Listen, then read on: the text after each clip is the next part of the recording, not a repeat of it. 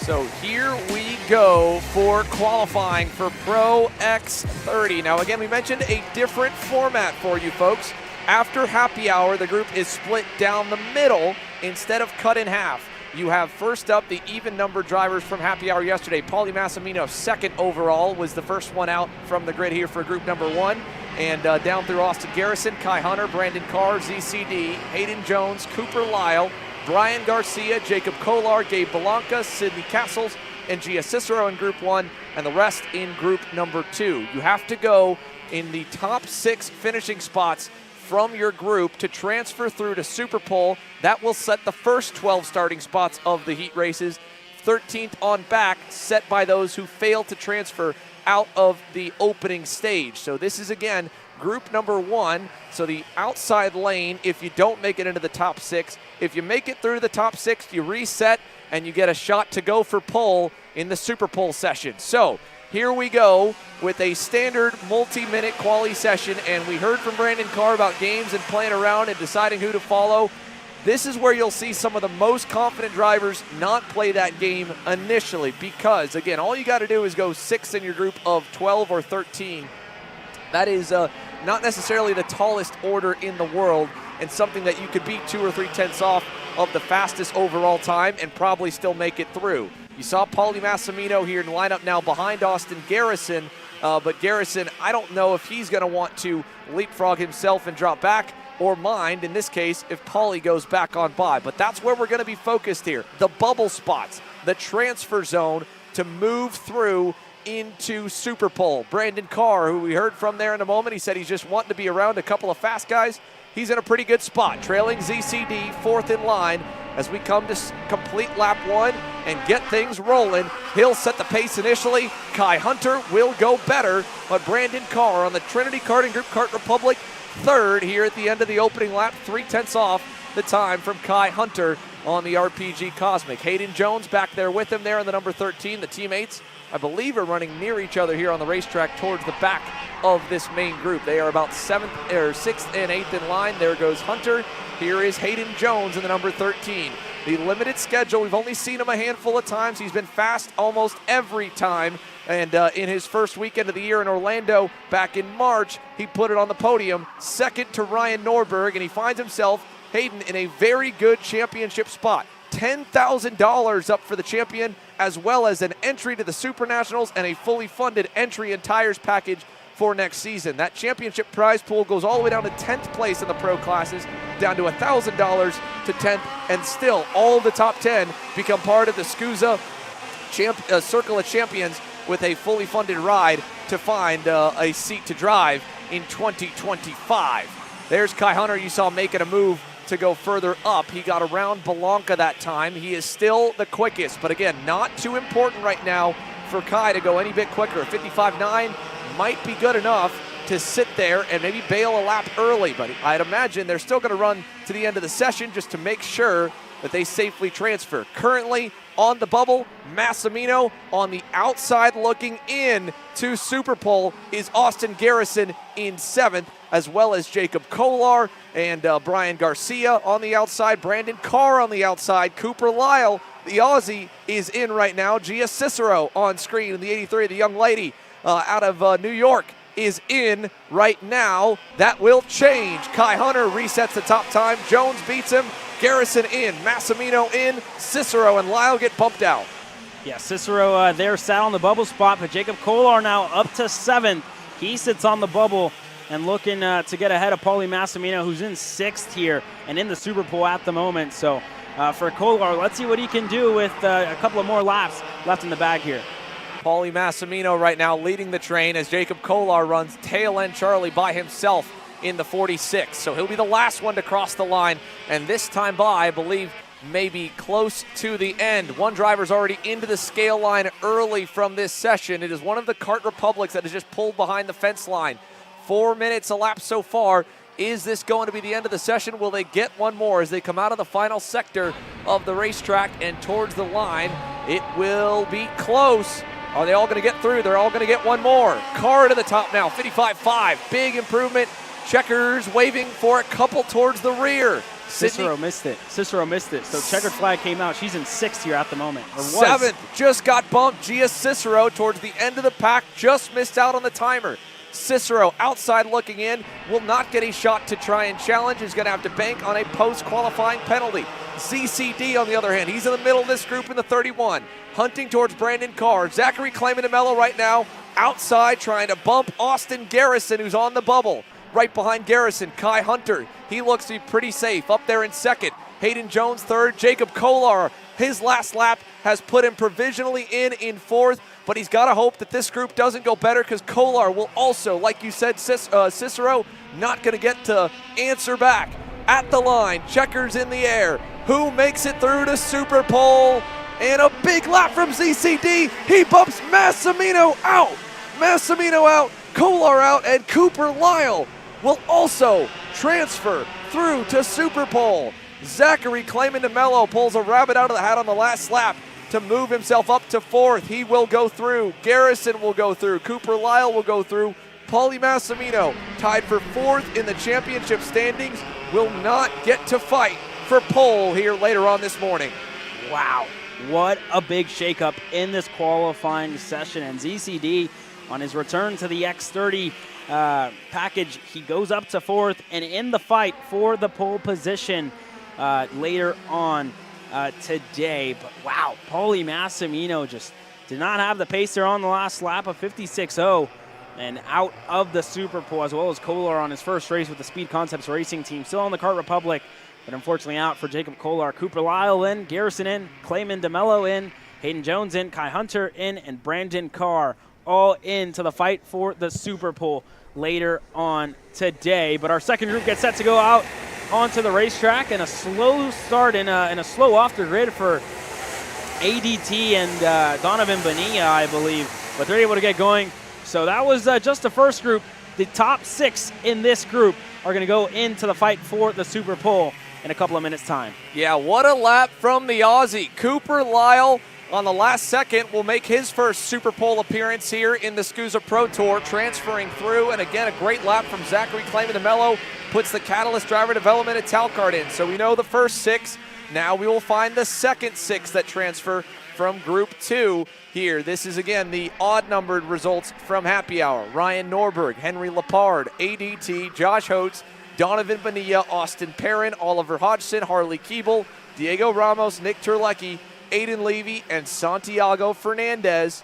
And the 12 here, and the top 6 will go through. So Ryan Norberg, with as fast as he's been, you may not see a super quick time, but you'll see something good enough to probably go through. In talking with him in Orlando, as Hodgson with a send on Diego Ramos down at turn number 2, Norberg said the goal here with this first stage, take care of your tires, save enough good rubber, don't burn them up or overcook them trying to put a burner lap in.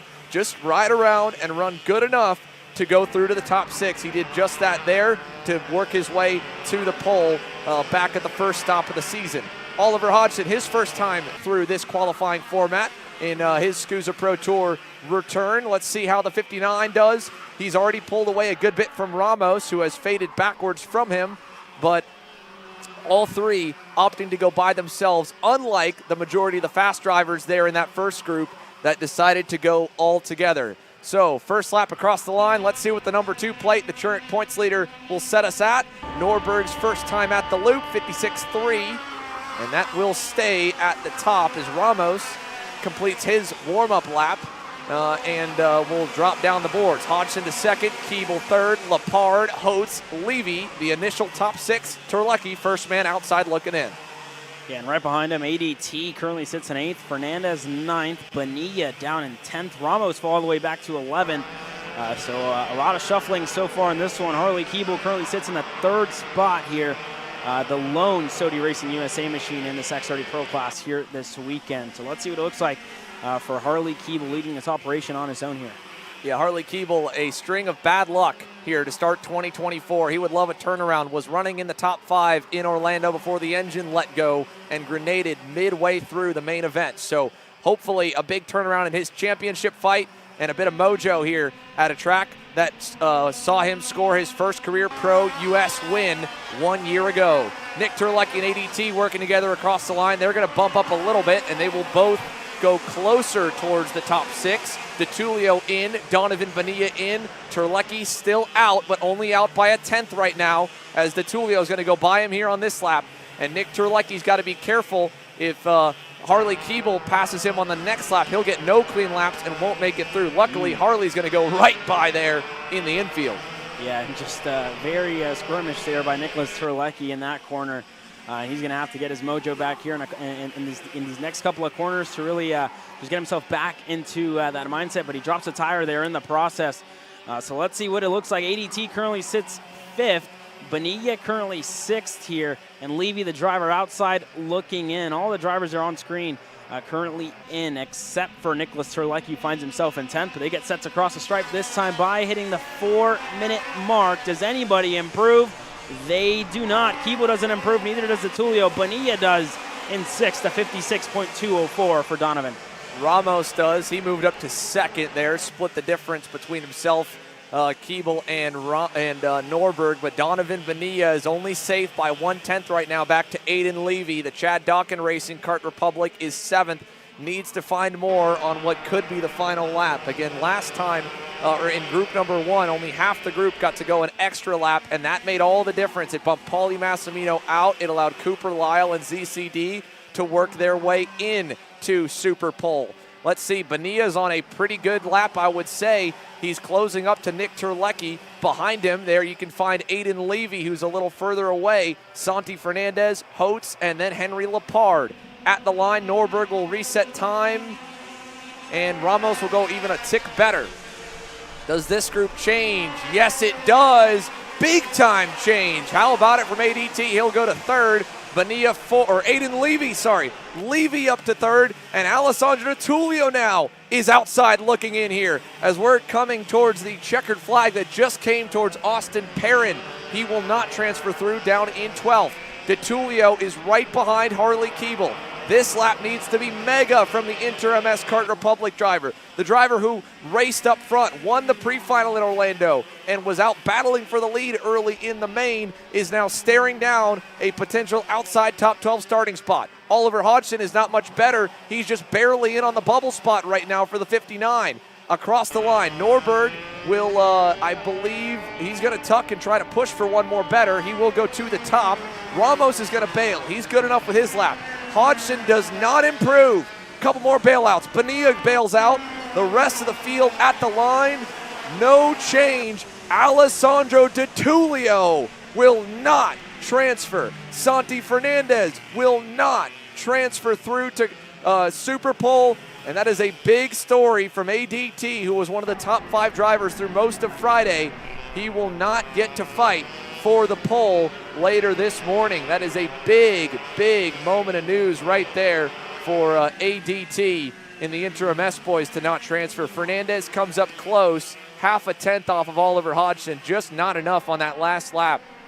And that is all the difference. One good lap there at the very end is going to push Aiden Levy through to Super Pole, his first Super Pole appearance. Bonilla goes through once again. Keeble and Hodgson skirt their way in. Ramos, obviously, you could see the confidence from that PSL Beryl Art driver to not take advantage of that last lap opportunity. He was smart enough there to get to the scale line early. It buys him a little more time to cool the tires off, and that one less lap completed might make the difference in Super Pole, because these tires need to cool back off and then go back out again here in about 15 minutes. So that is it for Pro X30 Stage 1. Now let's switch over and bang some gears for Pro Shifter. Let's take a look here at the driver lineup for Pro Shifter Qualifying. Who is in Group 1, who is in Group 2. Now, it was close, and we've got 2 big names that are out in Pro X30, but it is going to be even tougher for the 28 Pro Shifters to make it through. Group 1, again, the even number drivers for final practice. Ian Quinn, 2nd overall, will lead them off the grid. Remo Ruschetti, Mateus Morgado, Jacob Gulick, Gavin Bailiff, Sam Dicker in his Pro Tour debut. Josh Conker, Mario Gill, who was super impressive in his last SKUSA appearance at the Super Nationals. Eli Fox, Daniel Fellows, Jonathan Vitolo, Liam Jones, Jared Ramnarayan, and Billy Musgrave will make up group number 1. Top 6 transfer to Super Pole. Group 2 will feature AJ Myers, Jay Irwin, Hunter Pickett, Kyle Wick, Michael Riccio, Talon Yockel, Philip Niemkiewicz, Charlie Steins, Vincenzo Saraceno, Justin White, Andrew Byrne, Matthew McCoy, Riley Pegram, and Dante Lara will be in the second group. And there will be, like we mentioned, with a few more drivers in the total class, that makes it even tougher to transfer through and be one of those fast 6 that complete the 12 in Super Pole. So Pro Shifter currently waiting here for the command to roll off for the first of 2 5-minute opening stage qualifying sessions. So much to talk about here, but again, big names on the outside looking in from that Pro X30 grid here with Paulie Massimino, Alessandro D'Attulio, Santi Fernandez, Nick Terlecki, Josh Host also missing out on the transfer. Yeah, I mean, some really big surprises, especially for me, Nicholas Terlecki. I really expected him to be super quick around this racetrack. He was really quick last year at the United States Pro Kart Series and across the Stars Championship Series as well, coming off a big win at the King of the Castle. And here this weekend just didn't have the pace in that qualifying session to really put it inside of the top 6. So unfortunately for Terlecki and some question marks for that host driver development team as well for the NRMS boys and for Paulie Massimino. The strain of bad luck over this past month over at King of the Castle 2 weeks ago and here this weekend just out of the Super Pole. But man, you see how minimal all the margins are and how you need to be on it every single session and every time you hit the racetrack in these pro categories, because you really can't afford to miss anything, whether it's setup, whether it's tire pressure, whether it's driving. So all these drivers just really need to be on top of it every single lap and every single corner. Well, they are about to make their way out to warm the tires up. Ian Quinn in the number 97 PSL Karting Bureau Art has had a very impressive sophomore season run in the gearbox categories. Last year made his debut at the Stars Championship Series. He technically kept his rookie status by our standards with only one previous Pro Shifter start at the Summer Nationals the year prior. And he was starting to make some waves towards the upper half of the grid by the end of the 2023 Stars season. But man, did he roll out like a rocket ship at Charlotte. He was phenomenal there. Him and Jay Irwin, a great 1-2 punch for the PSL B-Roll Art boys. And here this weekend, picking up right where he left off just a month ago for Quinn back in North Carolina by going second in Happy Hour.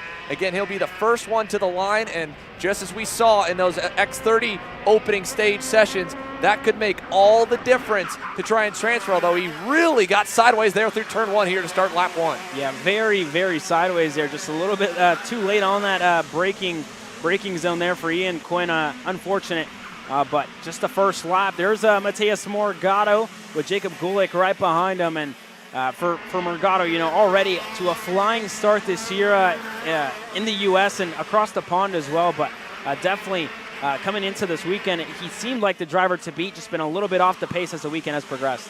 Speaking of, Jacob Gulick, okay, there, get your elbows out here. That was an intense move right there at the end of the S's in the drop-down left-hander on Morgado. But Jacob Gulick under the weather this week, fighting a sinus infection. He sat out most of Thursday practice. Said he woke up Monday after the test weekend, wasn't feeling good, has been trying to feel better. I saw him yesterday. I said, how you doing? Any better? He's like, man, it's rough out there. And this is one of, as the drivers describe it, one of the most physically demanding circuits on the calendar, with the bumps through the rest of this racetrack, with the massive curbs that you have to slam at high speeds through the S's, and then just the G load in some of these long sweeping high-speed corners really puts them to the physical meat grinder, and that is tough to do when you're already at 100%, and Jacob Gulick physically not there yet. So hopefully this is a good session for him, and he can at least still on the result sheet look good. Gavin Bailiff on the other end here, home track, has been struggling for the pace he needed. Caught up with him a little bit last night on trying to find more straight line speed. He said, man, we are down from where we need to be competitive. He and Sam Dicker both were outside of the top 10 in final practice yesterday. Hopefully they've been able to find a little more speed overnight, because they're chasing one guy like that. Billy Musgrave, who was quickest in morning warm-up in the number 22 factory kart, has gone tail end of the field. And this is going to be very interesting, because he is probably going to get one lap less than the rest of the pack. So will that factor in, or will the man with the afro be able to go through to Super Pole?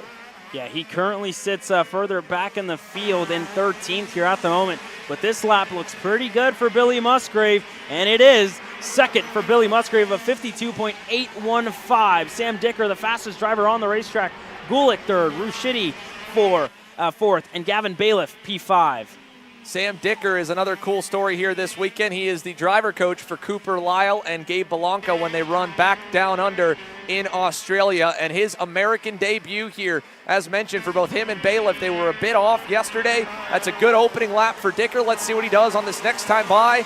It'll be fourth, it looks like, for Sam Dicker, because Mateus Morgado just set a burner, 52.616, and what a lap from Josh Conker on the JMF Racing factory card entry. He'll go second, 3,000ths off. Yeah, really, really good qualifying so far for Josh Conker. Like you said, up in second. Ian Quinn third here at the moment. Sam Dicker fourth. Bailiff in sixth. And on the bubble spot as Billy Musgrave goes to the provisional pole position in this group of 52.537 for Musgrave. Now the driver outside looking in. Jacob Gulick in seventh. Mario Gill in eighth. Remo Ruschetti in ninth. And Gavin Bailiff, the driver on the bubble, looking to transfer into the Super Pole. Musgrave's lap put everyone, I think, a little further back, but before that it was only 2/10 between them as Sam Dicker's going to bail. Dicker to the pit lane as he gets bumped down to seventh. Sam Dicker will not transfer. His teammate Gavin Bailiff just worked his way into the top six now. Conker on the bubble. It is less than a tenth back to Dicker. Mario Gill, Remo Ruschetti from inside. Now outside looking in here to transfer to the top six as Morgado has gone on to 52.357. Checkers in the air now. Musgrave should be safe as he hits that lap that puts him second. Conker slowing as well. This is very interesting. Josh Conker is now on the bubble spot, and he backed off on this last lap. So will anyone else on the last time by get a lap quick enough to go through? Most have actually pulled to the pit lane. The last few in the final sector, will they go any better to bump out the fast drivers when we hit the line? Checkers in the air. Last few across the stripe. Here's a couple. Gill will not go through. Into the pit lane for Morgado. In for Bailiff. In for Remo Ruschetti as well. He will not transfer. Eli Fox will not. But Josh Conker's lap, good enough to just barely skate through to six. Jonathan Matolo, last one across. Nothing. P10 for the number 34. Morgado quickest in Group 1 for Pro Shifter. Now let's go down to pit lane here, Dave. There is a good group, a happy six from each group, and a not so happy non-top six. Yeah, and quite a bit of a shock, I would say. Alessandro Di Tullio, you did not transfer to the Super Pole. What happened? We definitely didn't make the right choice on tire pressure and maybe a little bit setup. Yeah, that was quite bad. We're just gonna have to work from here now, I guess. The challenge of this track is this is very much a track position track. It's going to be very difficult to pass. How much of a challenge is this going to be for the rest of the weekend? I don't know. I think if we end up figuring it out like we did last race in GoPro, we'll be fine. We were quick all week. Obviously something didn't go right. From what I felt was more like tire pressure. So I think if we get that sorted, we'll be fine for the race, but pace-wise. But now we need to see how we're going to race, and you know what? I don't even know where I am overall, but probably P15 around there. So we just need to fight hard and come through. Alessandro Di Tullio. Thank you, Dave. And again, that is the high intensity and high pressure cooker situations that come out of this qualifying session while Group 2 begins to roll onto the racetrack. Let's go back down for one more here, Dave. Say, Nick Chalupke, I mean, what happened out there? I mean, ADT said it was tire pressures. What was it for you? We just made a car change, and honestly was the complete other direction, and I had a big role in how it was out there. Track gained a lot more grip than we were expecting, and that really put a big effect in how fast I could go on the track. This is one of those tracks that's relatively new to most people. I mean, is it just a matter of not having as many laps around here as other tracks to kind of miss that adjustment like that?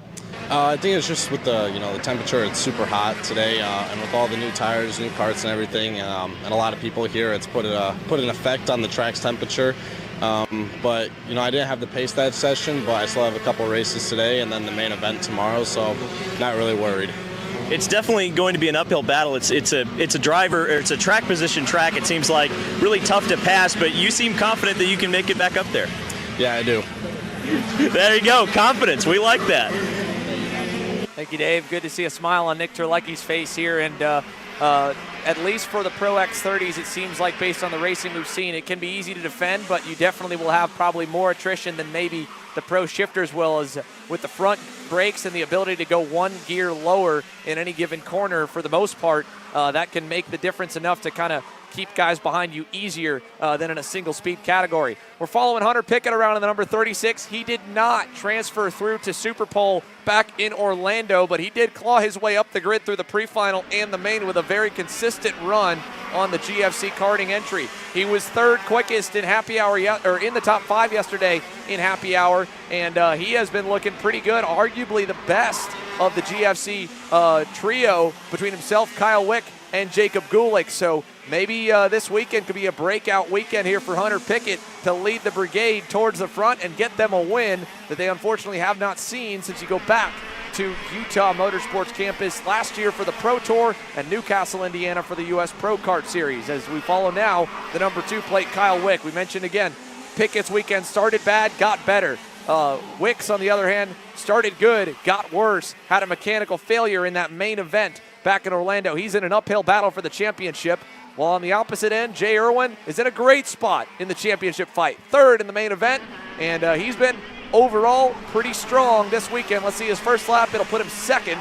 But again, they're still just slowly building up the temperature. So AJ Myers, the only one that's really put down a heater. 52.344 puts him on top. And with our first laps complete, Michael Riccio is provisionally the last one in at the moment.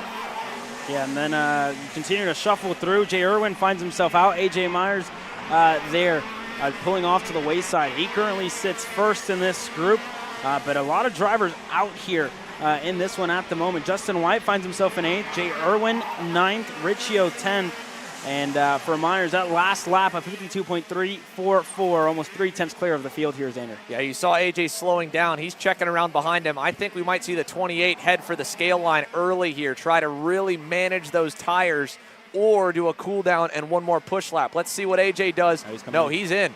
AJ's happy with that. He'll sit on the 52.3. That first lap, enough for him. So 2 different strategies here. We've seen most drivers do 2 full warm-up laps, the out lap and the first lap, and then build up and go on lap 2 or lap 3. AJ went on lap 1, and he's going to sit with it and hope that it will hold through to the top 6. Wick has moved up to 2nd, Saraceno 3rd, Pickett 4th, Yockel 5th, Riccio 6th, and looking on the outside, Jay Irwin right now, P7. He needs a good lap to bump Michael Riccio out of the top 6 here for Super Pole.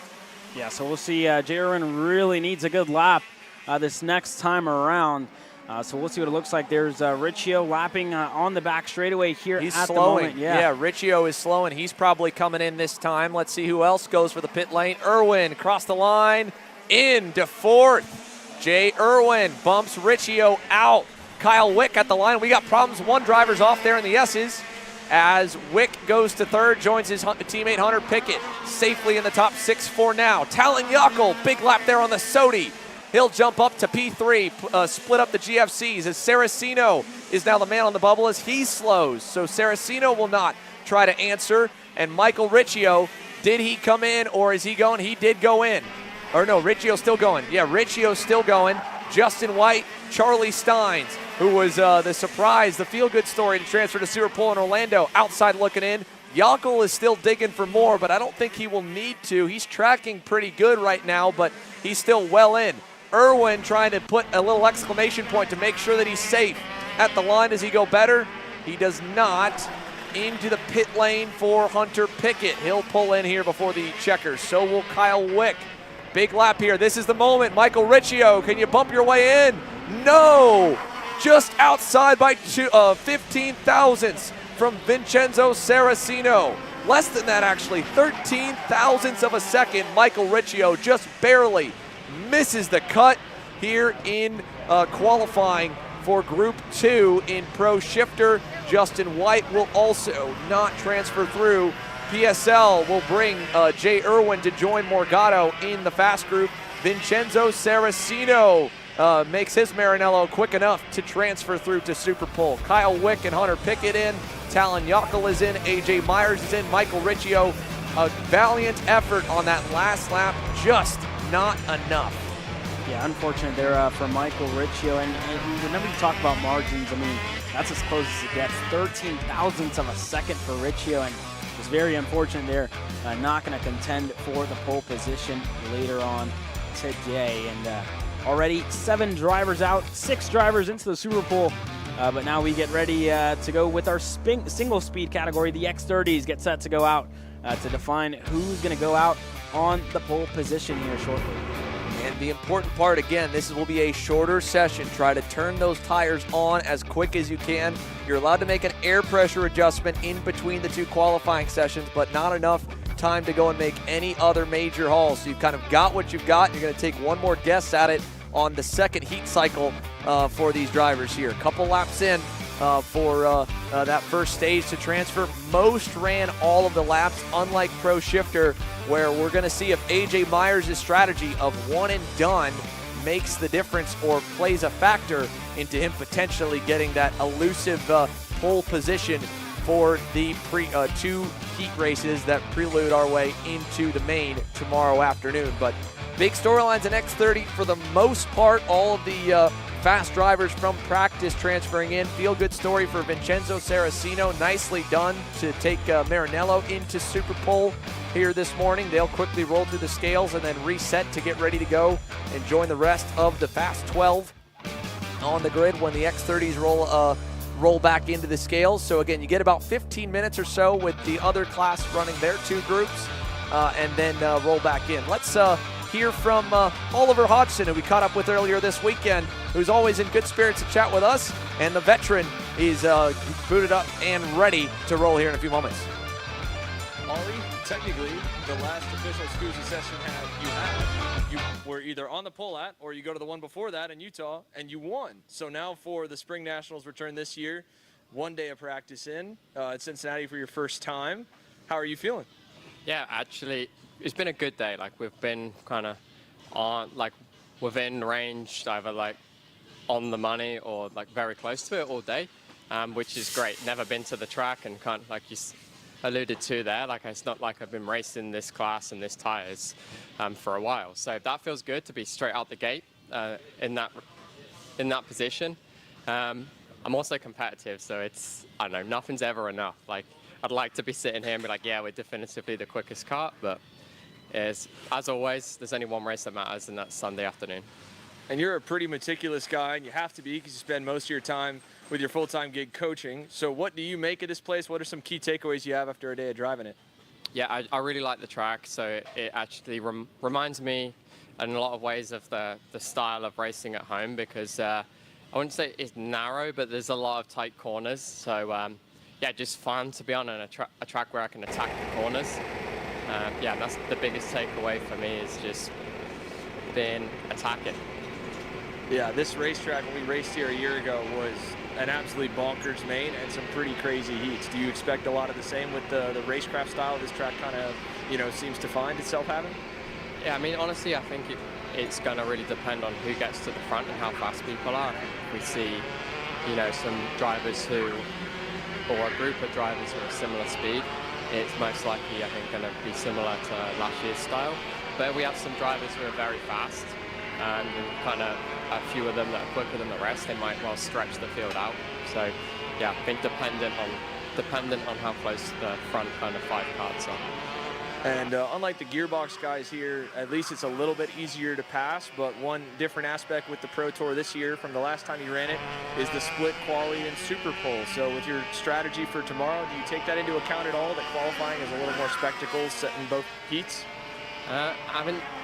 The bigger point, I think, is because we get 2 sets of tires, which, granted, not different to Super Nats, but different format to the race at the Spring Nats last year, that obviously important that you're good on new tires for both a short and a long run. Super Pole, we'll see, I guess. It's different. I don't think it's going to change the game necessarily a huge amount, but yeah, it should be fun to do something different. Cool. Well, good luck this weekend, Ollie. Thank you.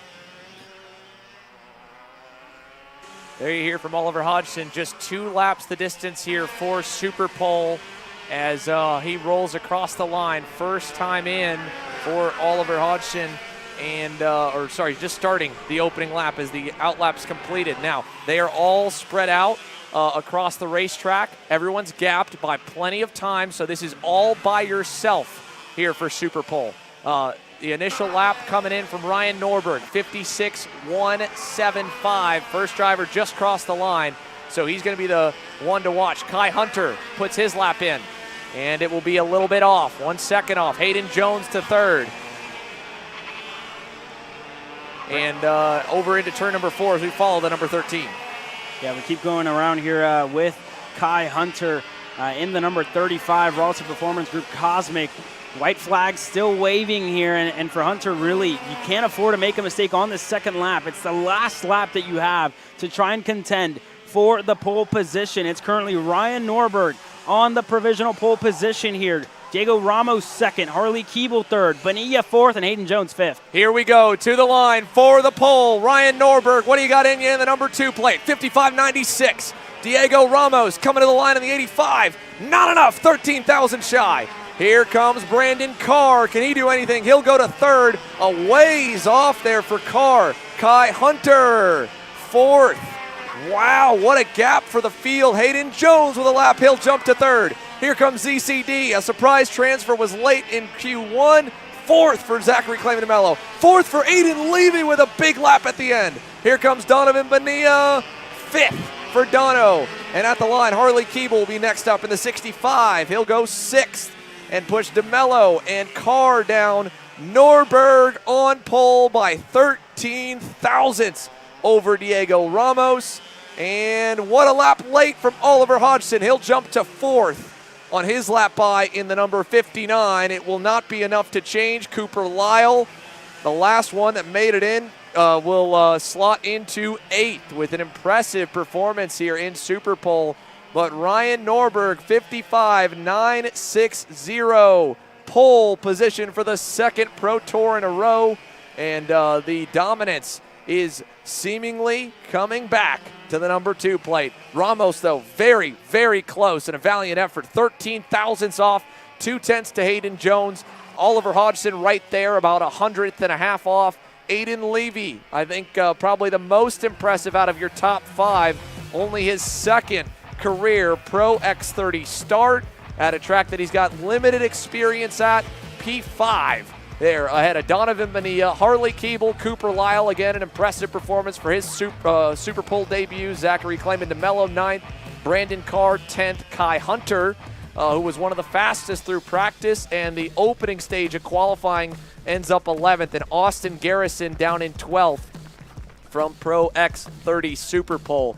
Pro Shifter is still rolling up to the grid. They'll be rolling here in about another 7 minutes or so, so we do have some time to run that one back and, again, break it down. But a big lap from Ryan Norberg, Caleb. Yeah, very, very big lap for Ryan. He was leading that group, so you'd almost expect the drivers further back to really gain more time, especially Diego Ramos, who was chasing Norberg in the second spot, but just wasn't enough there for the Brazilian, who's going to start on the outside for both of the heat races later on today. So we'll see what it looks like for Ramos. I mean, starting on the outside, we've seen that play out a lot of times, right? Last year at the United States Pro Kart Series, Norberg was on the outside and just got eaten up at the start. It's tough. 2 back-to-back left-handed corners. You're going 270 degrees, a 90 and then a 180. So you got to get down to the inside lane good and get a good jump. Ramos will have to do that in both heat races today, coming up 13,000 shy from Ryan Norberg. We'll hear from some of our top qualifiers when we return, as we take a moment to step away and come back. We return from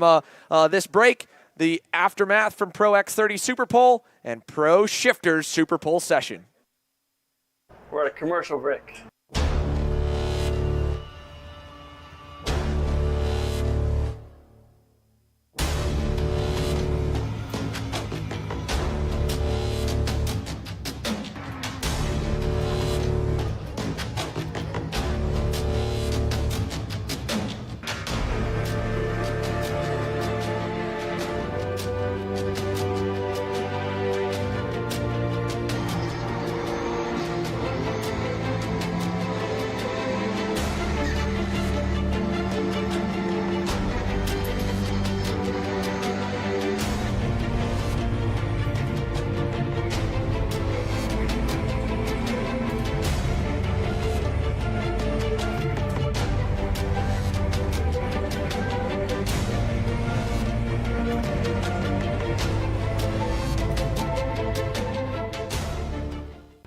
Are you looking for an advantage in your competition? Well, Kart Class has done the hard work for you. We've traveled to your racetracks to give you the inside knowledge. So what does Kart Class offer? We've got drone footage that captures the racing lines, visual markers for your braking points, acceleration zones, and the best overtake opportunities on your racetrack. Pedal cam to show you where to brake and when to accelerate, and 360-degree footage to make sure you don't miss any parts on the racetrack. We've covered 13 racetracks in the United States, and Australia, you're up next. So visit kartclass.com to get your track information. Are you ready to get behind the wheel? From Formula One to NASCAR and IndyCar, all the pros start here.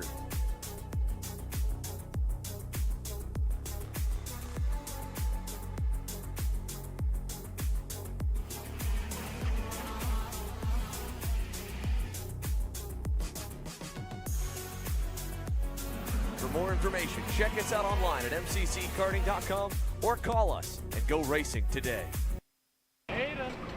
Welcome back to the Motorsports Country Club of Cincinnati here. David Land has caught up with the first of our top qualifiers from Pro X30 Super Pole. Dave, take it away. Diego Ramos, 0.13 of a second to Ryan Norberg, but a front row start, I'm sure that's awesome for you. Yeah, for sure. Just show the hard work that we did. We improved a lot in the chassis and an engine, like a team. Like I said, we are quick the whole weekend, and we know that we had a shot in the qualify. By a little bit, but he's still in the front row, like you said. Let's see what we can do in the race, keep clean and make some points. Now, is this a race you're going to want to lead, or is this a race you want to kind of hang back in second and let Norberg take the point? No, for sure I want to win, but all depend how the race goes. I need to also think and see. Maybe some laps is good make behind so we can see where he's a bit faster, but this depends how the race works. Diego Ramos rolling off from the outside of the front row. From Diego Ramos here with a 13,000th run right up to Ryan Norberg. The gaps did space a little bit more through the rest of the top five. Let's go back for some more intel, Dave. With Hayden Jones of RPG, lots of representation in the qualifying shootout there. What was it like for you, and what did you learn that you can maybe use later on today? Well, you know, just going out there trying to go as fast as you can. There's not much to learn because that's the only time we're going to be new tire in this type of condition. So I was just pushing as hard as I can, and you know, it worked out well for me starting P3, so hopefully I can do something with that. Yeah, a couple of guys who always go real hard on the front row. I mean, is third a good place to start from the perspective of you can kind of see what Ramos and Norberg are going to do and just kind of, you know, time a move? I think so. The track is two lefts to start, so I'm on the inside, which I'll probably end up second, but you never know what Diego's going to do, so he might try and muscle his way in there, and I'll just, you know, figure it out when we're out there. Uh-oh, sounds like it could be elbows out. We'll have to wait and see later on today. Thank you. And from Diego Ramos there in third, we had some good runs and some close calls. Let's go for one more Pro Shifter Super Pole interview with the post and aftermath from Pro X30, Dave. Yeah, one of the great surprises of the Super Pole session was Zachary Clayman DeMello. And Zach, that was an awesome way to get in. What was your quali session like, and what do you feel your chances are later this weekend? The quali session was really good. All week we've been struggling with new tire pace, so to make Super Pole was a nice surprise for us. I thought we were going to make it, but it was on the limit. In the Super Pole, we definitely, to me, were one of the quickest karts out there. I just overdrove. I didn't drive to the grip of the track, so...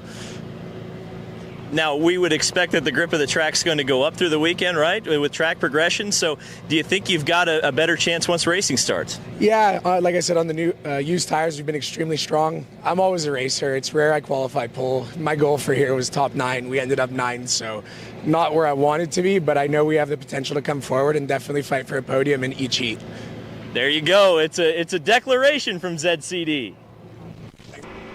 All right, Zachary Clayman DeMello will roll, as he mentioned, from 9th in both heat races. And just as Hayden Jones alluded to, that inside starting spot is just so safe on a layout like this for a rolling start. For Gearbox racing action, things are a little bit different because you're normally looking for that whole shot into turn number 1 and the cleaner side of the racetrack, but the line slowly goes from the inside over to the outside as you get closer down the stretch, and that might kind of even the lanes out a little bit with where the marbles end up and what ends up dirty versus clean from the drivers just making laps on it. But either way, it's nice to get the inside spot when the first corner is as close as it is here at MCC for Gearbox action. And well, we're about to see quite a bit of action here for Super Pole. So we're moments away from going green with this session. AJ Myers and Mateus Morgado, quickest in their respective groups, will lead the field out. They will be spaced out by 4 to 5 seconds per car.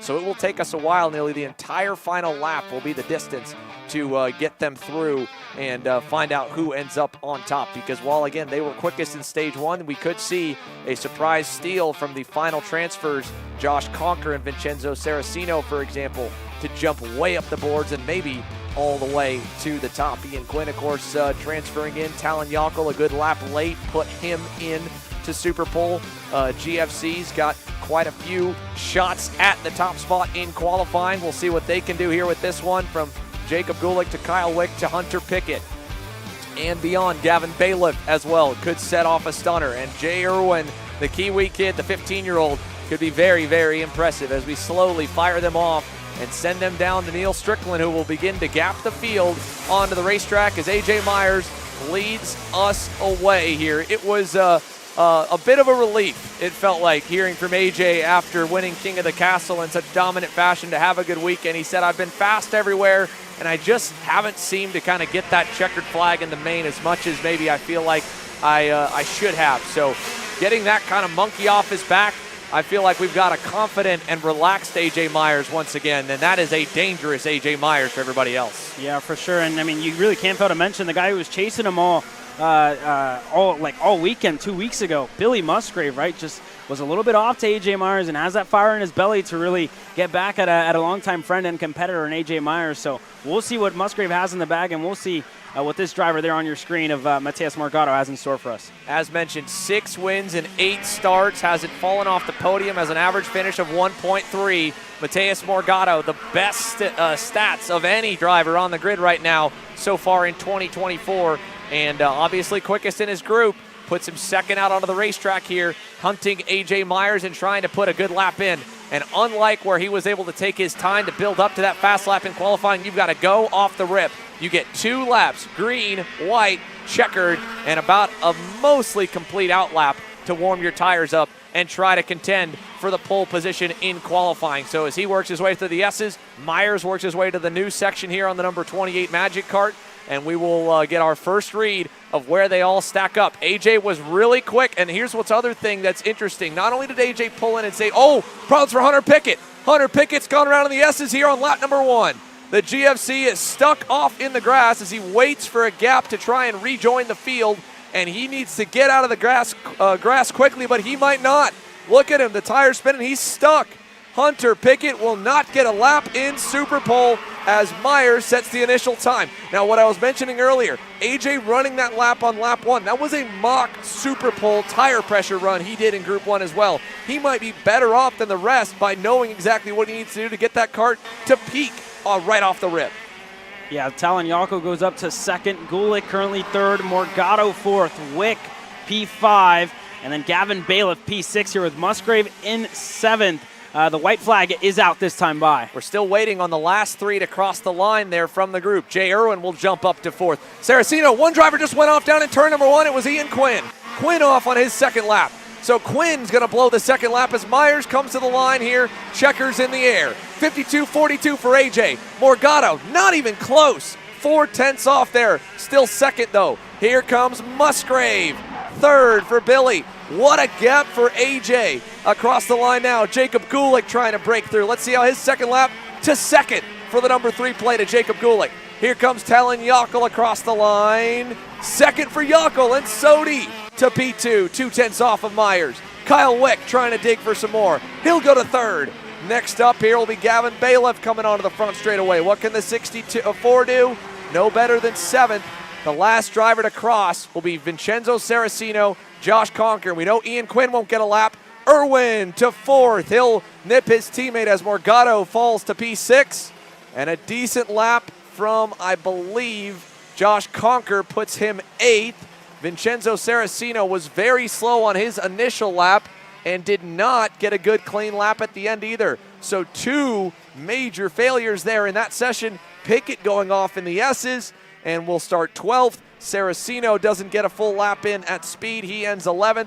AJ Myers, though, what a rocket out of the gate has he brought to the table here in Cincinnati. 2/10 clear over Talon Yockel, Kyle Wick, Jay Irwin, Jacob Gulick, the top 5. Yeah, kind of crazy story on the front row for both of the heat races. AJ Myers and his former student Talon Yockel alongside him. So that's definitely interesting whenever we get into the racing action. Morgado 6th, Musgrave 7th, Conker 8th, Bailiff 9th. Ian Quinn, after that issue he had on the final lap, puts him all the way down in 10th. Saraceno 11th, and Hunter Pickett, unfortunate, in 12th. Yeah, not ideal, but still, again, that's the benefit of at least making it through to Super Pole. You're still in the top 6 rows, but you are a little ways further back from where you'd like to be. I'm sure this is not exactly what Mateus Morgado would have hoped there on that last lap for him. There's a look down to Ian Quinn. We saw the bobble he had down at the end of the front straightaway, pushing on the limit. We covered it earlier in the day as well. All of the dirty, treacherous conditions just offline at turn number 1, and it's only going to continue to get worse. So that, again, look how close the black specks, the marbles, are to the dark rubber. That is, again, the line. That dark line on the racetrack is where the outside tire is really digging in. You have to clip the curb at a perfect point, and again, these shifters are hitting 90-plus miles an hour before they just get onto the brakes, drop a gear, and just barely lift through. And they're trying to hang it onto the limit, but then when you get out of turn number 1, you have that little dip in the grass at the exit of the curb, and so it just kind of pulls you the rest of the way off the racetrack. We've seen it time and time again here at turn number 1. You can see as the grass has slowly been torn up a little bit, and right when that curb ends, it just kind of takes you the rest of the way. So that happened to Ian Quinn, and unfortunately blows the second lap for him. That puts him down the boards. But what a run for AJ, the Magic Man, on top in a 28-driver pro shifter grid for both heat races later today. And again, very impressive from Jacob Gulick, speaking about him being a bit under the weather this week, to still put it inside the top 5. Kyle Wick with a good run.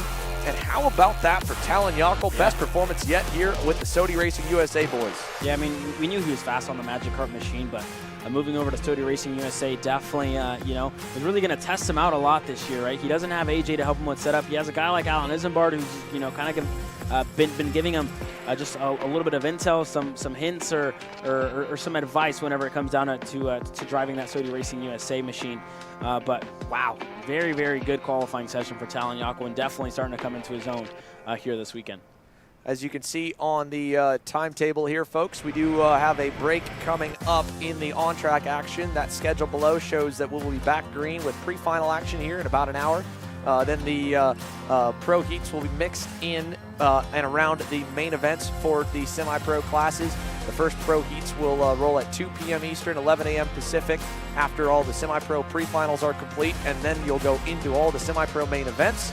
Then you'll have your final 2 pro heats on the day, then podium ceremonies here from Cincinnati for them as well. You can see Talon there, a very happy group, I have to imagine. Obviously, 2/10 off doesn't seem like a good place to be, but we know how tricky it is to both hit your marks perfectly at this racetrack and also to get everything out of the tire in just really one shot at it. So 2/10 off seems like a lot, but really what it comes down to is the veteran, the wisdom, the experience of a guy like AJ Myers knowing exactly what he needs to do to turn that tire on. Dave? I fucking locked that bitch up and his hair's been like, what? Hey, AJ, we're live. Pole position. We're still trying to decide how much it was, but it was a lot in terms of this series. So how was the lap? I mean, it was sloppy as could be on the first push lap. I mean, everyone out there, I'm sure, was trying not to make as many mistakes as possible. Made a couple small ones, but enough to get it done. Hunter was out there in the middle. There was a yellow flag on the lap. It was a weird lap, but it was good. You've been so quick, and I think you tried it. You did a bit of a test run in practice, at least based on the commentary. Did you try a little bit of a Super Pole run beforehand? I mean, the first run of qualifying, I saw the 2-3 the first lap I did, and I'm like, that's good enough to get to top 6. So I just pulled in early. So maybe a little bit of tire advantage right there for me. It never hurts. So yeah, tires are a big factor. As this day progresses, how confident are you in those tires? I'm feeling good, man. I don't think we're going to change anything. At this point, they catch up to me once their tires get a little warmer, but I think I'm hopefully can open that gap early. AJ Myers, big time. A big-time lap for A.J. Myers, no doubt there. What a performance here to close off Super Pole. And this new format just continues to deliver here from this place. Now, let's go from A.J. to the other half of row number 1, Talon Yockel. Dave? Yeah, how interesting is this? It's a bit of a family reunion on the front row, but you've kind of joined the Hatfields versus the McCoys here. But Talon, what a fantastic lap on the outside of the front row and racing with your own old teammate going into turn 1. What's that? You guys are already yakking, so what's this going to be like when you go on race day here? It's just friendly banter between us at this point. You know, I spent 2 years under the same tent as him, so we like to give each other a little bit of a hard time. You know, I want to beat him. He wants to win, you know. It's all mutual, but it feels really good being in second on the front row. It feels like I finally showed up to the party. It took long enough, but I'm here now. Describe that lap for us. Where are you finding the speed out on the racetrack right now? It all came from a axle change and a hub change. We did the axle last night because I felt like something was off, and in the warm-up, I felt like I still needed a little bit more, I guess you could say, for the front, so did a hub change, and it all came together really beautifully, and Sodi's really fast around here right now. Honestly, that lap out there was a little bit scuffed near the end. Last 2 corners, I kind of messed up my entry, but it all came together, and it was good enough for me. AJ seems to think the tires are going to bring everybody together in under the race conditions. So are you expecting a close, tight race? Yeah, everyone seems to be pretty close in times. I didn't get to see for qualifying. I didn't get to look at Race Hero yet, but I believe it's going to be a lot of pack racing, kind of like last year USPKS, but more people this time. We like more people. 28 strong, and Talon Yockel will be one of the 2 leading them down. Hopefully number 1. There you go. See, already AJ and Talon having a good bit, as he mentioned. Fun, friendly banter between the 2 of them, but there will be no friends once they get the helmets on and get out for Pro Heat number 1 at, I believe, 2:20 p.m. more or less later today. Let's go down to one guy that's happy to probably, I'm sure, turn the luck around from the last time he was on track at the Pro Tour. Kyle Wick. Dave? Yeah, Kyle, good quali. Going to be a tight field, as we were just talking about with Talon. Evaluate your qualifying. The first qualifying, I was just focused on, I knew like a 4 would be good enough to get me through to the Super Pole, so I wanted to save the tires as much as possible. And then for the qualifying, I knew it wasn't going to go good on the green flag lap, so I stayed a bit slower, giving myself only the 1 option. And I went into turn 2 and blew the corner completely, and I was like, oh, this could be really bad. And I stayed calm and did the rest of the lap, and I guess my dad gave me a thumbs up across the line. I was like, I guess it wasn't as bad as I thought. Now, hang on a second. If you blew 1 corner, that would seem to indicate to me that there's a lot more speed in this kart that is yet to be shown. Yeah, there is. Just this track's really tricky. I haven't been here before, and I know all these guys drive here a lot, so we're just doing a little catch-up. How difficult is it to adapt to this racetrack? Because it's described as a driver's track. It's bumpy. It's narrow. You know, what has it been like to learn it? We were here last weekend doing some laps, and the conditions were a lot different, so it felt like we had it kind of figured out last weekend. But with the changing conditions, it's definitely changed the style and my approach a lot to the track, so just trying to catch up with that. I think if Kyle Wick's catching up, it's going to be exciting once he's truly caught up. That's for sure, guys. Thank you. Appreciate it. There you go from Kyle Wick, and that concludes, again, the top qualifiers from Pro Shifter Super Pole, folks. We'll keep the stream going, but as you can see, it's time for the lunch break, a little more track cleanup, and we'll return at 12:30 p.m. local time, 1 hour away from heat racing getting underway for pros and pre-finals underway for the semi-pros.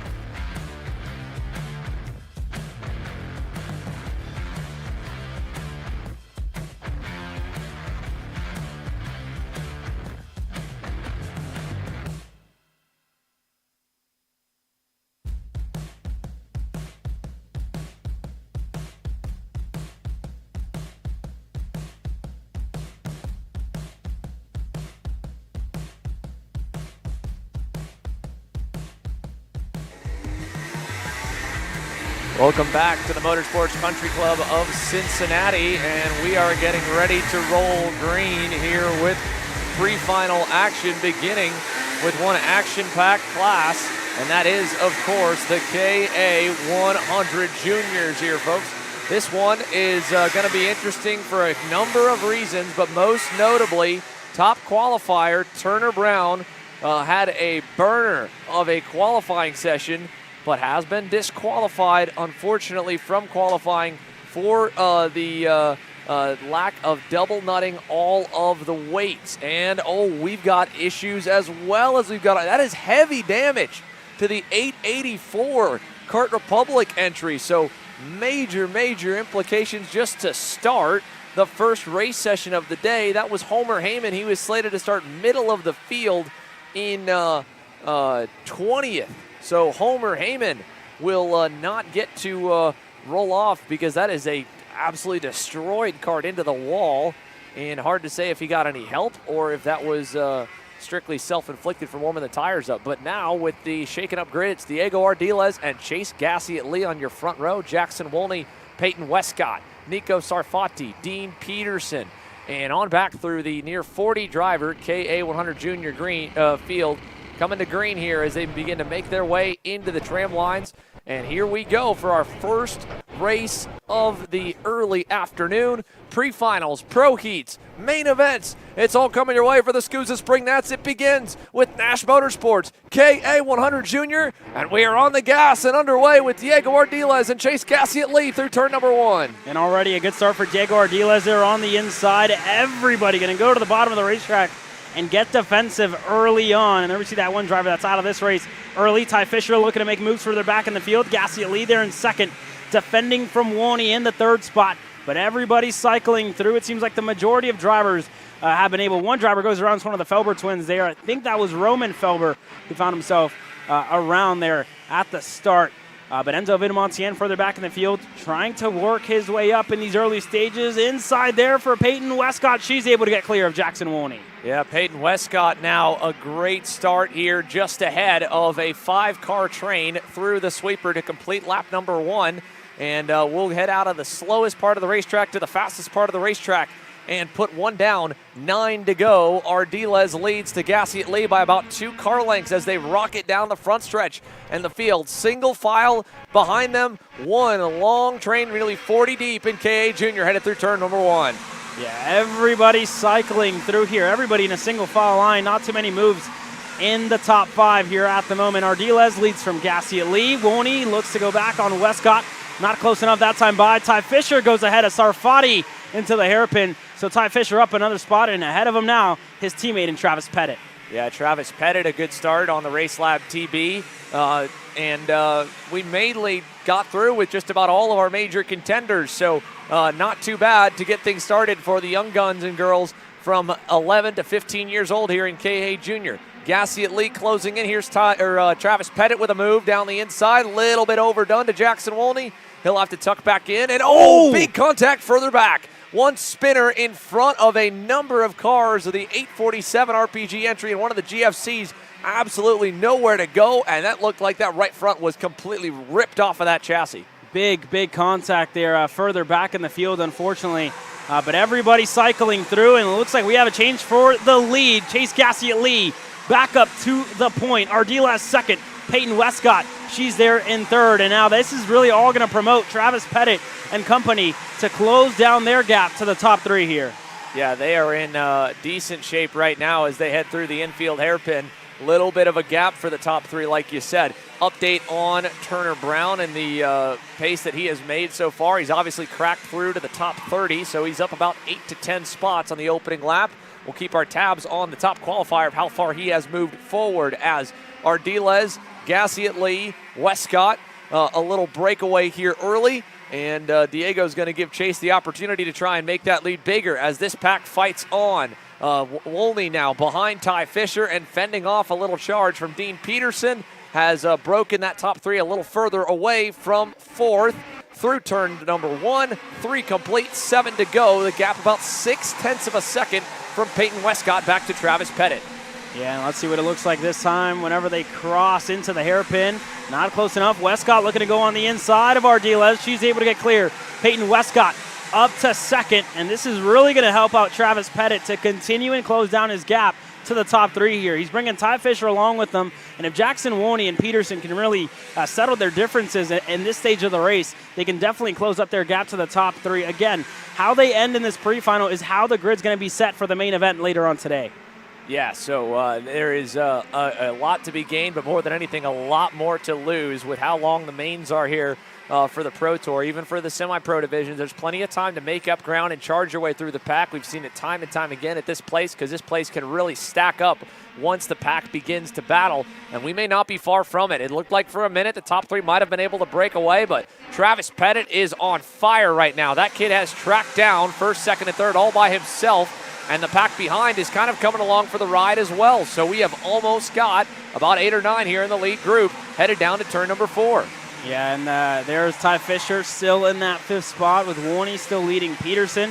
Sarfati in 8th. Enzo Vidmontien already inside of the top 10 in 9th with Gabriel Balog rounding up your top 10. And then you see Chico Brown in up into 21st here at the moment and continuing to make moves further back in the field. Just has to pick and choose when to make his moves and be patient here.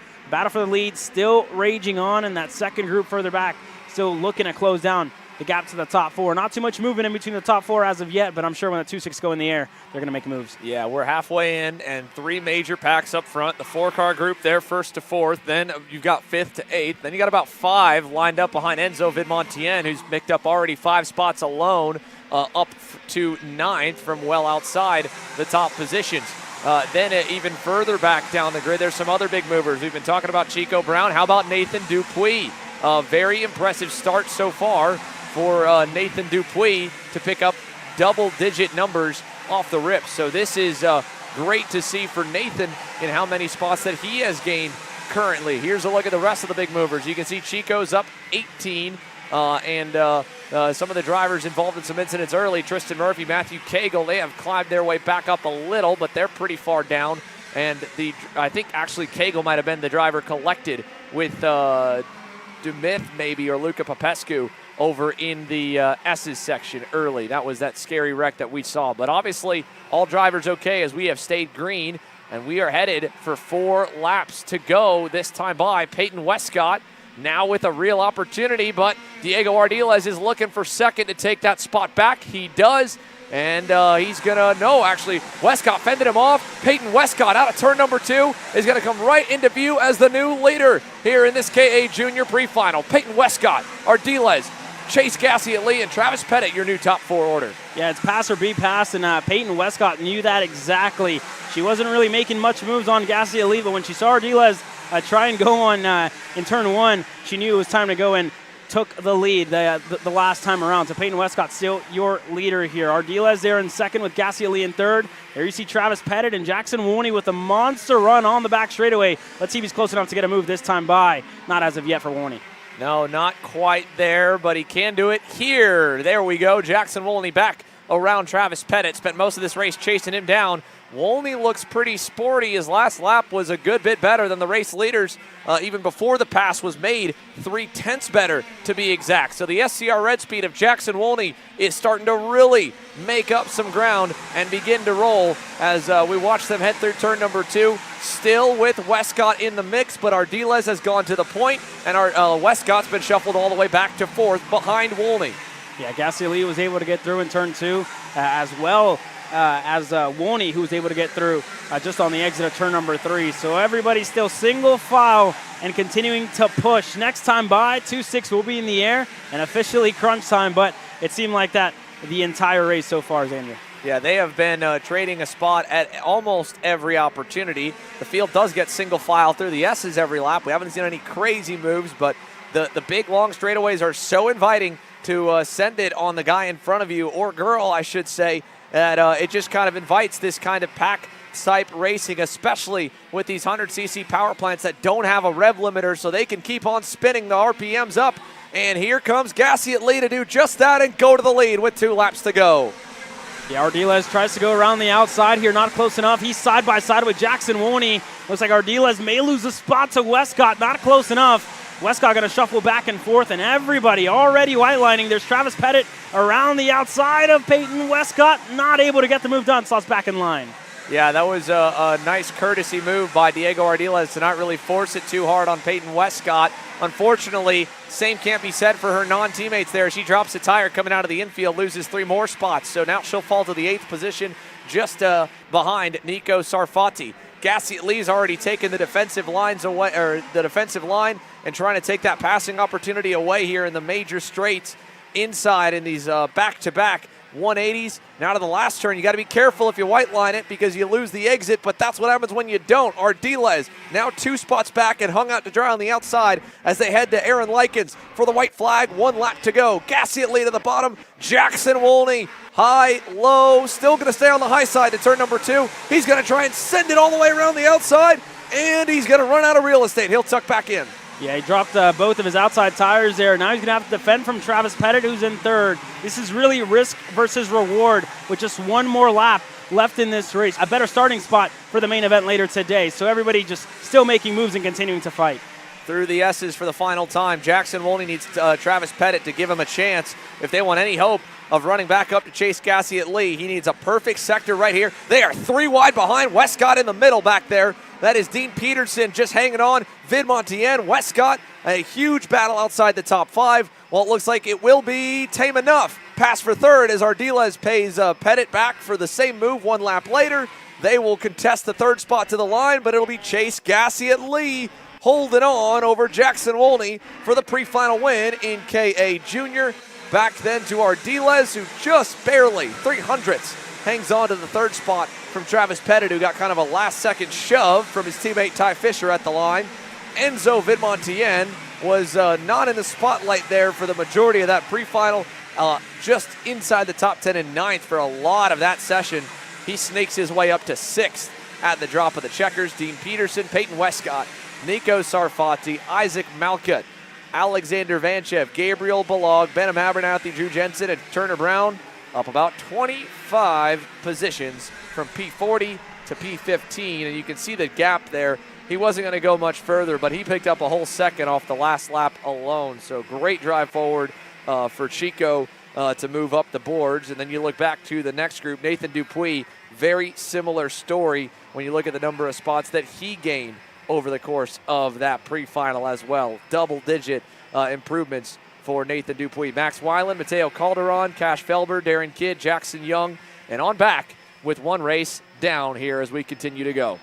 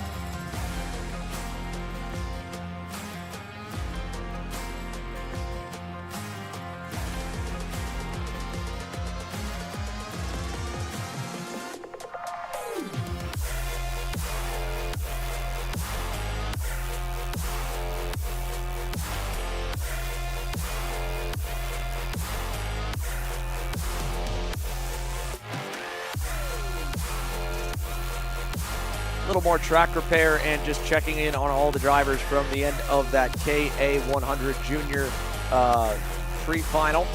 The KA100 seniors will be ready to roll when we are cleared and ready to go back racing. But that section of the racetrack obviously gets pretty tight. We've seen a few already, really aggressive moves in that left corner at the bottom of the hill, that little crest that's just beyond the left-hand corner of the screen that you're watching. We've also seen guys go off on their own without being involved in a pass of any kind. So that alone is a trouble spot that gets from 2 lanes down to 1 lane very, very fast. Yeah, no, for sure. Right? It's in that K100 Junior race, it was really all about picking and choosing your moves, being patient, really deciding when you need to go, when you need to push, and for some of those drivers, it just really didn't end all that well, either making the wrong decision there for some of those drivers, unfortunately. But I know we have a lot of drivers to talk to here shortly with one of the big winners from that race, Xander. Yeah, Chase Cassiat Lee with a great performance in that KA100 Junior Pre-Final. We're going to make sure, hopefully our signal should be good enough to be able to chat with him there. We did apologize there on the stream for a little bit with our front stretch camera. That is going to be fixed, hopefully, as well as Dave's cam. But Dave, you look good enough. Let's go and chat with you. Better than most of the time, then. All right, Chase, tell me about that, because it was really exciting, especially that last lap. Yeah, I wanted to maintain the pace at the start, so I got past Diego and just slowly got faster and faster, and then just maintained a certain time. He passed me. I let him have a lap, and when I saw 2 to go, I'm just like, I gotta go. It's time to go. I just parked it the rest of the time. So is the key to winning later on just to park it again? Oh, maybe, hopefully, we'll see. We'll see how it goes. He's not going to give away any secrets. That's just Cassiat Lee. Thanks, Dave. Now, we did get a good look at the incident, and I want to make sure that the driver is okay, and that's not the other reason for the hold. I know that we have not rolled any ambulance or any medical team. I think more than anything, they're checking out the wall and clearing anything else out over in that back corner. But definitely a scary moment there. Looks like the track is just about clear, so we should be moments away from going green here with this K100 Junior. So let's take a look back at what happened here. This was the last little bit of cleanup that we had. There was a little bit of attrition, but the big moment of the race here, the big scary moment right there was just going in. You saw the 847 get spun around, and everyone's trying to scatter to move and miss it. And unfortunately, heavy contact for Matthew Cagle there in the 868 GFC. Hopefully Matthew is okay. We'll see if we can make sure to catch up with him. I'm sure he's going to get one more once-over from the on-site medical team, but obviously Matthew felt like he was good enough to let the marshal know nearby that they didn't need to stop the race. So with that, we'll get set now for KA100 seniors in just a moment as the last little bit is cleared from the grid. Oh, actually, I believe we may be, looks like we're getting the drivers out, so we are going to be holding for a little while longer before we get back underway.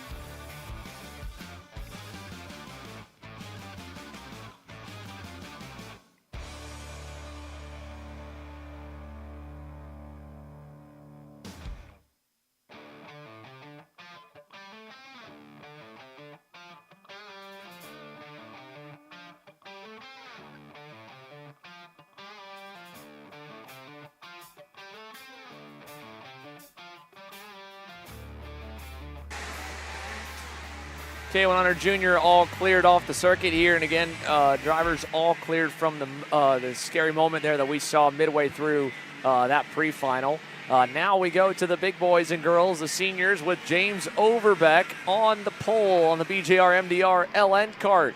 Been first or second in the last number of sessions we've seen him in this category, and he is hungry to finally get a main event win on the national tour. Stephen Miller has won plenty of times in junior and now a couple in senior 100cc action. He joins him on row number 1 with Henry Wheeler and Fernando Luque on row 2. Alex Feldstein starting on row 5 alongside Keegan Kaminsky, who starts 6th. And you go back to Eli Warren and Luke Powers, an all-war power row on row number 4. Then you go back to Anthony Rivera and Raheem Alibi, your top 10 in your first 5 rows that get set to go green here in K100 Senior.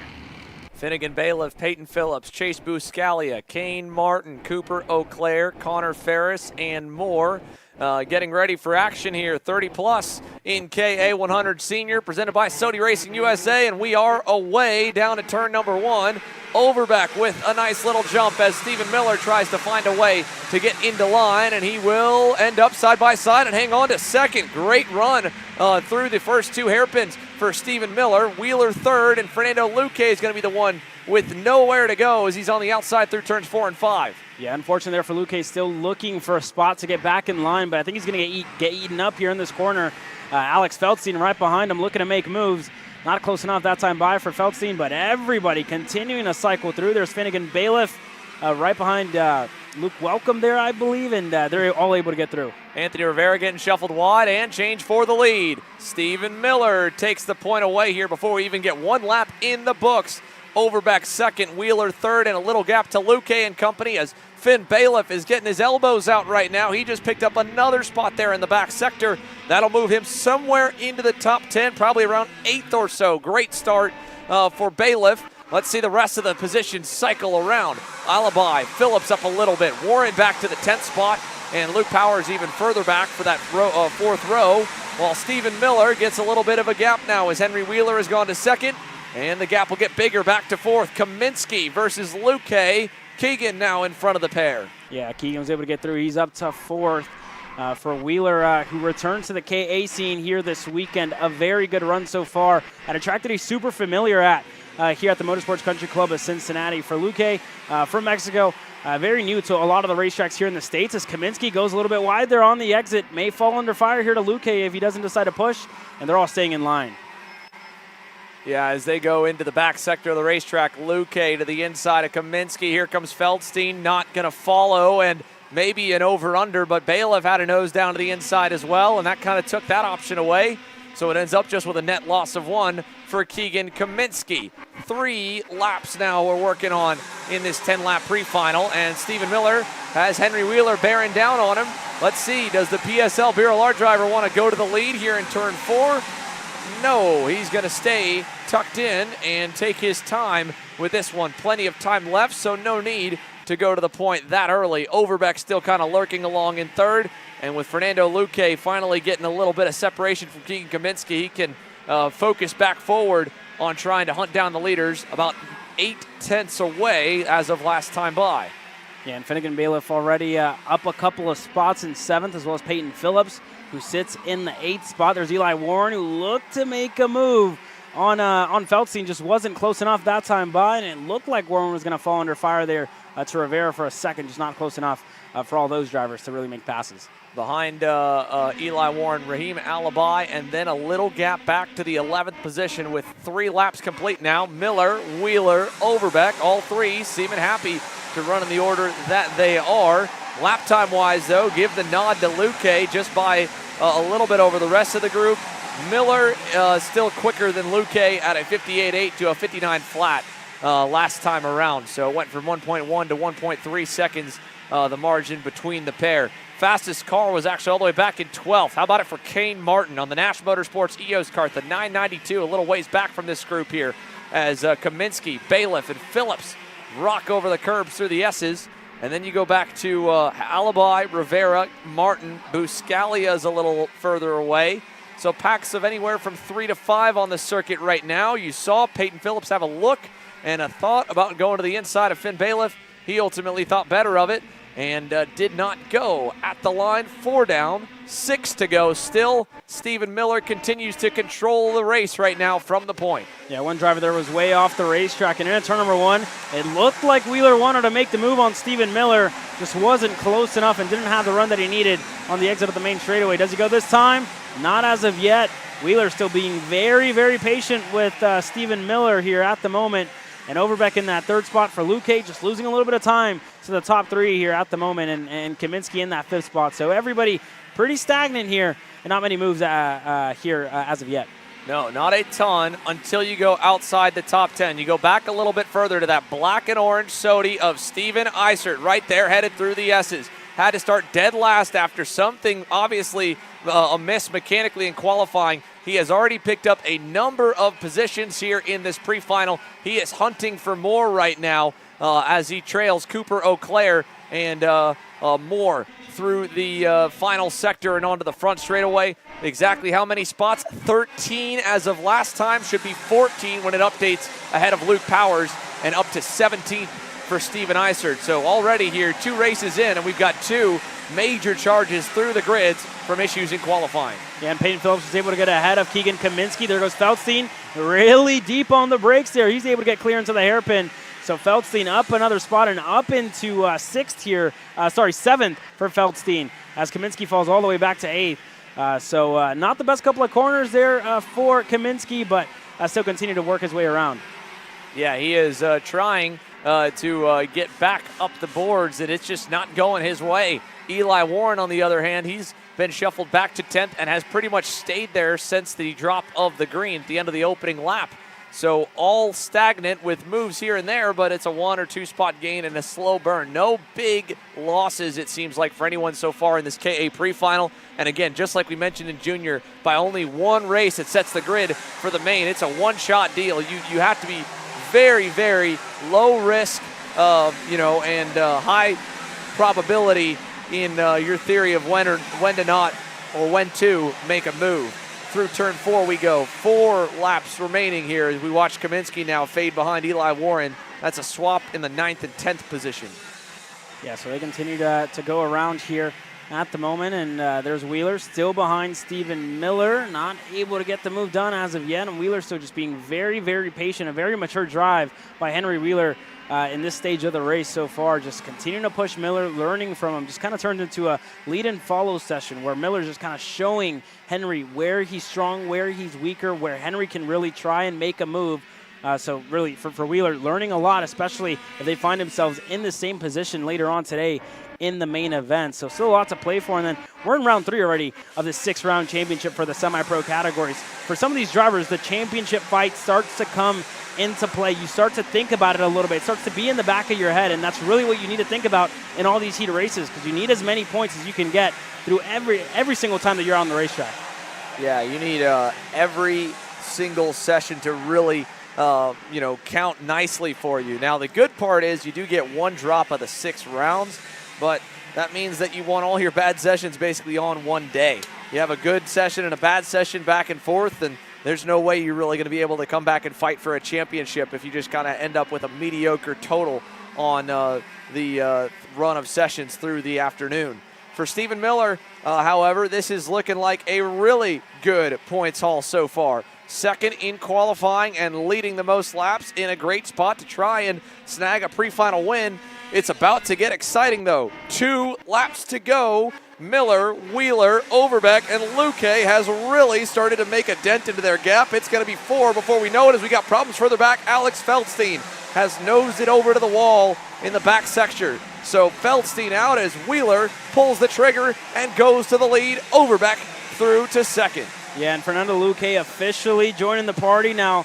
And Miller, everybody going defensive. Let's see what Luque can do going into the S's here. Is anybody close enough to make a move? We've seen a lot of moves here. Make or break your race. And for Overbeck, still pushing a fellow friend in Henry Wheeler as they go side by side. And I spoke too soon because Overbeck wants to go to the point. He's going to get it done here at the moment, ahead by inches. Wheeler going to lose a spot out and maybe lose another spot to Stephen Miller here shortly. Yeah, barely. Oh, that got crazy for a second. Fernando Luque popped up in the air, and Finn Bailiff pays the ultimate price, fighting back to 6.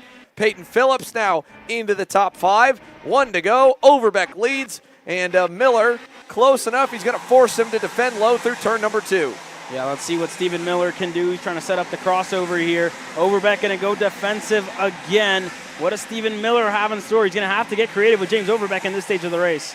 Yeah, James Overbeck now with a car length cushion into the infield hairpin. He could probably take a normal route here, and he does. And now you're back single file again to the S's, and you've got to be right on someone's tail to try and make something happen when you get out of this sector. Let's see if Steven tries it. He does. Side by side and through for Stephen Miller on this final lap. Overbeck to second. Here comes Wheeler to take that spot away. Luque will follow for third. Phillips going to try and follow for fourth, and James Overbeck is going to go all the way back to the 5th spot if he's lucky, because here comes Finnegan Bailiff, and with a heads-up move at the end of the S's, Stephen Miller wins the pre-final here in KA100 Senior, presented by Soda USA. Yeah, good last lap move there by Stephen Miller. Henry Wheeler across the line second. Fernando Luque in third. Peyton Phillips fourth. James Overbeck recovers the top 5 starting on the inside for the main event later on today. He finishes 5th. Finnegan Bailiff 6th. And you go back to Eli Warren in 7th. Kaminsky 8th. Kane Martin in 9th. And Raheem Alibi rounds up your top 10. Yeah, that concludes our second session here. And there's a look at how they all stacked up at the drop of the checkers. You had your main 6 there in frame. Obviously must have erupted a bit of a battle further back with Warren and Kaminsky and company. The drive forward for Steven Eisert gets him all the way up to 14th, so 1 spot better than Turner Brown, gained a slightly smaller grid from 40 to 33. But still, row 7, granted it's on the outside provisionally. Penalties might move him up or down 1 or 2 more places. You can fight from there with how long the main event is. So Steven Eisert in, I think, a decent spot and a good recovery day. And again, you talk points. 14th in points isn't a lot, but it's a whole lot better than 25th or 33rd in his case. Yeah, definitely a good little points haul there for Steven Eisert to really, kind of just pick up what was an abysmal qualifying for him. And I spoke to him during the break. Just wasn't too happy. He knew he had the pace to get it done here throughout the racing action. You go further back, Jorge Ortiz finishing 16th with Power 17th.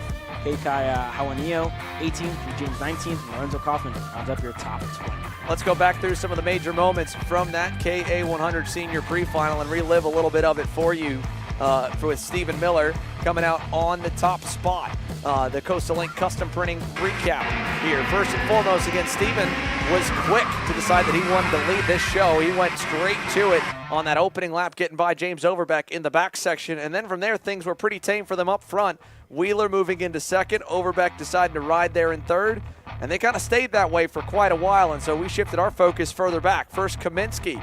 Again, he faded down to 8th at the drop of the checkers, but he did start pretty high up and was in the fight with Feldstein, Luque, Bailiff. And then right here, you saw, obviously, Henry Wheeler go through to the lead with that move. A couple laps to go. Overbeck then following him through, then taking him to school through the back sector, bringing Stephen Miller along with him. And Luque right here, scary, close moment. Hold on to your seat right there for Fernando, but this move is something you're going to see a lot of drivers attempt over the weekend, and it may not always work out. In this case, a pre-final given a little extra space. Overbeck will take a 5th and not fight that and try to hang on to the spot. And for Steven, it gave him enough of a gap to roll it out of this final sector and take it across the line to punch his ticket to the pole for the main later today. So Henry Wheeler provisionally will start second. Luque and Phillips on row 2, which is a good, solid kind of just, momentum building session for Peyton Phillips in his first weekend with Comp Kart. And then James Overbeck, still a 5th, still a good starting spot, and still on the inside lane for the main event. That's not bad at all when you're looking at the overall fight to try and get yourself a race-winning trophy. So we're a few moments on the schedule so far that has allowed us to take another break in the action. That's going to give us a moment to take a quick commercial break. We'll return with some of the youngest superstars in the SKUSA Pro Tour.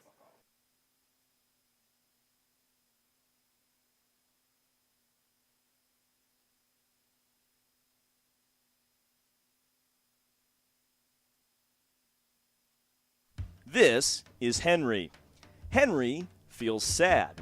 Henry feels sad because it's time for his next big race and his go-kart is in bits. Henry doesn't know that Acceleration Kart Racing is the United States' #1 shop for all of your karting equipment needs. Henry also doesn't know that Acceleration Kart Racing can deliver anything from tires to race suits and even wheels directly to your front door or to the racetrack itself, quickly and efficiently, with tech support available 6 days a week. Poor Henry doesn't even know that Acceleration Kart Racing offers free shipping to mainland USA on selected product if you spend $200 or more. Do yourself a favor. Go to accelerationkarting.com and make sure that you are never left stuck on the pre-grid with Henry.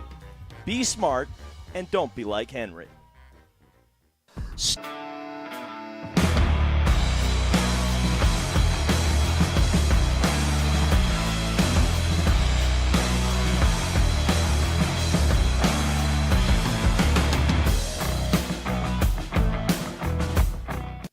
Are you looking for an advantage in your competition? Well, Car Class has done the hard work for you. We've travelled to your racetracks to give you the inside knowledge. So what does Car Class offer?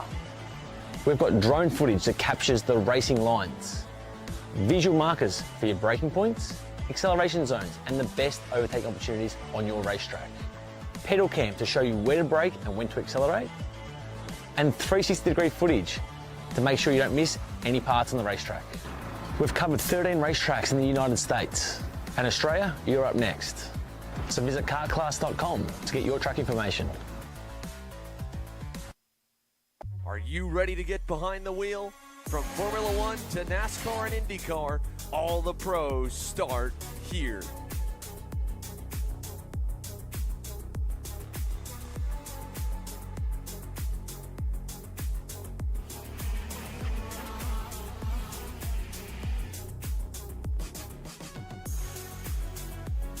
For more information, check us out online at mcckarting.com or call us and go racing today.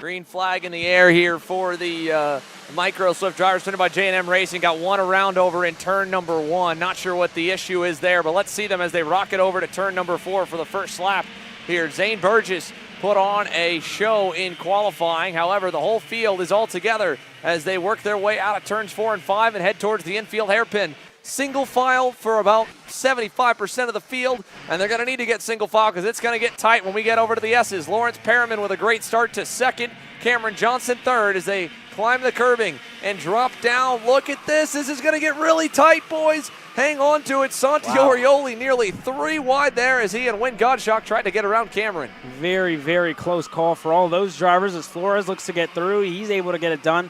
And everybody continuing to shuffle through as there's a move there further back. One of the energy carts able to get that move done.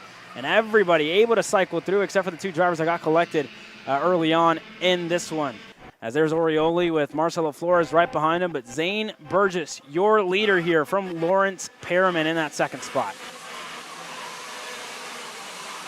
Now through turn number 2, a few more passes beyond your top couple spots. But overall, a smooth sailing run for the first 3. Burgess, Perriman, Godshock with another gap back to Orioli, Flores, and Dominic Vera over into turns 5 and 6 right now. Now they're going to head to the S's here with still most of the pack in tow. I mean, you look at the gaps down there, little gap back from 12th to 13th, to Stoffel to Sterling Mulata. But at this point in the race, unless something crazy happens like that there, when a driver drops a tire, you're not going to see the split. Now you see a little bit of one as Orioli inherits third, and some battling back behind. Luca Becquerel making a move to the inside in the back section. So is going to be, I believe, Agadello, and he might have picked up 1 at the end of it all. The 210 of Cameron Johnson ends up as the big loser. He'll try shuffle back to the 11th position by the looks of things. Yeah, Orioli just set the fastest lap of the race there. He's currently sits in third, only 2 laps down. There's more shuffling there for third on back. Gottschalk, Flores, and Vera, I believe, all just continuing to battle it out for track position. There's Becquerel, Ramirez in this group as well. Agudelo there looks for a move on Ramirez. He's able to get through. Ramirez goes way wide, and Johnson able to get through on Ramirez, who lost 2 spots in that hairpin. So unfortunate that time for Daniel Ramirez in his RPG Cosmic, who loses a couple of spots. Now with a 4-car breakaway at the moment, does Lawrence Perriman see this as a reason to stick with Zane, or does he feel the pressure from 3rd and 4th to go by? And that could open the door for Flores and Luca Becquerel to get closer to the lead. Through the final 2 hairpins, Orioli is going to put the pressure on. Move the 206 up to 2nd here as we come to put 3 laps complete. 7 to go. And now a little bit of breathing room for Zane Burgess, but that won't hold for long. They're still well within the drafting window as they head down to turn number 1. Yeah, not long at all here as Orioli lapping really quickly, went purple once again. Almost 4 tenths quicker than Zane Burgess, and he made a move in the process. So let's see what Orioli does. Is he close enough this time behind the hairpin? He's going to decide to wait just that little bit longer as Gottschalk looks for a move on Perriman. Gottschalk's able to get clear and up in a 3rd. Yeah, Win Gottschalk now with a nice run to the corner into turn number 5. Defended a little, didn't lose too much time all in all. Maybe about another car length away. And Zane Burgess, Santi Orioli, well, we have seen this story already play out a number of times this year. It's gone both ways, to be fair. They both have some wins under their belt. Let's see how this pre-final plays, or if we're going to have to wait a little longer before another chapter is written, because they do have the opportunity that if Zane's fast enough and if Santi wants to be patient, they might be able to break away from Win Gottschalk and Lawrence Perriman. But Win had a great last sector right there, Caleb. Yeah, very, very good final sector that time by for Win Gottschalk to close down the gap to the top 2. Let's see what the lap times look like this time by. And, I mean, you said it, a monster 3rd sector there, and he goes purple in the process, so 103.618, and continuing to close down his gap to the top 2. Gottschalk going to have to be patient here, though. Isn't going to want to slow down the progress that Orioli has made to get up to that rear bumper of Zane Burgess. So it's all a matter of time of when Orioli finds it fit to make the move. And when Zane Burgess decides to go out of line, I think Orioli looked for the move, just wasn't close enough that time behind the hairpin. No, not quite. But again, he's got lots of laps left to do it. The only tough part is that Win Gottschalk is looking really sporty. That opportunity or that thought of maybe the 2 of them, of Orioli and Burgess getting away, yeah, you can throw that straight into the trash can because Win Gottschalk is moving, and now Orioli realizing that's going to go to the lead. Burgess to the outside, trying to hang on tough for 2nd. He will, and that's going to open the door for Perriman to get a run back around Win. So Gottschalk almost P2, back to P4, and we hit the halfway marker here with Santiago Orioli showing the way down to turn number 1. Orioli, your leader. Burgess there in 2nd. Going to fall under fire, though, to Lawrence Perriman. And Zane Burgess already defending from the BJR MDR line card of Lawrence Perriman. So all these drivers really, just continuing to jockey for position. Gottschalk was able to get ahead of Perriman that time by, but Flores has joined the party, as well as Dominic Vera and his energy machine. So these gaps continuing to close down here, Xander.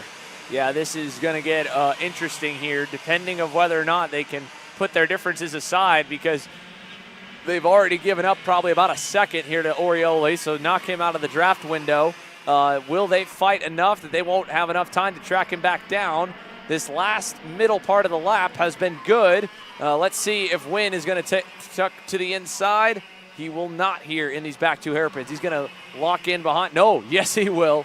Right there, last corner. Clean move on Zane Burgess. And Zane's got to be the one to make the decision here and decide whether to go back around Win Gottschalk and potentially give up the fight for the win to fight for 2nd, or put your ego in check, take a deep breath, and say, all right, I guess I'm pushing him up to the lead because he won't push me. Yeah, and it's really just depending on where you want to start later on in the main event, right? You got to think, you want to start inside, outside, what worked best for you at the start of this pre-final, and just what you want and where you want to be at the start of the race for the main event. It's all really just a matter of strategy and decision-making from here on out, as it seemed like for the likes of Gottschalk and Burgess, they were closing down the gap to Orioli there for a second, but just a couple of bobbles, I believe, as Burgess there looked like he wanted to make a move, just still not close enough to get it done on Win Gottschalk. Well, I mean, that's what's interesting, right, Caleb? Even with that pass in the slowest corner of the racetrack that you think would have really hurt momentum, they did only go 3/10 slower than Orioli, and they definitely are gaining right now. Whatever Win Gottschalk had for breakfast, it might have been Wheaties, because he is on fire today. big lap probably going to hit the time charts right here. Let's see if we get a new fastest driver as we hit the white flag. 1 lap to go this time by. So one more lap around here for Micro Swift, and Win Gottschalk is going to have a chance. In fact, he sent it in turn 2, and as they come to frame in turn 3, he's going to complete it. Gottschalk the new leader, Orioli high and low, and Burgess is going to make him pay by taking over second. Yeah, side by side, they're further back. Flores and Perriman. Flores looks to get up to 4th. He does, and they continue to jockey for position. Everybody defending, as I believe Zane Burgess just went to the point of the field here. And for Gottschalk, lost a couple of spots. I think he's at the tail end of this group now, and Flores up to 3rd. Yeah, so does Marcelo Flores set himself up for a good run there. Didn't get the best one as they crest the hill. Lawrence Perriman, though, didn't get anything better as they head down into the last corner of the racetrack. And over towards the last turn, onto the front straightaway. Here we go, and it is going to be Santiago Orioli that will score the win in the Micro Swift pre-final if he can hang on. Zane Burgess has a run. It's going to be side by side at the line. Burgess got him. Zane Burgess just barely. Doesn't even show on the gaps. What a result. What a run to the last corner for Zane. Wow, what a drive all the way to the line for Zane Burgess. It seems like when we say something or think someone's going to win, these kids just impress us and prove us wrong here. So Zane Burgess goes to the point and starting on the pole position for the main event later on today. Orioli second, Perriman across the line in 3rd, Flores P4, Gottschalk rounding up your top 5. Agudelo 6th, Dominic Vera in 7th, Zev Gottschalk up inside the top 10 in 8th, Leo Simoni 9th, and Cameron Johnson rounds up your top 10. Unfortunately there for Johnson, losing 10 spots in that race.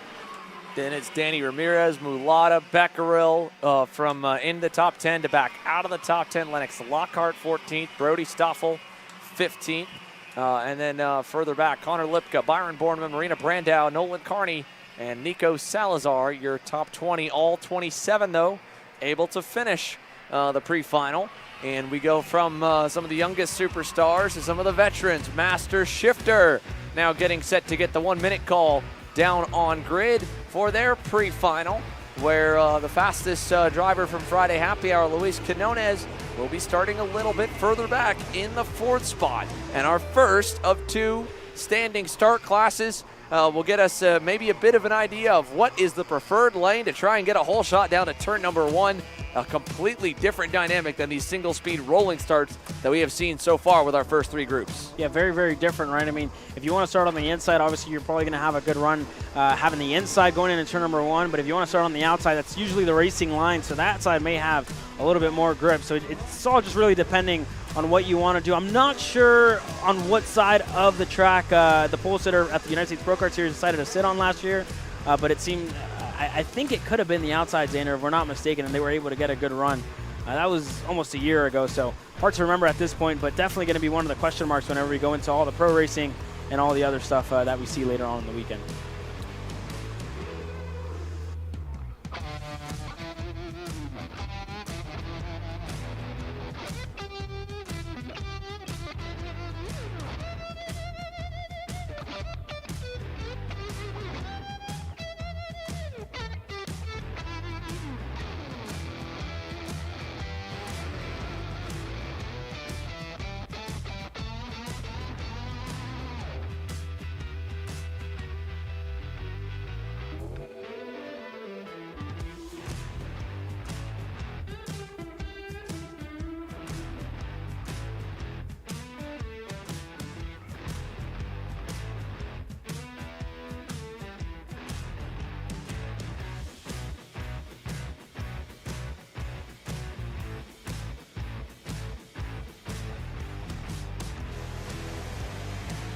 So Master Shifter will begin to warm the tires up, and Larry Pegram, who had been keeping Luis A. Quinones pretty honest all the way through the sessions to this point, will lead the field off to green with Luca Bartone and Brian Chatfield and Quinones on row number 2. Then it's Skitchy Barnes in the 3rd row. He mentioned on social media earlier that this was probably one of the toughest tracks he has come across to try and learn, and he needs that last little bit still. Alongside him will be the Crow Show, John Crow from the 6th spot. Mike Rivera and Michael Gouache for an all-Mike row 4. Joe Ruck and Cameron Castles row 5. Will Lynn and Ken Schilling back on row number 6. It's a stout grid, to be fair, for Master Shifter, with pretty much all of the front-running names that we see at any Master Shifter grid, from 6 up to 60 at the likes of the Supernats. Yeah, very, very good field here with a lot of big names in this field as well. So good to see a lot of drivers who get set to go green here shortly. But Larry Pegram is super strong across the MCC Pro-Am series and all the club stuff that comes here to the Motorsports Country Club of Cincinnati. One of the favorites running with the seniors, and he's going to decide to start on the inside row here.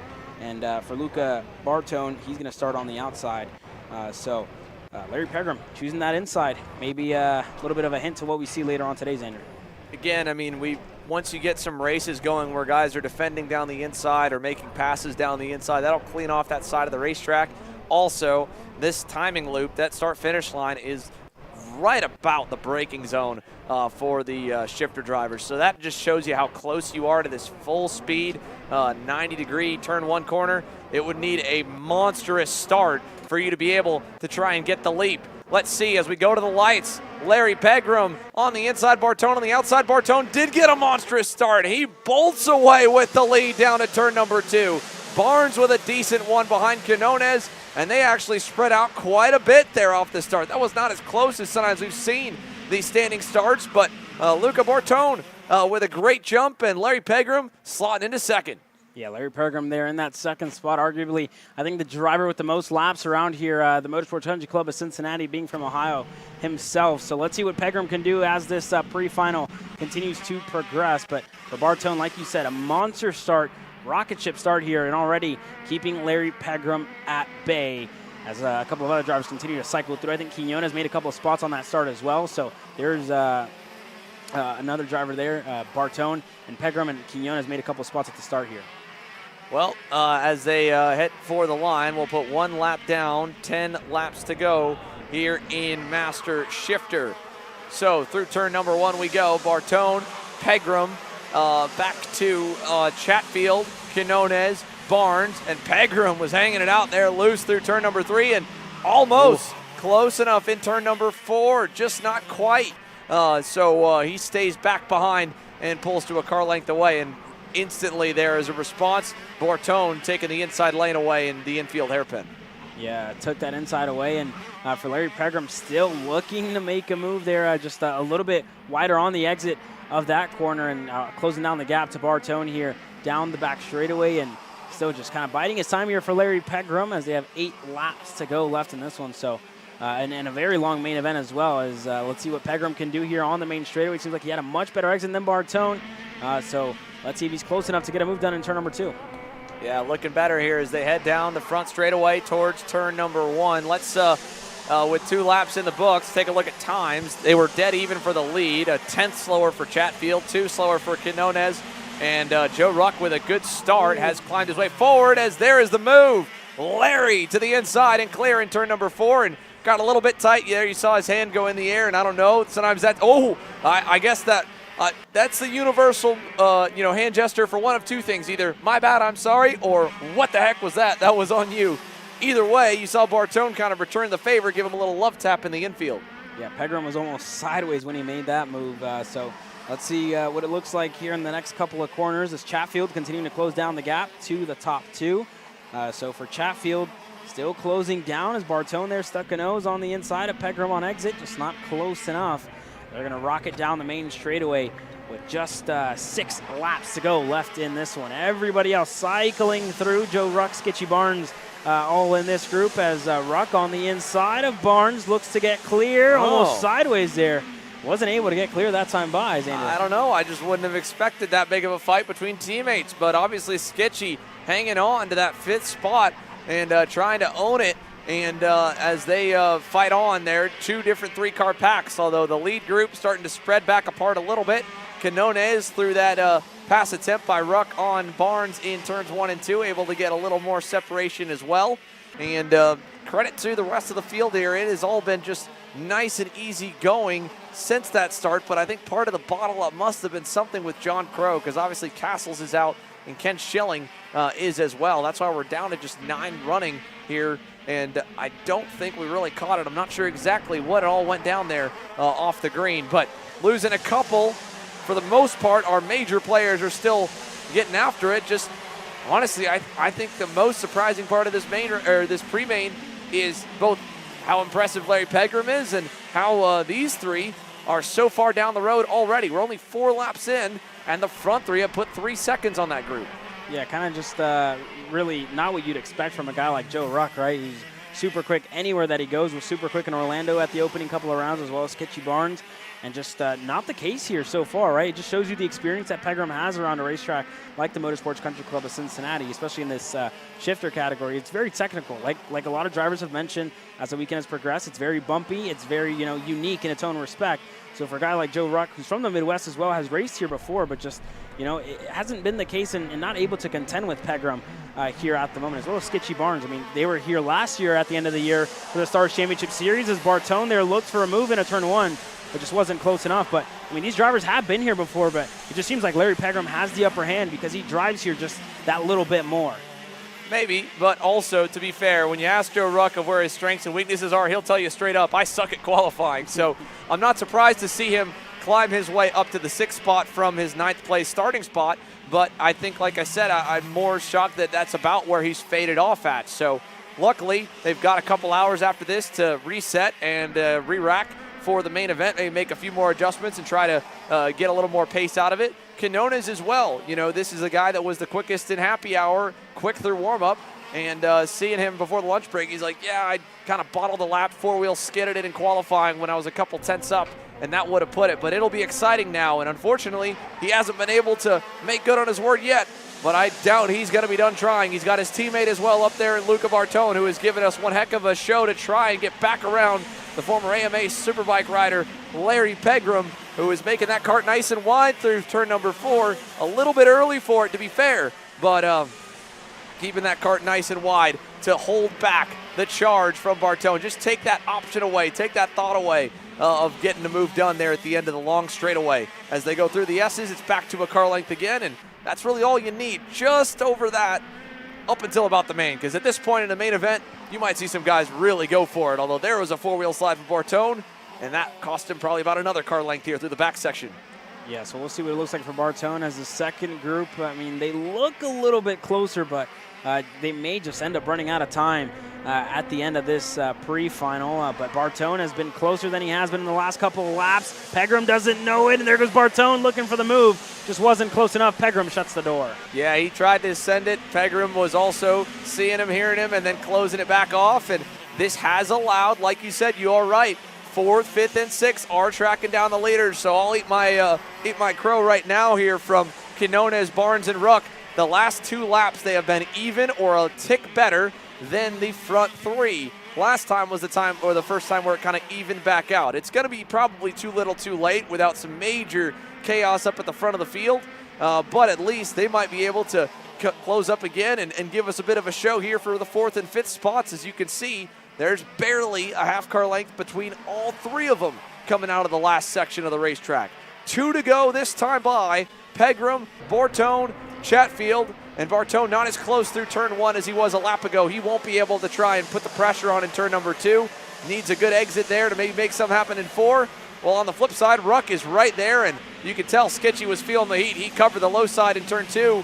He's going to leave it open in 4, but Joe can't capitalize. He'll stay behind. Yeah, and I was about to ask, is that really Skitchy Barnes defending from Joe Ruck at this stage of the pre-final? And it is, as he goes way sideways there, just really deep on the brakes, and it seemed like he locked it up there, just went sideways in that hairpin, and Joe Ruck looked to make the move and just couldn't get it done. And he's not the first one. We saw Larry Pegram get sideways with the pass. I think these guys must be running a lot more of the rear bias percentage compared to the front brakes than maybe what you'd want to race with. It might be faster to put a lap in that way, but it's definitely on the edge. You don't see a gearbox kart with the front brakes necessarily step out like that often. As, oh no, big contact into the wall for Larry Pegram, the leader, and Luca Bartone locked up behind him, and they both go off. Pegram trying to get out of the seat there. His race is over, and now Brian Chatfield inherits the lead from Maranello, 1-3-4. What a lifeline for the Maranello drivers here in this one. Absolutely insane to see that. No idea what happened to Pegram, but definitely just not what you want to see there. Unfortunate for Larry Pegram and Bartone. But now Quinones sits in the second spot. It's Sketchy Barnes there in third and Joe Ruck fourth. And Chatfield set to cross the line and take away the pre-final victory and the pole position in Master Shifter. Yeah, what a run there. Chatfield fired up with that pre-final win. Quinones now will get to start second and put himself on the front row. Barnes and Ruck then third and fourth. Bortone will be fifth. Sixth will go to Michael Gouache. Rivera will be seventh. Looks like Lynn as well was able to keep going there on the Catalyst Driver Development Ital Kart. He'll end up eighth. Pegram will end up down in ninth. And let's see if we can't take a look back at what transpired there in turn number one, because there's, for a moment, this race looked very tame. But again, you just can't ever look away from a kart race because it will all absolutely shake up when you do. And that right there is a prime example. The leaders going off in turn number one. Let's take a look at this shopakr.com replay. And again, you just, I don't know, it's so weird as well on two fronts, right? First and foremost, you saw obviously Bortone kind of overcook it a bit into the zone. Maybe he didn't expect Larry to brake so early. But, I mean, Larry Pegram's hands were full lock to the left, and it looked like ice. I mean, he just skidded straight off. And, you know, we've been hounding about it, probably beating the concept into the ground about the marbles on the outside of turn number one, biting guys on fast laps. But I have to imagine that must have been part of the reason where Larry just had no front turn once he got a bit offline. So there he is. Over alongside the fence. Obviously good to see Larry is okay. It wasn't a hard impact, but just a really, really kind of awkward incident, I feel like there. Yeah. Going into the, I mean, you know, obviously Bortone had been, you know, knowing when Larry was braking, following him closely for the majority of that pre-final to try and just stay close and set him up for a move in turn two or turn four. I don't think he was wanting to go. And then Bartone's hand was in the air almost as if he was frustrated with Larry, it felt like, through turn number one. But Pegram was just trying to make it through the corner, and once that little love tap hit, that kart just nosed straight off the racetrack and into the wall. Yeah, I mean, unfortunate there, but from the looks of it, just looked like Bartone just got into the back of Pegram, and both of them found themselves in the grass. But wow, one of the big storylines coming out of that one, and for Larry Pegram, going to have to work his way up the field in the main event later on today, as his kart's going to get picked up here by the MCC track pickup crew. And unfortunate end there to Larry Pegram's race. Coming up shortly, the X30 Juniors get set to go out onto the racetrack with Chico Brown and Enzo Vitamontien, I believe, starting on the front row here. Yeah, nice flip around again. Chico locked out the poles provisionally, but then, of course, the weight penalty put him to the rear for KA, but at least in X30 Junior, he's all good, ready to go, and gets a much prettier starting position than that KA 100 Junior pre-final we just witnessed. On the flip side, though, Max Weiland, too wide in the rear. He'll have to start from the rear of this field. Luckily, it's a little bit smaller of a grid than the KA 100 Juniors, but that doesn't make it any easier because you pretty much have almost all of the all-stars from that 100cc class lined up in front of you. It will not be easy to carve your way to the lead from that far back without a lot of help in the form of battling towards the front. They're getting ready to go, folks, and the track is almost clear, so that 1 minute signal will go up there at the top of the grid, and we'll get set for more action here for X30 Junior, presented by Rollison Performance Group from the SKUSA Spring Nationals.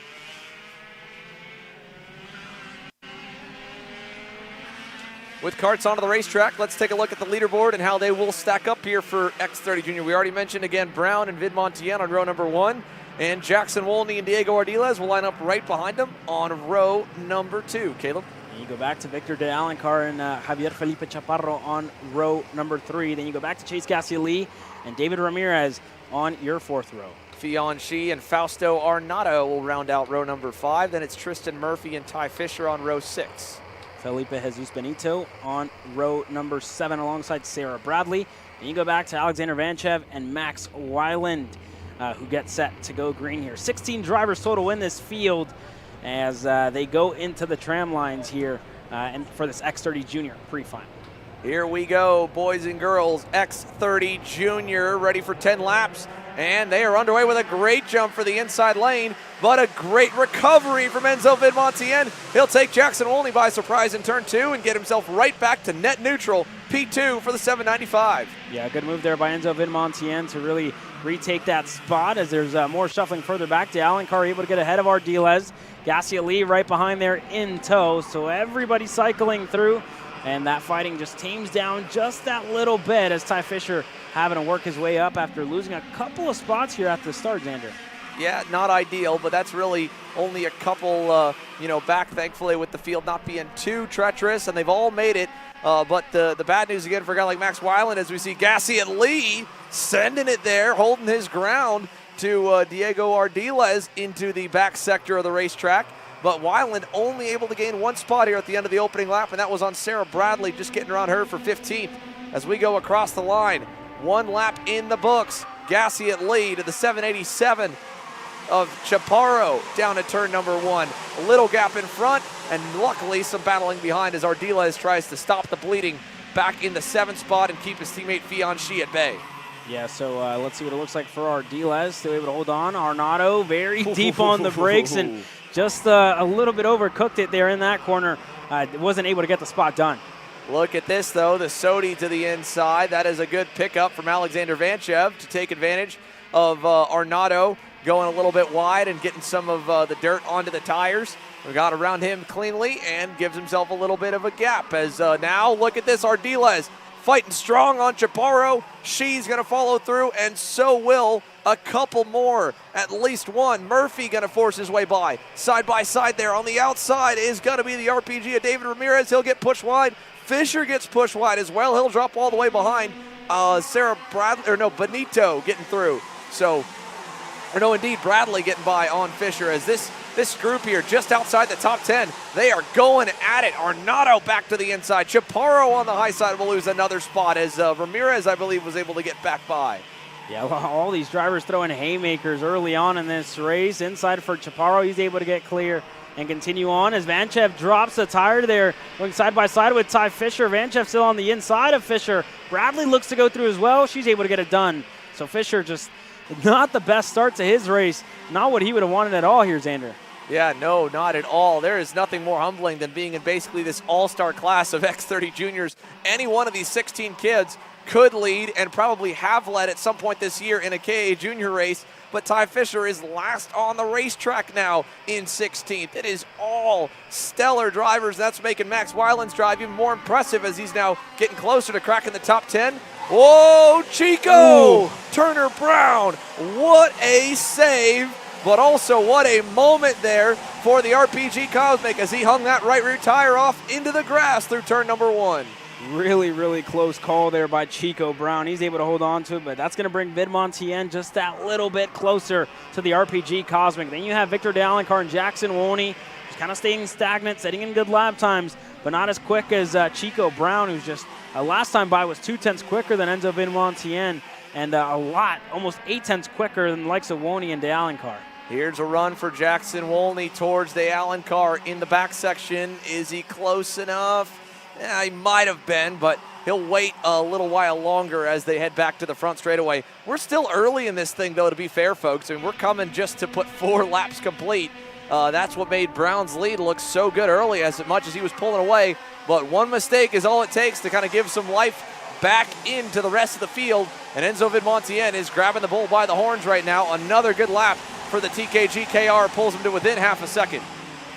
Yeah, went 0.2 quicker the last time by than Chico Brown. So Vidamontien definitely closing down the gap, and now in drafting range to Chico Brown as these drivers are still staying stagnant. The battle further back has kind of just gotten a little bit more tame, but some drivers making moves. Max Weiland up to 11th here at the moment. Chaparro down 7 spots. So for all these drivers, it's give or take, right? You either take as much as you can, or you're going to lose a lot of spots. So.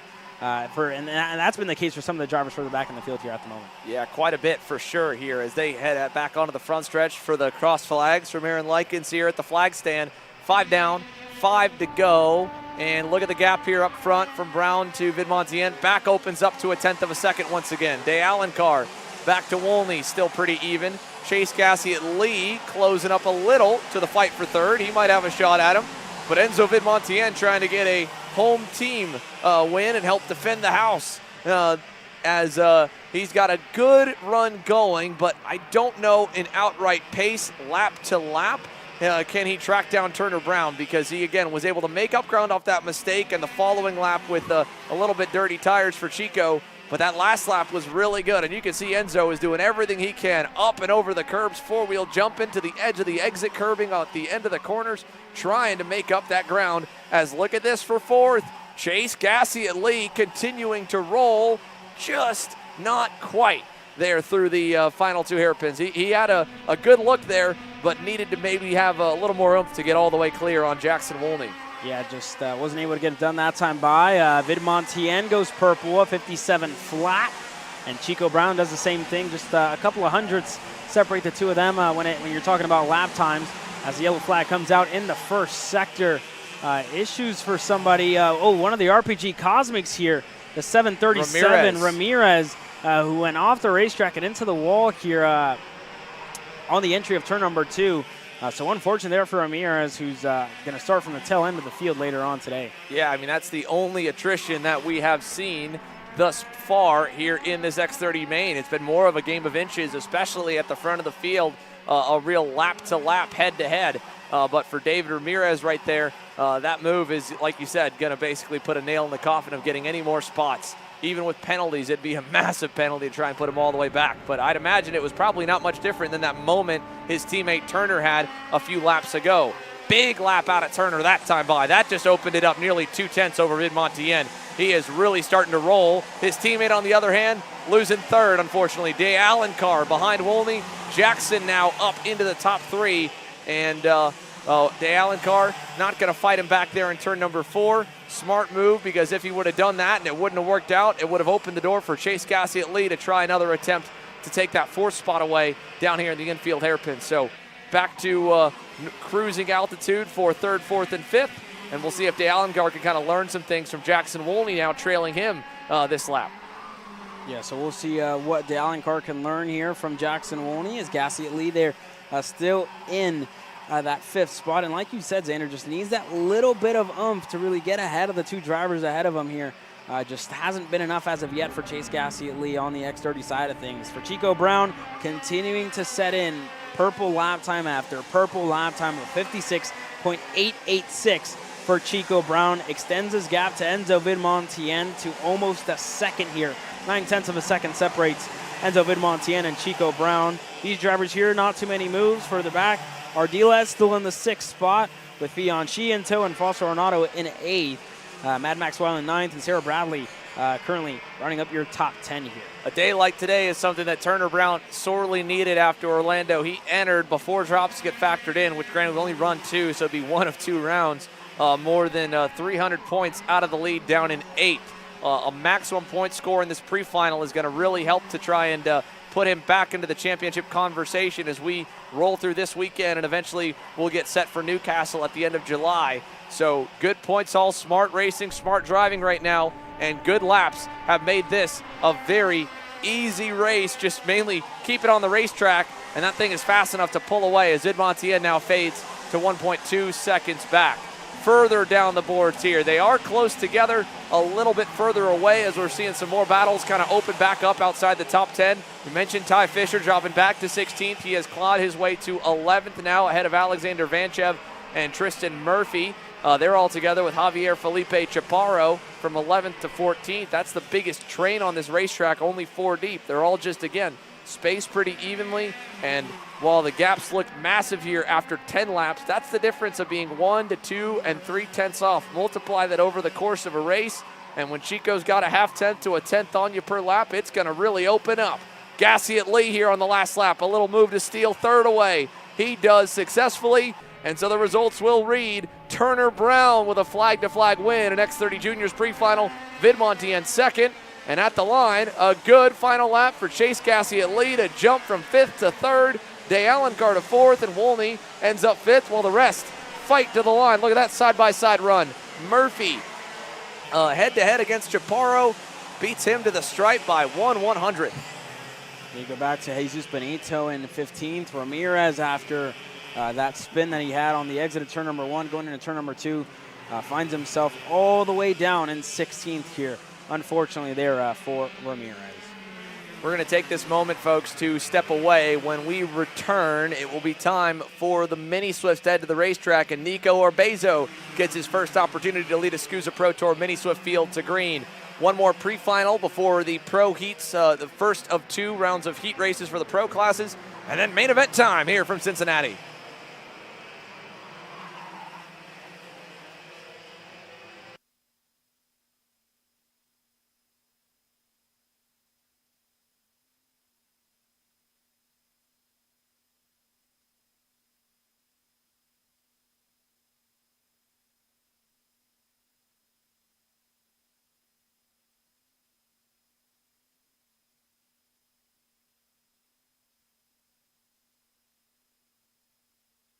It's basically free.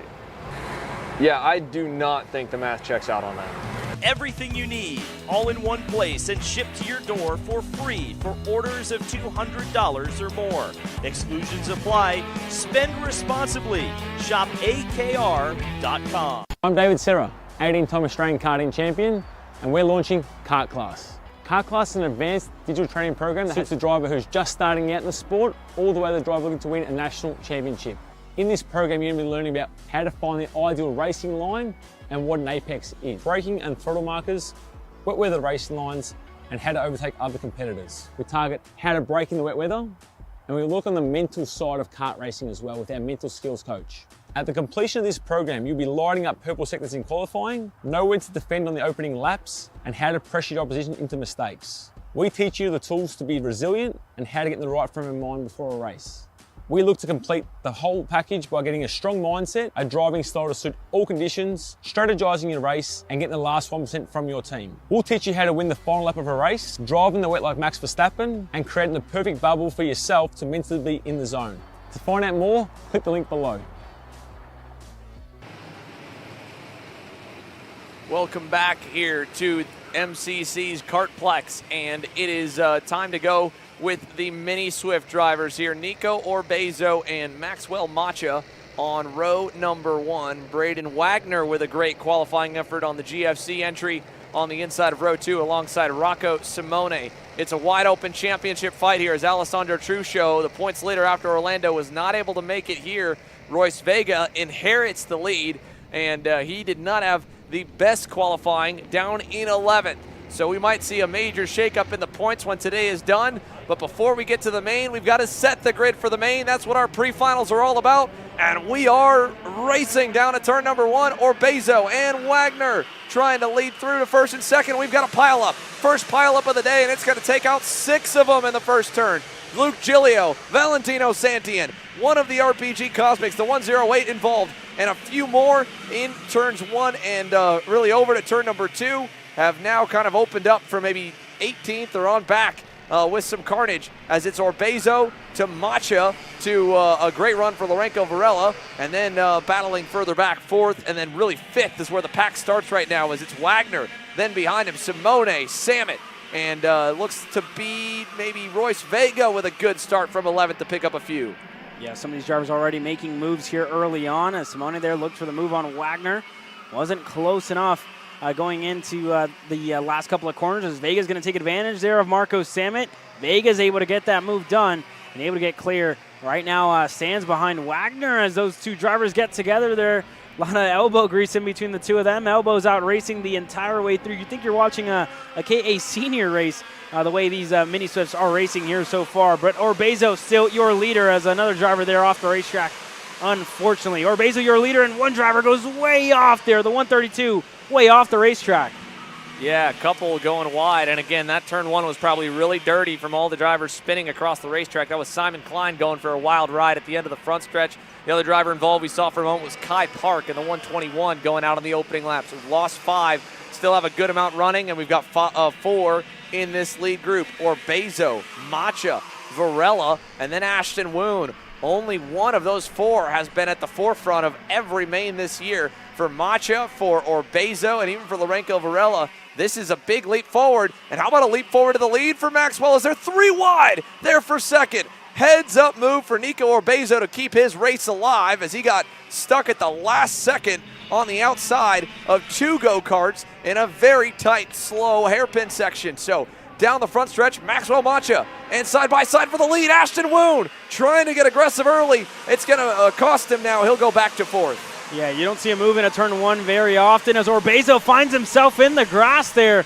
and falls back to 4th, and he may fall under fire here to Rocco Simone and company as Vega now going to go on the inside of Simone. He's able to get clear. Samet goes through as well as Bayarjan.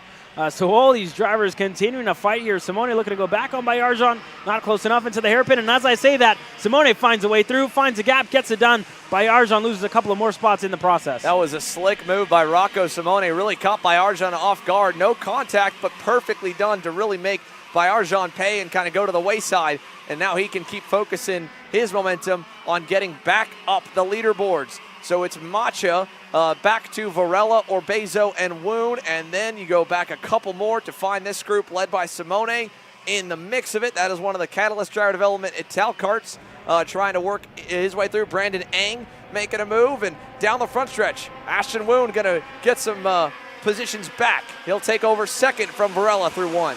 Yeah, second time was a charm there for Ashton Woon. Tried that same move a lap prior. Just wasn't able to get it done. He's able to get it done this time around. So Varela now going to be in the 3rd spot with Orbezo and others in tow, looking to work their way up and closer to the top 3 here.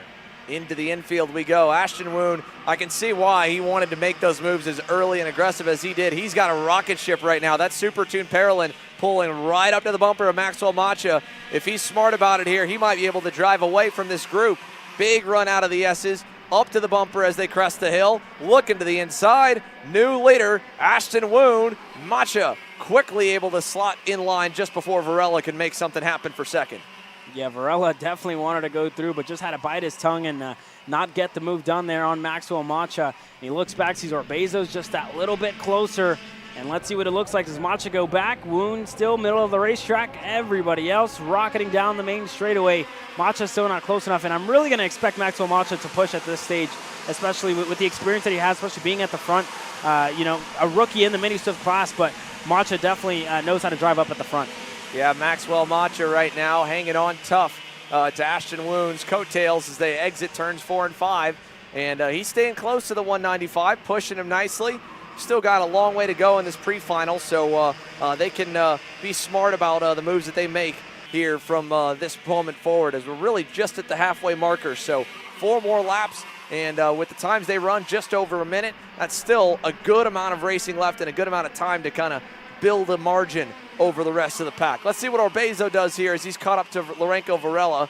For that corner, he's going to stay tucked in as Marco Samet and Royce Vega go back and forth, with ending up still the same as they were 2 corners prior, but a little bit further away from the top 4. They had just about arrived on the scene, and that's where you saw Vega tapping the helmet motion and being like, man, we almost made it there. Just give me another lap and I'll get us up to these 4, and it might be 2 of them before the other 2 as Orbezo tried to move on Varela that didn't stick, and now here comes Royce right to the rear bumper into turn 4. Orbezo trying to hang on to it, and he goes a little bit wide, way wide. Look at all the lack of grip offline.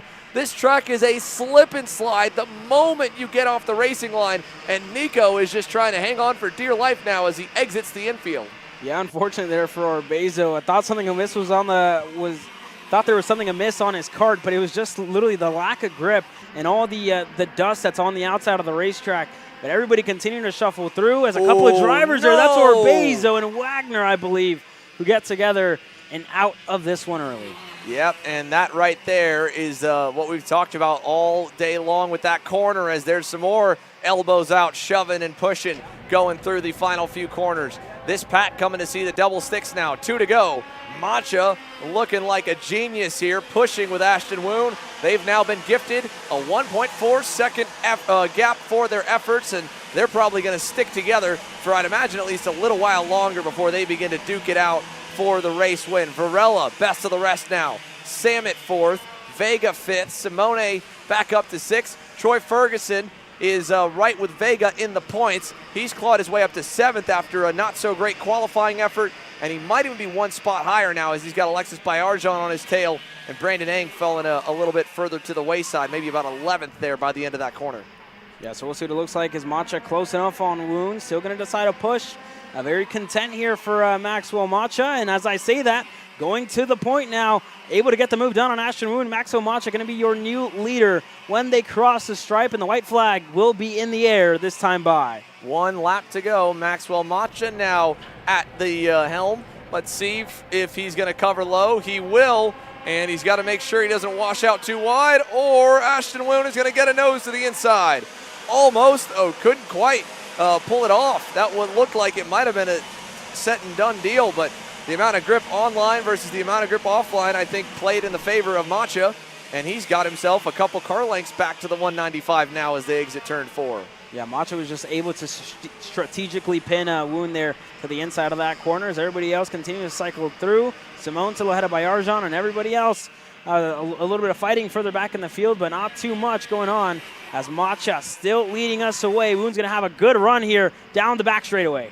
Yeah, down the backstretch. Macha to the low side, Woon to the high side. He's going to try and over under him again. Little love tap, really close, and getting through into the last corner. Now he's going to have to cover the inside off. Macha trying to get a good run. He'll be right on the bumper, but that momentum's kind of faded away as, more contact coming on the front straightaway. Varela driving Samet into the grass. Vega going to get around them both at the line for the win. Give it to, wow, Maxwell Macha got it. Macha gets the win at the last second over Woon. Vega gets 3rd, Varela 4th if that holds. That was a bit aggressive against Marco Samet, but we didn't see the whole story to be fair.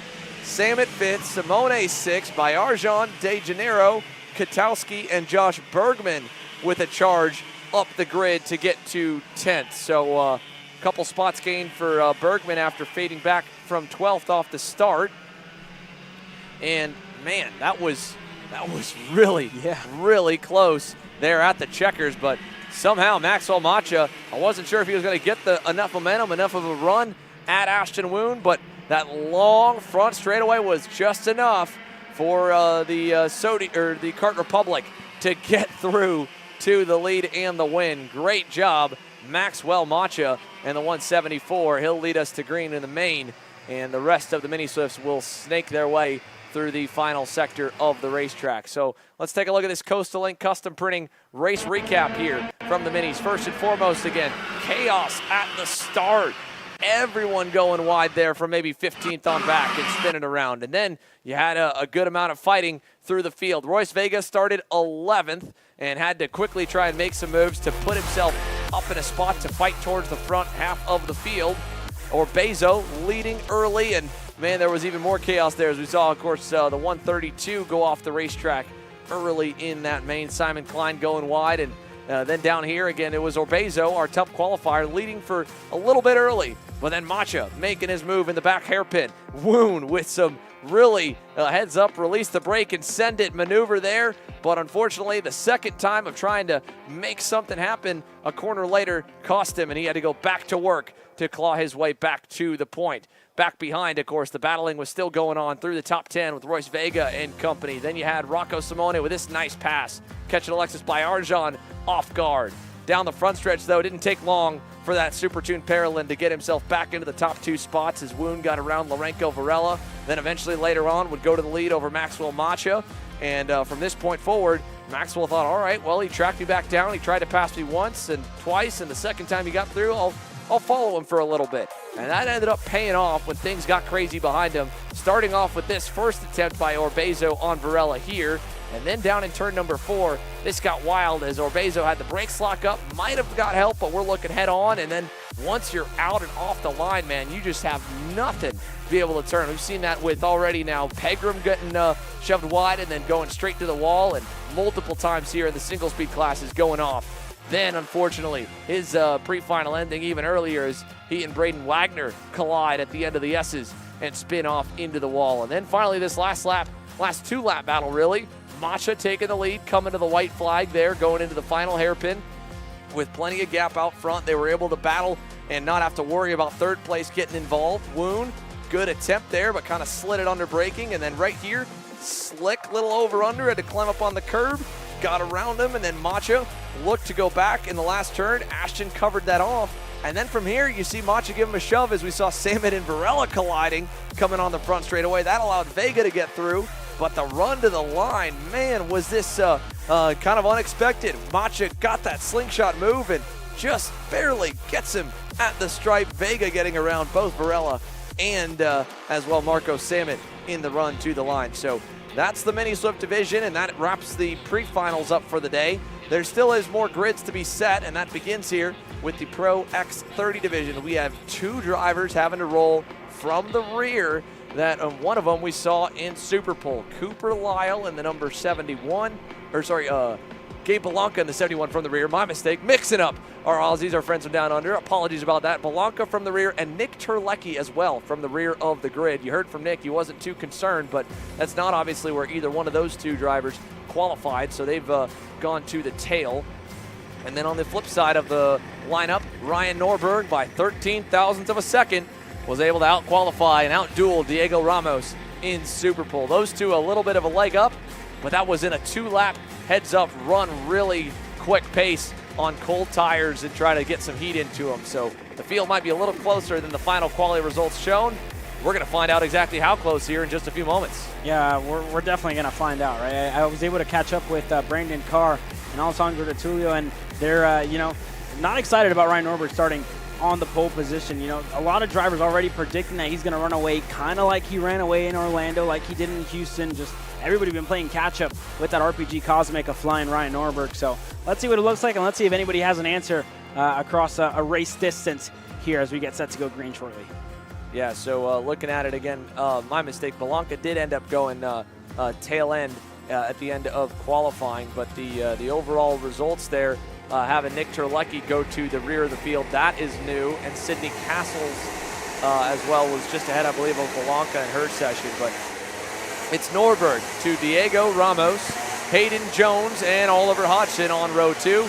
Aiden Levy, what a impressive performance in qualifying for the Chad Dawkin Racing Kart Republic driver here. His only second ever X30 or Pro X30 start, and he's going to get to roll from the inside of row number 3. Alongside him will be Dono, the reigning Supernats champion, Donovan Bonilla in 6th, Harley Keeble and Cooper Lyle on row 4. Again, a good performance in quali. Best, a big step up from Orlando for Cooper Lyle. Zachary Clayman DeMello says he normally qualifies like crap, but he has a great run through the races. He likes to get up there and get his elbows out. He'll start 9th alongside Brandon Carr, who felt like he just missed it a little bit there in Super Pole, but transferred nicely. Kai Hunter as well will be a driver to watch in the number 35. His American Pro National debut here this weekend with the powerhouse that is Rawlson Performance Group. Keep an eye on the number 35 to roll from 11th and potentially crack the top 5 before this one's done. He starts alongside Austin Garrison, and then the big notables who missed out on Super Pole, didn't even transfer out of the opening stage. Paulie Massimino, 14th alongside Santi Fernandez, and ADT back in 15th alongside Gia Cicero. For the first of 2 heat races here to set the lineup for tomorrow's mains, Ryan Norberg on the inside in the purple and pink, Diego Ramos on the outside in the red and white. Let's go racing, boys and girls, down to turn 1, and what a great jump there for Norberg and Hayden Jones and Aiden Levy. They'll go 1, 2, 3 into turn 2. That entire inside line got a monster start in Ramos all the way on the outside, already losing almost 5 spots and going to fall under fire to Oliver Hodgson here shortly. Clayman DeMello was able to get through, Keeble got through, but wow, what a terrible start for Diego Ramos at the start of this one. Yeah, the entire outside lane paid the price for it there as Kai Hunter able to get around Hodgson at the end of turn number 4 as we go through the entire grid. They've all survived the opening lap, and Terlecki's picked up about 4. So we'll keep tabs on the number 88 car of how far up the grid he goes. But it's a similar tale from that Orlando main event. Ryan Norberg and Hayden Jones, 1 and 2, while behind. The fighting rages on. Look at DeTulio trying to take the fight there to Cooper Lyle on the inside. He will get himself through as he follows Santi Fernandez onto the front straightaway. Brandon Carr back in that mix with Massimino, Holtz, and Garrison as we put 1 lap down, 9 laps to go. Yeah, a lot of racing still left here in this one. Everybody's staying stagnant kind of at the front pack. Let's see what Harley Keeble can do here as he looks to get the move done on Aiden Levy. He's going to go on the inside. He's able to get clear. Wanted to take Hayden Jones while he was at it. Just wasn't close enough. Side by side for ZCD and Aiden Levy. He's trying to close that door into the infield. Levy's got to keep his elbows up and say, no, sir, off the racetrack for Zachary Clayman DeMello. He'll lose about 6 spots there. And Levy keeping some respect or trying to gain some by forcing his way through. It allowed Kai Hunter to take advantage and Ramos to both get by as they go into the back sector. Now Hodgson going to work on the number 90. Yeah, we'll see what Hodgson can do inside and able to get clear. A very slick move there by Oliver Hodgson, able to get ahead of Aiden Levy up another spot. Right behind Diego Ramos, who seems to have picked up the pace here in this stage of the race.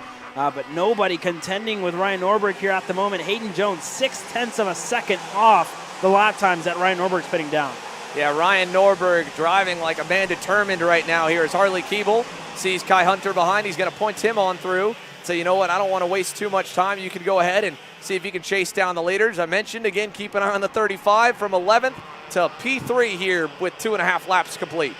Yeah, very good drive for Kai Hunter. He actually went purple last time by, 56.9, a 10th quicker than Ryan Norberg. So Hunter definitely has the pace to contend with his teammate, but just it's all about the qualifying session, right? As ADT out of this race. Wow. Yeah, that is over in the back section, and must have obviously happened a lap ago for Alessandro DeTulio, but the number 20 is going to go with a 0 points haul in heat number 1. Not ideal. Down the front stretch, let's see if Norberg and Jones even out. Another 0.2 added as Ryan starts to pull away. Kai Hunter, on the other hand, closing in on Hayden Jones, and he was a little bit quicker than Norberg by just 1/10 last time by. We do have some competition and some sparks of challenge, but they are over a second away from the number 2 plate. And like you said, like the drivers know, you give Ryan Norberg the opportunity to pull away, he's absolutely going to make the most of it as Diego Ramos now moving back up into the 4th spot ahead of Harley Keeble. Yeah, he made that move look relatively easy. Diego Ramos had a lot more pace than Keeble in that lap. So let's see what Ramos can do as he continues to try and work his way further up the field. Oliver Hodgson now will look to get the move done on Harley Keeble as well, as there's a move. Kai Hunter inside and clear ahead of Hayden Jones. Yeah, Hunter looking back. Jones saying, don't worry about it. We'll keep going forward. See if you can't march towards our teammate up the road. Ramos was the quickest the laps prior. He's still quicker than Norberg right now, even with a pass made that lap on Harley Keeble. So don't count out PSL Karting Bureau Lart's own Diego Ramos from being able to really bring the fight in the main event. They just, again, need to do a better job on the opening couple laps of, in Ramos' case, not fading as far back, but the entire field of being able to match Ryan on low air pressure and cold tires. Oliver Hodgson as well, making up for lost ground. He's closing up on his fellow countryman in Harley Keeble. That'll be for 5th when they exit the S's and crest the hill. And Hodgson, big run there as they got to the end of the S's section. He's going to go right and easily to the inside as they enter the last sector. Yeah, Hodgson was able to get that move done on Harley Keeble, who lost out. And now probably with a couple of other drivers as well, making up some time to Keeble. Aiden Levy currently sits in that 7th spot, making up some time here at the moment, but just for Keeble seems to be falling off. Was super quick in the opening stages of this race and just falling off the pace here a little bit towards the end. Let's see what Ramos can do. He's all over the rear bumper of Hayden Jones, the driver who stole the 2nd spot from Ramos at the opening round in Orlando in that main event. So let's see what Ramos can do here in this first heat race. Yeah, he's got to get back around him. That'll give him at least 3rd and a good haul on the points, and it would put the pressure on Kai Hunter to drive all the way up the grid in the 2nd heat as well as he's done so far. Still, there's time for Ramos to maybe get all the way back up to P2, but he's got to make sure that he's careful with Jones. If he's fast enough to get around him, that he does it in a smart spot and doesn't let the 35 get too far out of reach, as at this point now Norberg has picked up his pace even more so. At best, drivers in the field are equal to him. At worst, they're a little ways off and then some. Here's Oliver Hodgson, though, as Ramos getting by on Hayden Jones. Hodgson will be next up to try and challenge for the 4th spot. Yeah, let's see what Hodgson can do. He's continuing to lap just that little bit quicker than Hayden Jones, who again was super quick in the early stage of this race, but again just falling off. Oliver Hodgson going to have a good run here into the hairpin. He's able to get it done inside and now fully clear of Hayden Jones, who falls back and just ahead of Harley Keeble there. Yeah, Oliver Hodgson into the infield here with now a good run and a net gain after what was looking to be potentially a major net loss, or sorry, a net neutral for Oliver Hodgson from the 4th starting spot. Harley Keeble is hanging on. I think he and Hayden Jones are about evenly matched, and the two of them taking advantage of a good start. And with the gap they've got back to Levy, they might be able to just kind of hang right there in 5th and 6th to the end, as we'll be headed for the finish line this time by to see 3 laps to go. Norberg entering to the lap, more than that actually, with the distance for the Pro Heats, 12 laps. So still a little more time, my mistake, but 12 laps. So we've got now 5 to go with lap number 8 underway. And Kai Hunter just matching Ryan Norberg stride for stride, but unfortunately not quicker than him, unlike the likes of maybe Ramos or Hodgson, who have shown some laps that have been better. This is a battle further in the field. That's ZCD, Brandon Carr, Paulie Massimino, all in the 9th, 10th, and 11th positions, just behind Donovan Bonilla and Aiden Levy. Massimino's rougher qualifying effort had him on the back foot. It also put him on the outside row. That didn't help this pre-final heat race either. So now as he tries to march towards the 26, and Carr to the same on DeMello, they're going to go inside first with Carr. Paulie won't be close enough in the last turn to also make it a 1-2 punch. But Brandon Carr now up to 9th on the TKG Kart Republic. Yeah, as everybody continuing to cycle through. But, I mean, Xander, this new layout this year has really shown us how important the qualifying is whenever you try and get into the Super Bowl, how important it is to really get as many points as you can. Because these pro drivers don't have 6 rounds like all the semi-pros do. They only have 3 rounds, and you really cannot afford any sort of mistake. And it all starts from, the first qualifying session in Orlando and all the way to here. We're at the middle point of the SKUSA Pro Tour. So all these drivers really have to start, being more consistent and continuing to do everything that they can to get as many points as they can to contend with a guy like Ryan Norberg. For Diego Ramos last time by, his time was a tick better than Norberg. Hunter a tick off, but again, Ramos getting a bit of the benefit of the toe out in front of him as well. Oliver Hodgson has kind of started to lay even. Last time was good, but not necessarily a ton better than Diego Ramos. We saw as we picked back up the lead group, Harley Keeble had worked his way around Hayden Jones for the 5th position. So still a decent run in the works for the number 65. Let's see if Ramos is going to be able to make anything happen. He's kind of been stuck in this bubble 2 car lengths back from Kai Hunter since the last maybe 3 laps or so.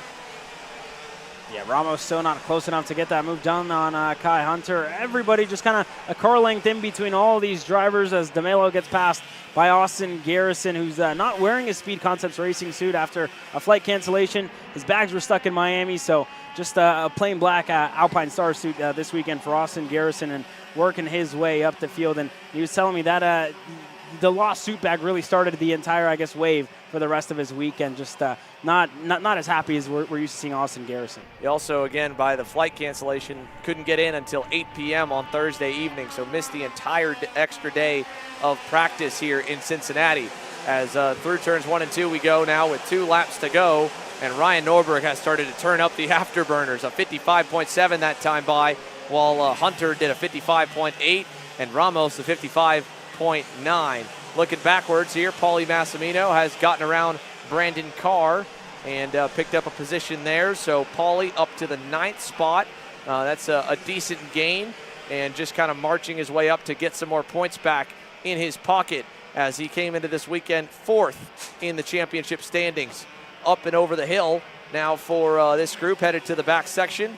Hunter's gap has probably added another half car length this lap alone. Back to Ramos, who sent it pretty deep there into that second to last hairpin, trying to make something happen, get some magic going on this last lap, because that's the closest thing to a fight we've got. Ryan's made it look easy. Back behind, starting to dial things back slows the pace down to take care of the rubber here at the end of this session. Ryan Norberg now from 1.4 back to 1.2. He's built up the insurance. He can start to cash in on it.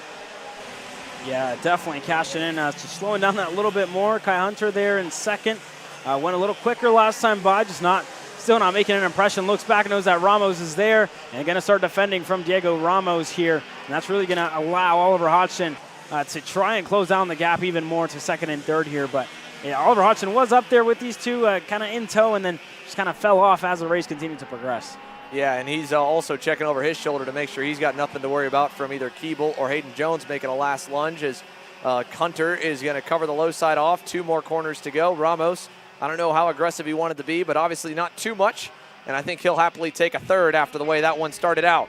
Ryan Norberg, Heat Race 1 winner in Pro X30 over Hunter, Ramos, Hodgson, and at the line, Hayden Jones almost stealing the 5th spot back away from Harley Keeble. Aiden Levy in 7th, and Paulie Massimino on that final lap, able to get around Donovan Bonilla. So now a gain all the way up to the 8th spot with some decent pace.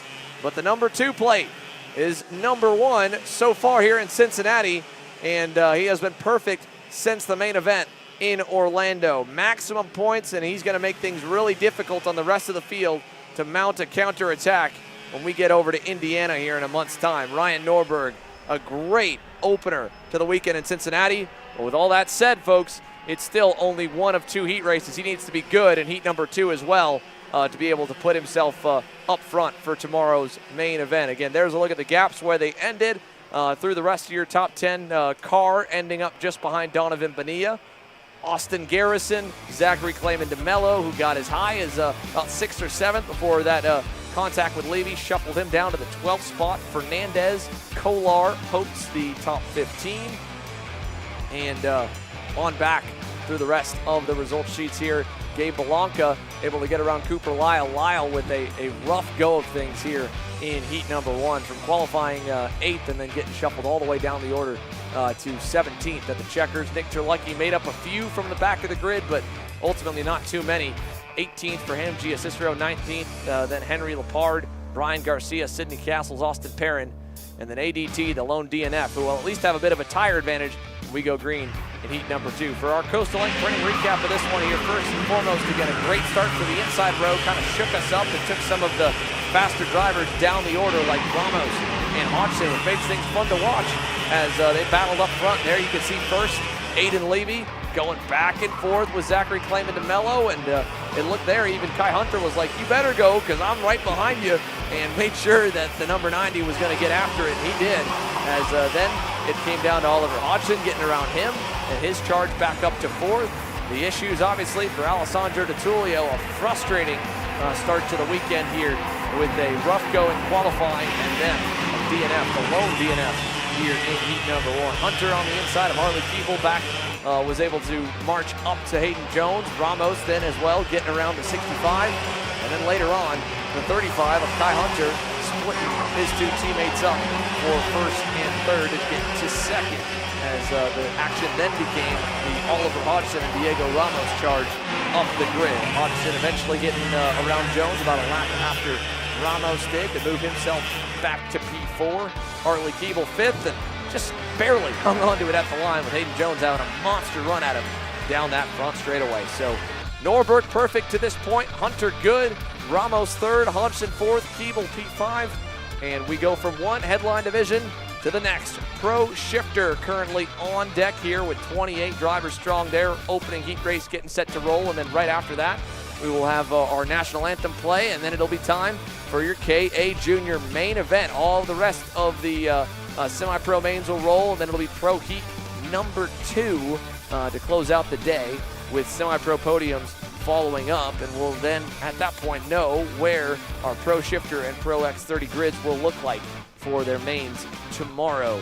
A little more cleanup, I believe, still going on the circuit as they get ADT's car pulled on into the pit lane. And that last little moment of anticipation for the Pro Shifters is just a last second to kind of gather your thoughts down there on the grid for the likes of AJ Myers and Talon Yockel, as David put it, a pseudo family reunion on the front row here, but now towing 2 different colors and 2 different chassis with Myers on the Magic and Talon Yockel with a great performance to kick off the weekend for Sodi Racing USA. Yeah, let's see what it looks like for Talon Yockel here to take the fight to his old teacher of A.J. Myers. It's definitely going to be, very, very, very interesting to see how Talon Yockel can really take that fight to A.J. Myers. He's really been in a class of his own all weekend long. Whenever you come here, he was about a couple of tenths clear in the happy hour session, and then even 2 tenths clear this time out in the qualifying session. But racing is a whole different story, right? I mean, we saw Norberg had the pace in his qualifying session, and that translated over to the race pace. He was one of the only drivers sitting in personal best lap times as that race continued to end. And by the looks of A.J. Myers 2 weeks ago at Newcastle Motorsports Park, it seems like they figured out the engine package, figured out the chassis, and definitely at a happy place for A.J. Myers, saying that he's felt better than he's ever felt before, already getting a couple of main event wins this year. So A.J. Myers feeling super confident coming into this one, as well as Talon Yockel.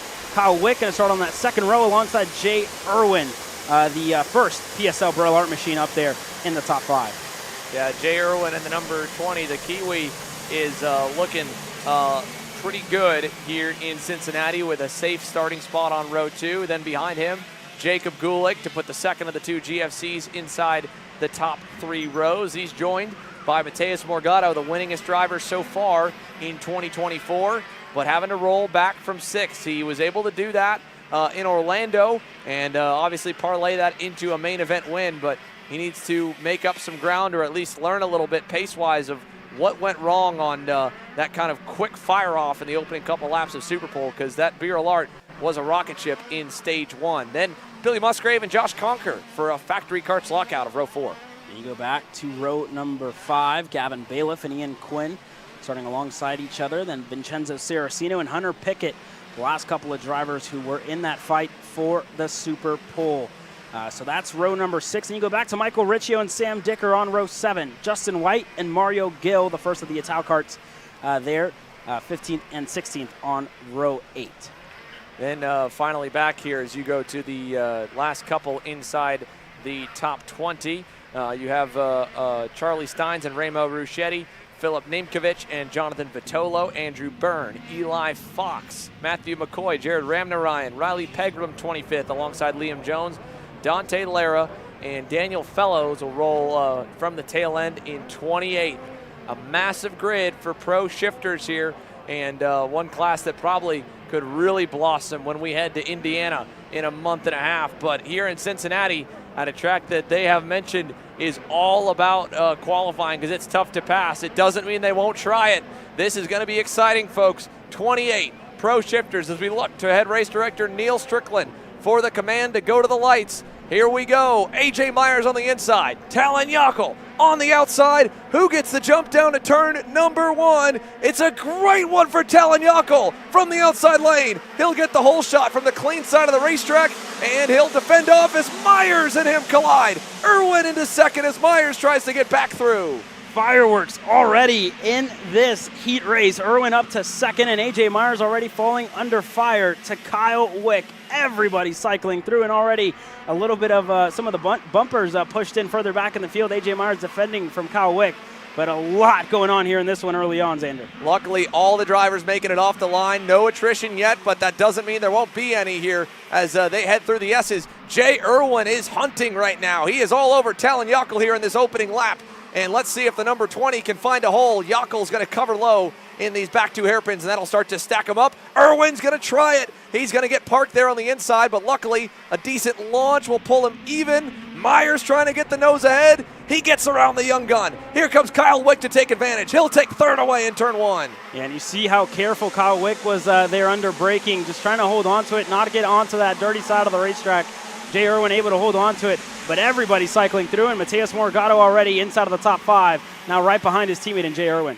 Good start as well for Josh Conker right there in the 6th position. Gulick 7th, Musgrave, Hunter Pickett up from 12th to 9th at the end of the opening lap, but AJ is already all over Talon once again through the S's. Let's see if he tries something really crazy over here. Nope, not quite there over in that drop down left, but Talon looking back, he sees he's still not free yet. He's going to have to probably block low once again And he does, over into the second to last hairpin here first, and over to the last one as well to try and hold that spot away. Irwin down the inside and clear on Morgado to hold on for the 4th position. So Jay Irwin trying to hang on tight here as his teammate applies pressure, and A.J. Myers is going to go to the inside and get around. New leader, A.J. Myers at the helm. Kyle Wick looking to go through on Yako. They get together there a little bit. Jay Irwin going to go through, and Yako there loses 3 spots in the matter of 2 corners. Now going to fall under fire to Mateus Morgado. And there's Jacob Gulick as well looking to make moves. But A.J. Myers back to the point, and he's definitely not going to want to look back for 1 second and try and get away from the rest of the field. Heads up driving so far from Kyle Wick. He's been the ultimate opportunist so far in this pre-final. Getting up to second now as Morgado's going to make a big send there in the S's. And Wick as well trying to hang on over Irwin. He's now going to have 2 barrel arts behind him as Yako finally gets a little bit of breathing room, but he blows the corner. Talon way wide into the marbles now. He got all the dirt and crud on the tires from going to the outside as Morgado went by, and Talon's now outside the top 10. Hunter Pickett through, Quinn through, more drivers shuffled wide. That looked to be maybe either Remo Ruschetti or Mario Gill going wide there out of 13th. Yeah, one of those Ital cars is very wide, but you see what happens when you get onto the dirty side of the racetrack. Yako paid the price. You have to be perfect around a racetrack like the Motorsports Country Club of Cincinnati. You can't afford to make mistakes, especially in a field as deep as this one. Yeah, so now already A.J. Myers with clear racetrack is rocketing away. 1.7 seconds the lead last time by.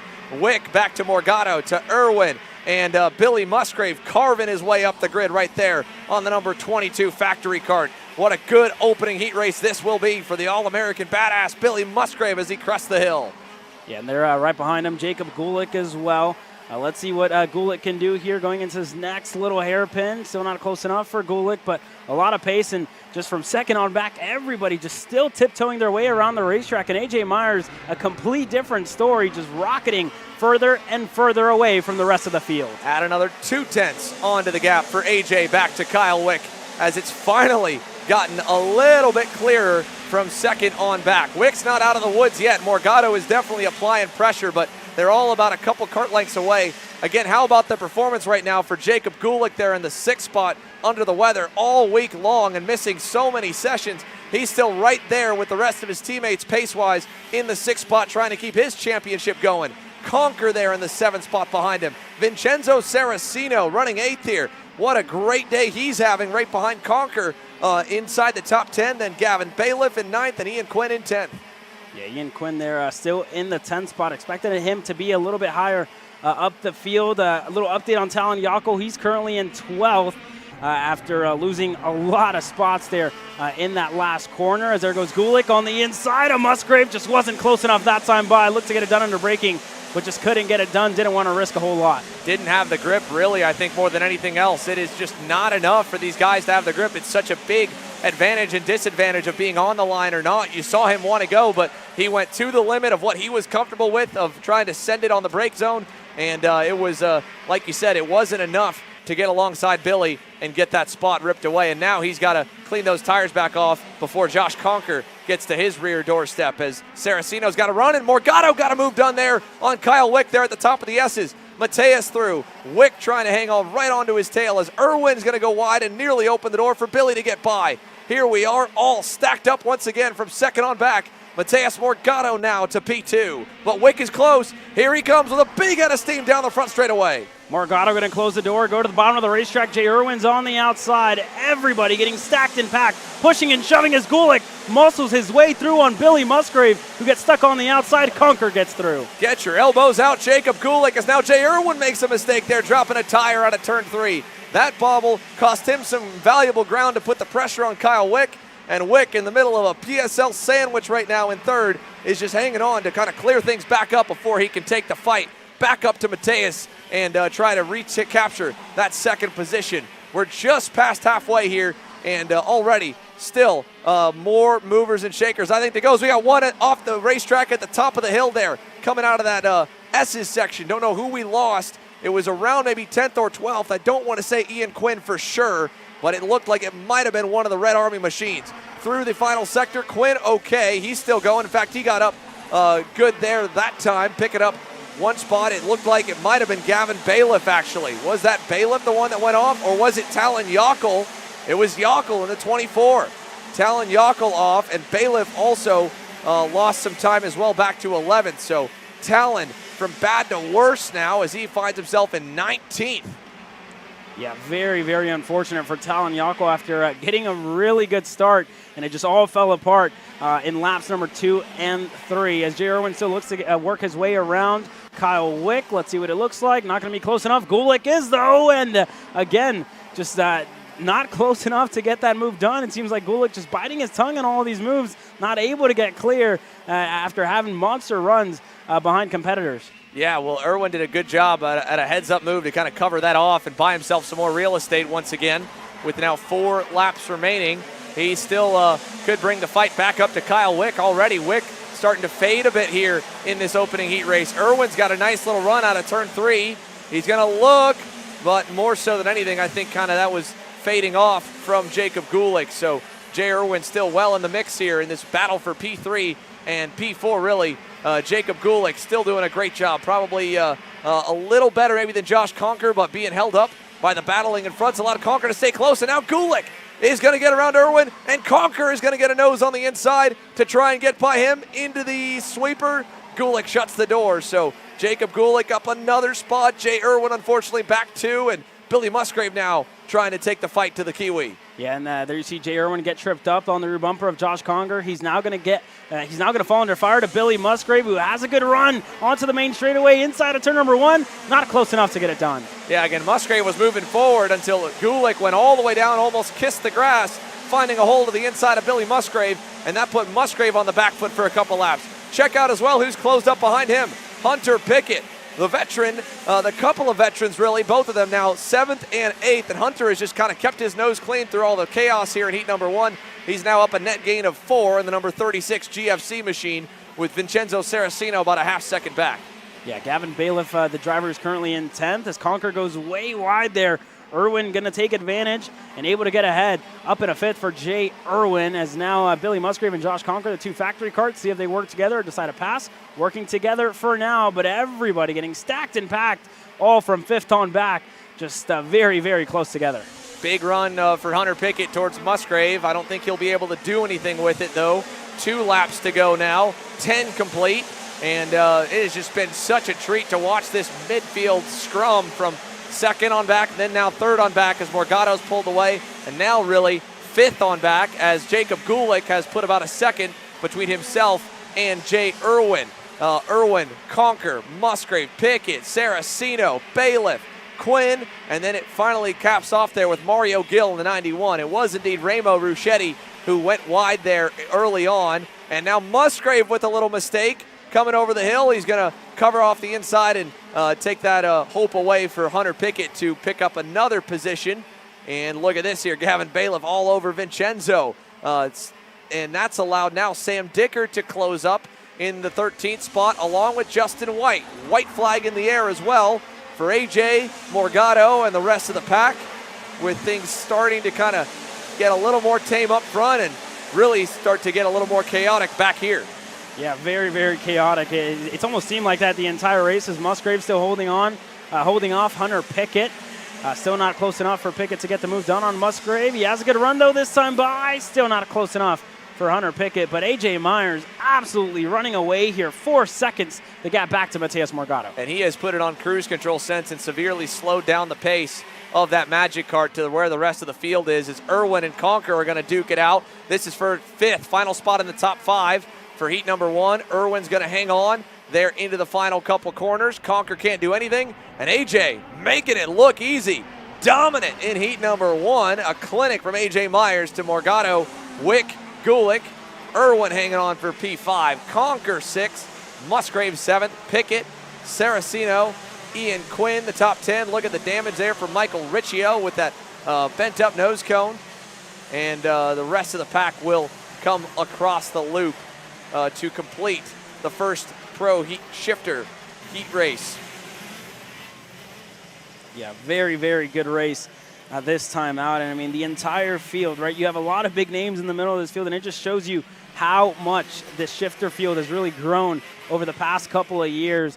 This year, just absolutely taking off and really showing that the gearbox category is very, very competitive and definitely continuing to grow here in the States. But A.J. Myers made it look easy at the point of the field with Mateus Morgado working his way up as well. Gained 4 spots. Kyle Wick third, Gulick fourth, and Irwin, like you said, hanging on to Josh Conker there in that 6th spot. But action-packed from start to finish.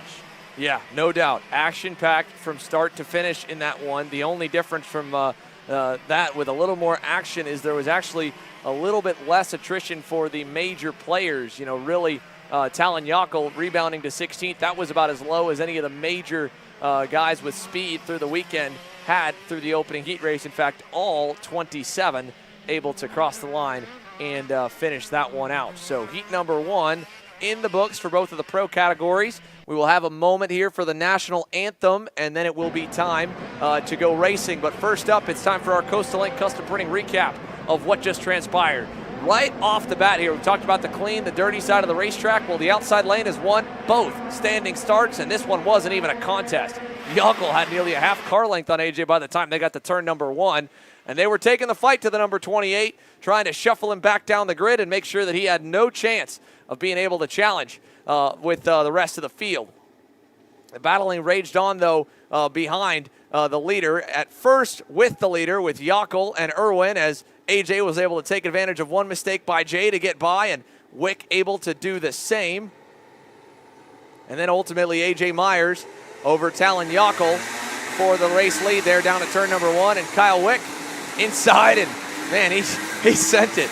Absolutely sent it on Talon there, getting a little donut on that black and orange side pod, putting a little more black than orange than originally planned. And then Morgado catching Yockel off guard, and this was a big, big moment for Talon. Did not expect to lose grip the way that he did. Great job catching the save, but it really cost him any shot at a top 5 from this point onward. He was just kind of fighting from behind with that big, wide slide there in the back sweeping section of the racetrack. And there was still all kinds of chaos throughout the rest of the race. You saw Morgado with a slick move to get around Kyle Wick there. That ended up holding for second all the way to the end. Then this move by his teammate, Wick's teammate, Jacob Gulick, getting by on Billy Musgrave, battling for that spot as well. And then here, Jacob Gulick down the inside on Jay Irwin, caught Irwin off guard, almost allowed Conker to get through. And to the end of the race, it was really Conker versus Irwin, Musgrave in the mix of it, both of them back and forth for the last few laps, chasing AJ Myers, who got away by a massive, massive amount. Now, they've got the KA Juniors on the racetrack, so we're going to go straight into our main event action here. And our first main of the day has Chase Gassiet-Lee in the Coastal Link Custom Printing Nash Motorsports EOS Kart on the front row, alongside Speed Concepts Racing, Jackson Wolney. Diego Ardiles and Travis Pettit make up row 2. Ty Fisher, Enzo Vidmontien, Dean Peterson, Peyton Westcott, Nico Sarfati, Isaac Malka, your top 10. And it is nearly 40 deep here for the KA Juniors as a couple bail out of line, trying to get back in the lanes before we get the green. And there we go. We're racing down to turn number 1 for round 3 in KA Junior. Gassiet-Lee already with a good start, already going to defend and stack and pack this field all the way back, while in there side by side. A couple of other drivers side by side as Ardiles now right behind Gassiet-Lee. There goes Ty Fisher on the inside of what looks to be Wolney, and I think he's able to get clear. Everybody cycling through. Everybody still in this race, as just still very stacked and packed the entire way through. And as I say that, 2 drivers there get together, the 844 and the 816 RPG Cosmic. Yeah, a couple collected over early on in turn number 4. A few moves there behind the top couple. That looked maybe Ty Fisher getting something done on Travis Pettit, as Wolney's third, Ardiles second, and right on the tail of Gassiet-Lee. And now Ty Fisher to the inside of Jackson Wolney. We got a little bit too much help from his teammate Travis Pettit, and ultimately he gets by, but Pettit will not. And now Enzo Vidmontien is going to try and get by both of them and take over 4th as they head down the front stretch. 1 lap complete here in KA Junior. Yep. Oh no, spinner on the front straightaway. Nathan Dupuis goes around, and Dean Peterson, I think, might have been the other driver involved. And just like that, the chances for the Canadian, who had to drive up nearly 15 spots to get himself a chance in this main, is out. Everybody side by side here in this mid-pack. Westcott in this battle. Goes Travis Pettit, who continues to lose track position here. So unfortunate there for Pettit and others as they cycle their way through. Vidmontien there, Wolney, Isaac Malquid working his way up the field. as a couple of other drivers still looking to find a spot on the racetrack. Ben Abernathy in that group as Ardiles looks to go to the point. He's going to get it done. Ty Fisher, looks to go through on Gasly as well, just not close enough that time by, going to stay in third. So as the field heads on around the back sector and down the front straightaway, Diego Ardiles, our leader, over Chase Gasly and Ty Fisher. Let's see if anything changes down by turn number 1. And I don't believe it will. Down to turn number 2. It will there. Fisher getting by on our second place original leader, Chase Gasly. Let's go side by side here, folks, as Enzo Vidmontien gets around Gasly early with our pre-final winner, AJ Myers. Absolutely dominant, Dave. Yeah, AJ, it was pretty straightforward outside of the first couple of laps. So kind of talk about that first corner and then the first laps before he got to the front and ran away with it. I mean, Talon just whole shot and a half. A lot of dirt on the inside, definitely spun a lot of tires. Trying to improve again. If I got to go back forward, I got to. But we had the pace to pass them, so I'm happy with that. It was good. Yeah, so what did you learn from that particular start that maybe you can take into the next heat? Just be more ready for the lights out, and then there's not much to do about wheel slip on there. There's just more grip on the outside right now. I made the wrong choice. There you go. Well, he's probably going to make the right choice next time. AJ Myers keeping it clean on and off the track this time. Down at turn number 1 here, Ty Fisher, Enzo Vidmontien to the inside, and getting around him Ardiles for second as Ty Fisher shows the way. And we have got a great fight on our hands to kick things off here in this KA Junior main event presented by Nash Motorsports. Yeah, Enzo Vidmontien really coming to life just 5 laps into this race. So let's see what he can do and try and challenge Ty Fisher here, who's your new leader. Gasly in that 4th spot with Ardiles there in 3rd. Chico Brown all the way up to 5th here after starting way back at the start of the pre-final. You see Chico Brown there on the edge of your screen as all these drivers cycling through, but the TB car to Ty Fisher, your leader here at the moment. Further back, Woney fell back to 6th, and a couple of other drivers did as Enzo Vidmontien gets the move done and to the point of the field here for the Kart Republic. Didn't take him all too long, just 4 laps for Enzo to claw his way up. Didn't qualify well, didn't show out like a superstar necessarily in the pre-final, but he leads the way now here on lap number 5 over Fisher, Ardiles, and Gasly. Now, don't count out the kid who had to start dead last in the pre-final. Teammate to this one here, Diego Ardiles getting by for 2nd. Chico Brown has gotten to 5th, and if they continue to fight, he'll be there in no time to challenge for the race win. A 20-lapper is a lot of laps around the Motorsports Country Club of Cincinnati, and this one is just getting rolling here with Enzo at the helm. And Chico has serious pace, a 59.348, a lot quicker than the top 4 here at the moment. You see that gap continuing to close down by the 2nd. Jackson Woney not too far back. Peterson there in that 7th spot with Benham Abernathy in 8th, and everybody else cycling through. Isaac Malquit 9th, Peyton Westcott currently 10th. So she's just with that 2nd group there on your screen, but this time by 6 laps down, a lot more to go left in this one as Ardiles going to go for the move on Vidmontien. He isn't, but Ty Fisher is on Chase Gasly. Ty Fisher up to the 3rd spot, and that gap can open up a little bit to Diego Ardiles and Enzo Vidmontien, and it seems like every time we see these juniors out on the racetrack, deja vu. It's always these contenders, every single track that they go to, they're always some of the main contenders everywhere they go. Yeah. No surprise to see those two at the front of the pack here in a national level junior event. But at the same time, Chase Gasly getting that first career win back at Newcastle. Podium multiple times already this year. Ty Fisher as well, multiple podiums there for Race Lab and TB. And then, of course, Chico, who's already into the top 5 and now into 4th with a good move there in the back hairpin. So Turner Brown right up in the mix. Behind him as well, that next group isn't necessarily too far out of the fight, and with a pass for the lead, they'll have a shot as Vidmontien lets Ardiles go through in turn 1, and we've got a change in the lead once again. Yeah, so Diego Ardiles, your new leader. There's also fighting further back just on the edge of the top 10 with Malquit and others still battling it out. Westcott in that group further back as well, Dean Peterson and others.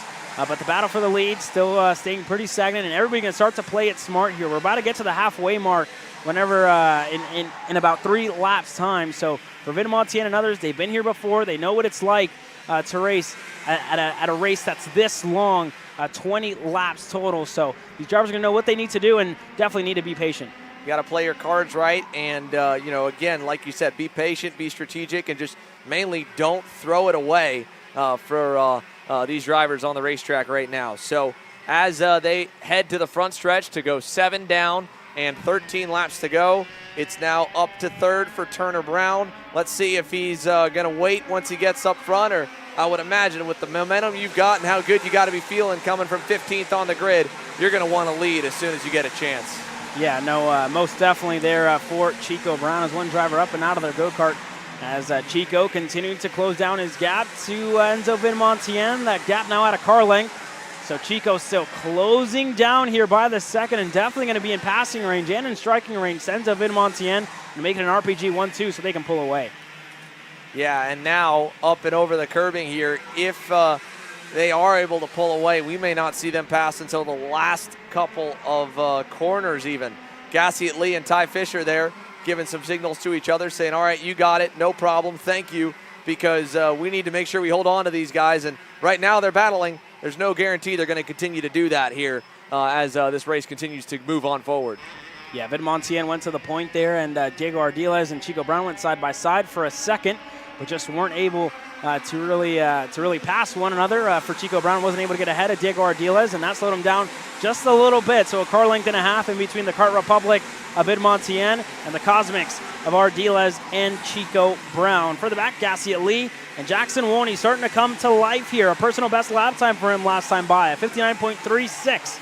So already closing down his gap, and Ardiles closing down his gap to Enzo Vidmontien. So definitely going to be in striking range here shortly. But everybody, like you said, Xander, earlier, just really playing their cards, biding their time, being patient, not risking all too much. Ardiles, though, going to play his cards here and go back to the point of the field. Chico not close enough to follow him through. No, but he is ready to go there. You saw him have a little wiggle in the brake zone, trying to maybe fade to the inside of Enzo Vidmontien. Behind the group of 5, we've now got it really a group of 6.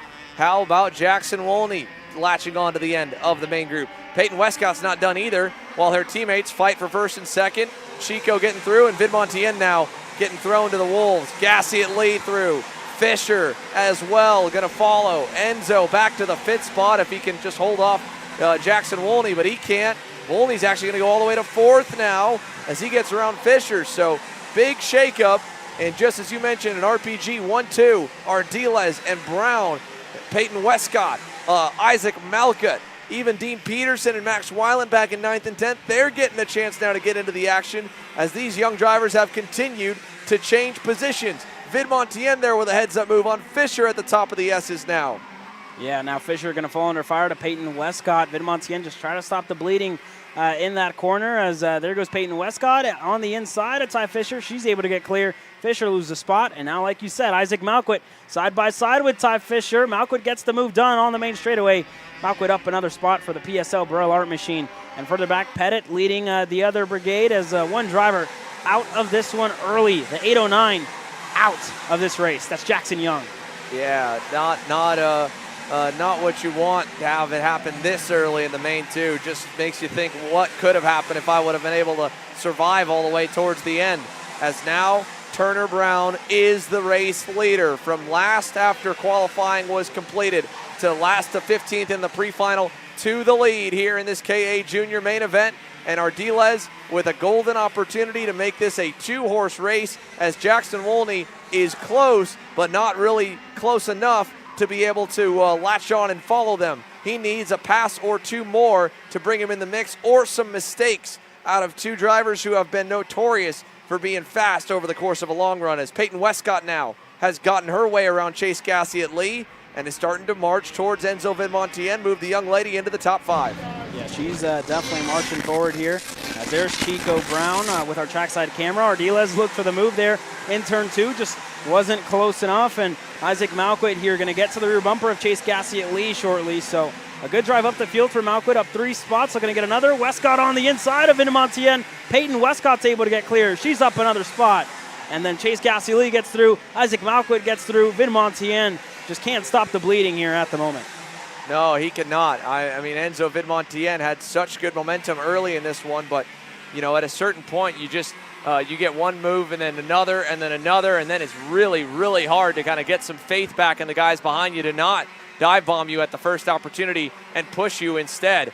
All of that, though, has just cost all of these young drivers so much time, unfortunately, as Vidmontien goes back on Malkut now in the back hairpins. And at the line, we're going to see 12 laps complete, 8 laps to go. Turner Brown and Diego Ardiles are going to be able to walk away with it, if not for maybe some Superman magic from Jackson Wolney. And unfortunately, that time by, he was 1/10 of a second slower than Chico. Yeah, unfortunate for Jackson Wolney, who's kind of in no man's land right now. Doesn't have the drive from the two drivers ahead and doesn't have a push from behind to really get him up there and really make himself a contender for the race one. And this is exactly what the RPG Cosmics wanted, as Travis Pettit goes on the inside of Malquit, gets clear. Fisher, little contact there with Malquit, but this is exactly what the two RPG Cosmics wanted from the start of the weekend. They want to be out in front. They want to push each other further and further away from the rest of the field, and that's exactly what they're doing here. As Westcott there, the other RPG, she's currently in the fourth spot and closing down her gap to Jackson Wolney. Yeah, and for Jackson Wolney here with no help and Westcott rolling up to him, it's just such a deflating feeling to be doing everything that you can, and you're going to need something else to kind of bring the drivers in front back within reach. And more than anything else, it's just hard to stay motivated, to stay focused, to keep hitting your marks. But you got to do the best job you can, because you never know what could happen when these races get towards the end. As Gassiet Lee has been content for the last lap or two to follow Peyton Westcott, they have started to split that kind of back top 10 pack up a little. They've got a little bit of a gap back to Enzo Vidmontien, and a healthy gap from Vidmontien now back to Malkut, Fisher, Pettit, and Max Weiland from 7th back to the 10th position. So they've started to give themselves some clear room, but ultimately there you see Vidmontien dropping a tire at the end of the S's. He's trying. It's just not quite there for him here in terms of speed. Here's this 4-car group at the end of the top 10. They're going to trade it up again. Malkut had the lead last time. Fisher got by. Now Malkut back on around him, and Pettit and Weiland side by side. Yeah, Pettit able to get ahead, and points emphatically to Max Weiland to continue to push forward here as they continue to go side by side. Weiland just not close enough with Travis Pettit, and just not able to get that move done there for Max Weiland. Ty Fisher now. Oh, one driver goes around here in turn number 1. That's Nico Sarfati, I believe, in the wall. So unfortunate there for the GFC of Nico Sarfati. No, and it's not been a fun weekend here for Nico Sarfati. Just couldn't quite get all the pace that he needed to get into that main group, and now having a spin here in this main, running 14th. He'd already lost a couple spots from his starting position, and just a day that kind of goes from bad to worse. As they go across the hill, over down the back straightaway, Vidmontien now with a big gap back to Malkut. Well, Malkut starting to build a little gap of his own back to the TBs, and check this out here. That is Dean Peterson and Benham Abernathy and Max Weiland all together, with more on the way. Vanchev kind of closing in as Fisher and Pettit trade the spot there for the 9th position. Yeah, they continue to just give signals to each other, looking for whatever they can get here. But just, you know, the story coming out of this one here already, nobody able to contend with RPG Cosmics, as there goes Abernathy on the inside of Fisher. Clips his front bumper, and Fisher all out of shape. Now going to fall under fire there to Peterson, who goes on the inside and clear. So Ty Fisher dropping like a rock in this main event. One really good story, though, out of this main is just a tick back from this group right here, as Fisher is back and forth with Peterson right there for the 10th position.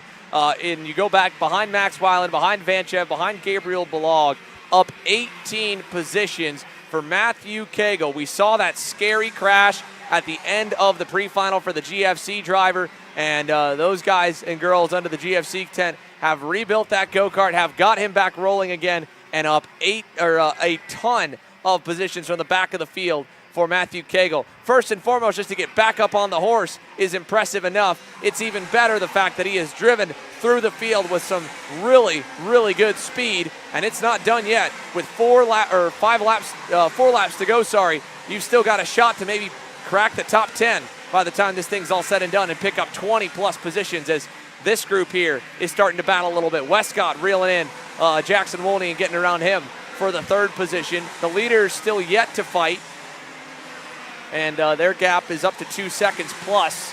But Wolney, Westcott, and Chase Gassiet Lee, this is going to be the battle for the final step of the podium.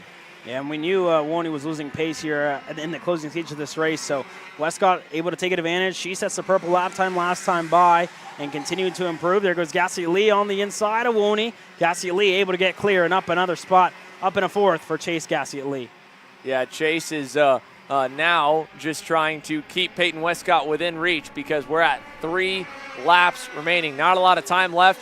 If you think there's a shot that you might be better than Jackson, you got to take that now and see if you can't keep Peyton in your sights to try and challenge this potential RPG 1, 2, 3 finish. Then Nash Motorsports and Speed Concepts Racing on the outside looking into the box, 4th and 5th.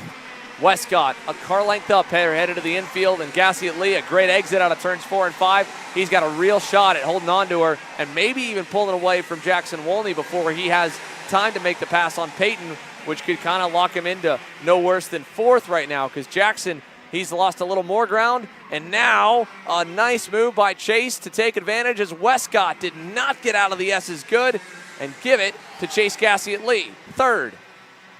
Yeah, 3rd for Chase Gassie Lee. Woney falls back to the 5th spot, and Westcott still pushing here, but just still not close enough as it looks like we're about to start fighting for the lead. Chico Brown already defending from Ardiles. Looks at the bottom of the racetrack, not close enough. Chico holding off his teammate in Diego Ardiles. Yeah, great fight here. The 2 kids that have been at the helm, at the forefront of the RPG junior contingent.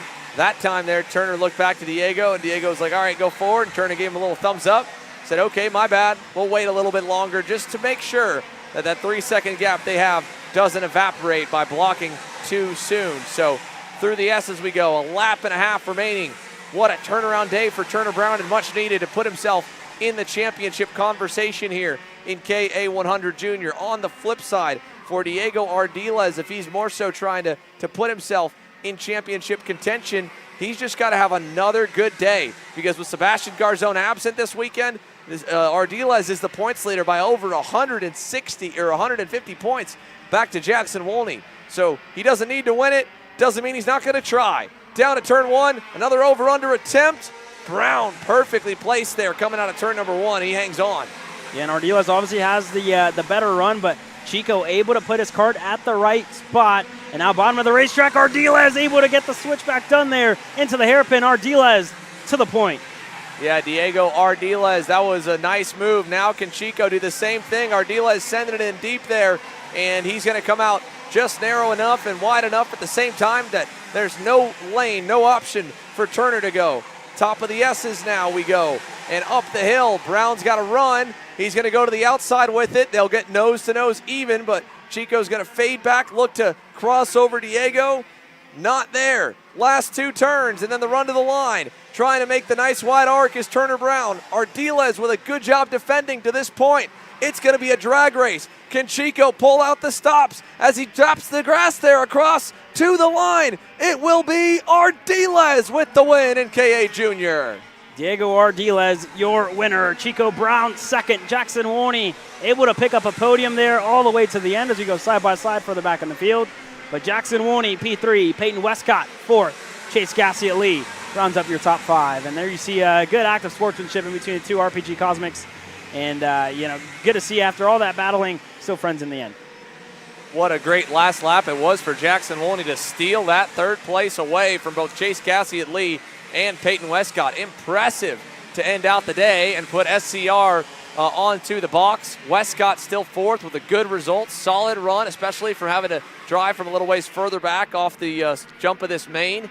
Then, of course, Isaac Malkut in 6th, Vid Montien 7th, Travis Pettit 8th, Benham Abernathy 9th, and Ty Fisher to complete your top 10. Gabriel Balog picked up a handful of spots in that main. He ends up 11th, Weiland 12th. Matthew Cagle, man, what a great run for Matthew Cagle on the GFC. From crashing out and potentially getting hurt, I'm sure definitely bruised up, and it didn't look like it felt good from that impact in the pre-final to turn his day around and have a great charge up to P13 from the rear here in this main event. Cash Felber, solid performance for him, a top 15 ahead of Alexander Vanchev, and the rest of the KA juniors that were able to finish, there were quite a few more. Now let's go down over and check in on the scale line celebrations here because it's got to be a good feeling for Diego Ardiles. A great run here for Turner Brown, all things considered as well.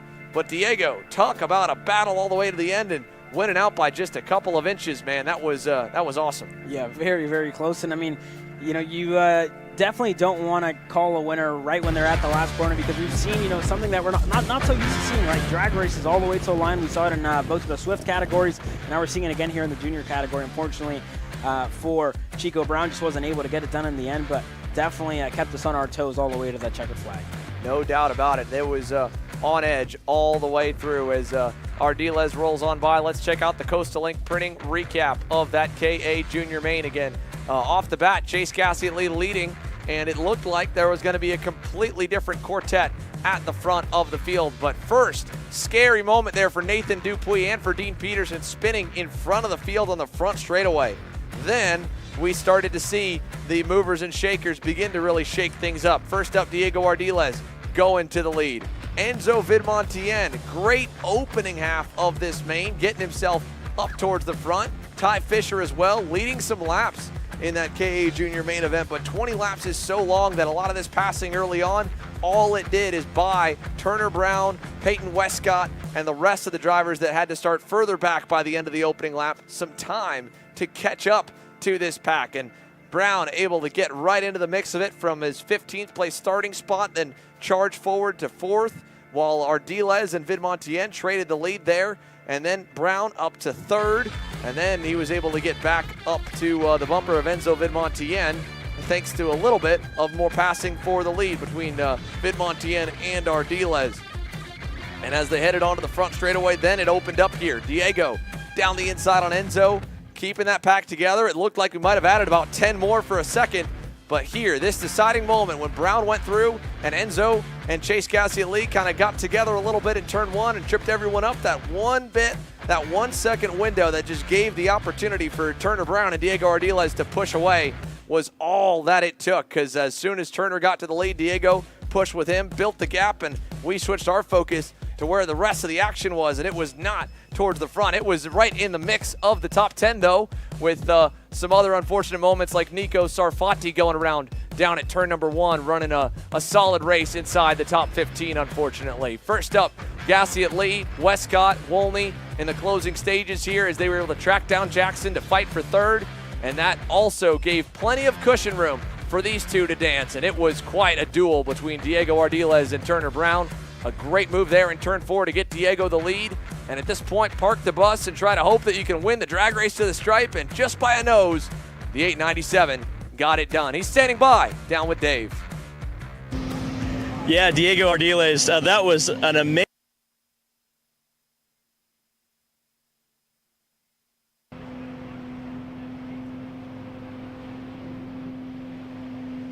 Just lost Dave for a moment there. We'll pull him back here in just a second to hear from our race winner right as we were about to get it from Diego Ardiles. So we'll get that back here in just a moment and hear from our top finisher in KA Junior, Turner Brown. Jackson Wolney, again, a good performance there to steal that 3rd spot at the line. We were focused on that fight for the win between the pair, and that's what took our focus away from the great fight for the podium. So hopefully we'll be able to hear from Diego here before the KA seniors get ready to roll, because the engines are just beginning to fire, and we're just getting ready to get this KA 100 senior main event underway here from Cincinnati. 1 in the books. We've got a lot of racing still to roll this afternoon. We're going to be going green all the way till about 5:30 p.m. Eastern. So as you can see, the SKUSA officials going through, checking the last little bit of post-race scrutineering for the field, and then of course, the top 5 will have to make it through tech as well. So their podium ceremonies for all of our semi-pro classes, that will follow at the very end of the day.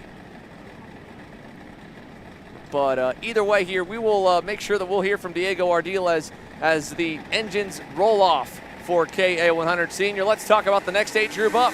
It's going to be Stephen Miller and Henry Wheeler on our front row here, Caleb.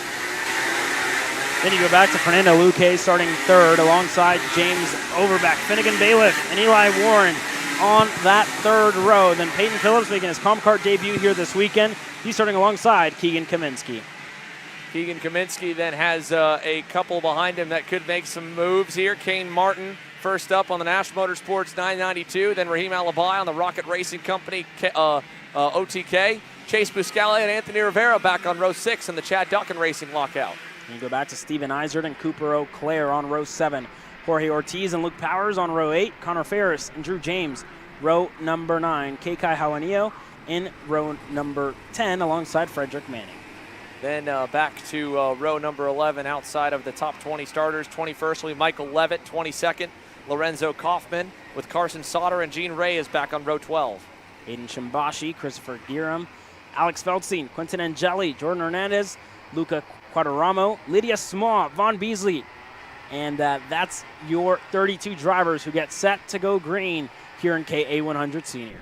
The last few are hustling their way to make it up 2 by 2 and into the tram lines here at the MCC Kartplex. Check out this low shot as we get set to roll. Stephen Miller on the inside, Henry Wheeler on the outside, and we are underway. A good start for the field down to turn 1. Can it stay clean? What a great start for Henry on the outside. He'll take the lead down to turn number 2. And following along, James Overbeck there into 3rd, hanging on over Fernando Luque. And that's probably the best start that we've seen from the outside line all weekend long. Henry Wheeler to the point and holding off everybody else. Everybody able to cycle through. Stephen Miller there in 2nd, looking to make the move on Henry Wheeler. He's able to get clear, but not for long, because Henry Wheeler, over-under move, is able to go ahead and back up to the point of the field, as James Overbeck still holding on to that 3rd spot.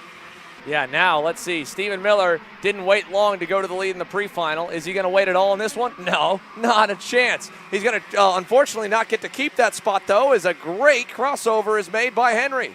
Yeah, 2nd time already that Stephen Miller has tried and failed. As there you have Eli Warren dropping a tire into the grass. And Peyton Phillips able to take advantage and go back up another spot. Luque was able to get ahead of Overbeck, as there goes Miller again, looking to get ahead and solidify himself at the point. Wheeler not going to be able to go back. So Wheeler in 2nd, Stephen Miller holding on to the point of the field. And that's going to pack them up tight here. It's about the entire top 12 or so single file. James Overbeck going to be the first one to break things up and make a move on Fernando Luque. Finn Bailiff going to follow him through as well, as Luque ends up dropping a tire. And behind, Kaminsky, Phillips, Warren. Look at the good start for, I believe, Alibi right there. And then Chase Buscalia, your top 10. Yeah, a lot of drivers already with some pretty good starts. Definitely the key in this one as Buscalia goes sideways in a big contact further back in the field. Kane Martin involved, Warren off the racetrack as well. That just completely exploded that major group we had at the front. Now we're down to about maybe 8 or 9, and Steven Eisert, avoiding the fray, is going to be in the top 10, starting dead last with a mechanical issue in qualifying. He didn't know where the pace would be. He's now in a great spot at the end of lap number 2. Yeah, let's see what it looks like for Wheeler, still being patient with Stephen Miller. So Miller's still going to lead us away with Wheeler in that 2nd spot. Overbeck in 3rd. Bailiff in his backyard sits in the 4th spot with Steven Eisert, like you said. A good drive so far in this one, pretty much all day long in the pre-final and in this main event, keeping his nose clean and really just, this is really a high-speed chess match whenever you come into this KA Senior race, right? It's going to be pack racing the entire time. You're going to be pushing together as one driver there way off the racetrack. Yeah, it's Kane Martin at turn number 4. I don't know if that was a continuation of the damage from the incident in that S corner last lap, but either way, we've got to keep our eyes on the lead. Wheeler back around Stephen Miller, and that has now allowed James Overbeck and Finnegan Bailiff to close right up to the rear bumper of the Nash driver. In fact, Overbeck's got a run on him now with a little bobble out of the last turn. Can he get clear on him, though? Bailiff's going to give a shove back to Miller, and 2nd for about 50 feet for James Overbeck now puts him back to P4. Yeah, and Overbeck dropped the tire there on the exit of 1 as Kaminsky able to get ahead of Luque. Phillips just going to get just kind of staggered there a little bit, not able to get the move done, but it seems to be 9 karts in this first group, all battling it out for the lead. Side by side for Keegan Kaminsky and Peyton Phillips coming out of turns 4 and 5, right in front of Steven Eisert, and out of the infield hairpin. Phillips around the outside on Kaminsky, hanging on. Eisert back in the 8th position there, couldn't go anywhere. So the top 8 closed. Now he does. Great move there at the top of the S's for Steven Eisert. And behind him, Connor Ferris charging up the grid on the TFR Kart Republic in 9th. Cooper O'Clair into the top 10 as Overbeck goes on Miller, this time through and Henry Wheeler with the biggest lead in KA Senior that we've seen so far today. Yeah, definitely uncharacteristic at a racetrack like the Motorsports Country Club of Cincinnati. See what the gap is at here is it looked like Phillips wanted to make a move there further back, but just didn't go for it. But the gap almost at a second here in between Wheeler and Overbeck as second on back continue to fight. But, you know, there goes Finnegan Bailiff. I was about to say that I wouldn't be surprised to see them push each other. And as I was about to say that, they continue to fight here as Bailiff back up to third and Phillips side by side with Iser. Yeah, back and forth there. Iser was definitely in dangerous territory going to the outside of Peyton, and Peyton probably not knowing fully whether or not he was going to be there. He almost ended up off the racetrack. Keegan Kaminsky still in the mix, and luckily Connor Ferris is a ways back, so he doesn't have to worry about anything behind him yet. But Stephen Miller and Fernando Luque collide there through the long sweeper. And now Phillips getting around both of them. Miller trying to hang on. Luque getting absolutely shoved around. That time was Steven Isert knocking him out of the way in the last corner. Yeah, Luque not happy with Stephen Miller there, who tried to make the move. As we look on and they continue to fight there. Everybody cycling their way through. And there you have Stephen Miller looking to go on the inside of Kaminsky. That gap was very small, but Stephen Miller was able to fit his way right in. Down the run to turn number 4 here. Peyton Phillips, Fernando Luque, Stephen Isert, Keegan Kaminsky. 3 wide and into the grass, through the grass for Isert as they're all banging side pods. Ferris going to give way. Look at Eau Claire. Look at Ferris with a big over-under as Isert and Luque get into it. And now Eli Warren alongside Isert. He'll get around and say, thank you very much. I'll take those spots, boys. Yeah, and it seems like just desperation kicking in for the drivers that are on our screen. Just, you know, they're losing spots. They were up there at the front and want to stop the bleeding. And, you know, they start pushing and shoving each other that little bit more as Alex Feldstein with a lot of damage on that kart out of this one early. Now down the front straightaway here. We still are so early in this main. Can't stress that enough as it is 6 laps complete. 7 laps, lap number 7, what we're working on right now, and 14 laps to go. Wheeler, Overbeck, Finnegan, Bailiff through turns 4 and 5.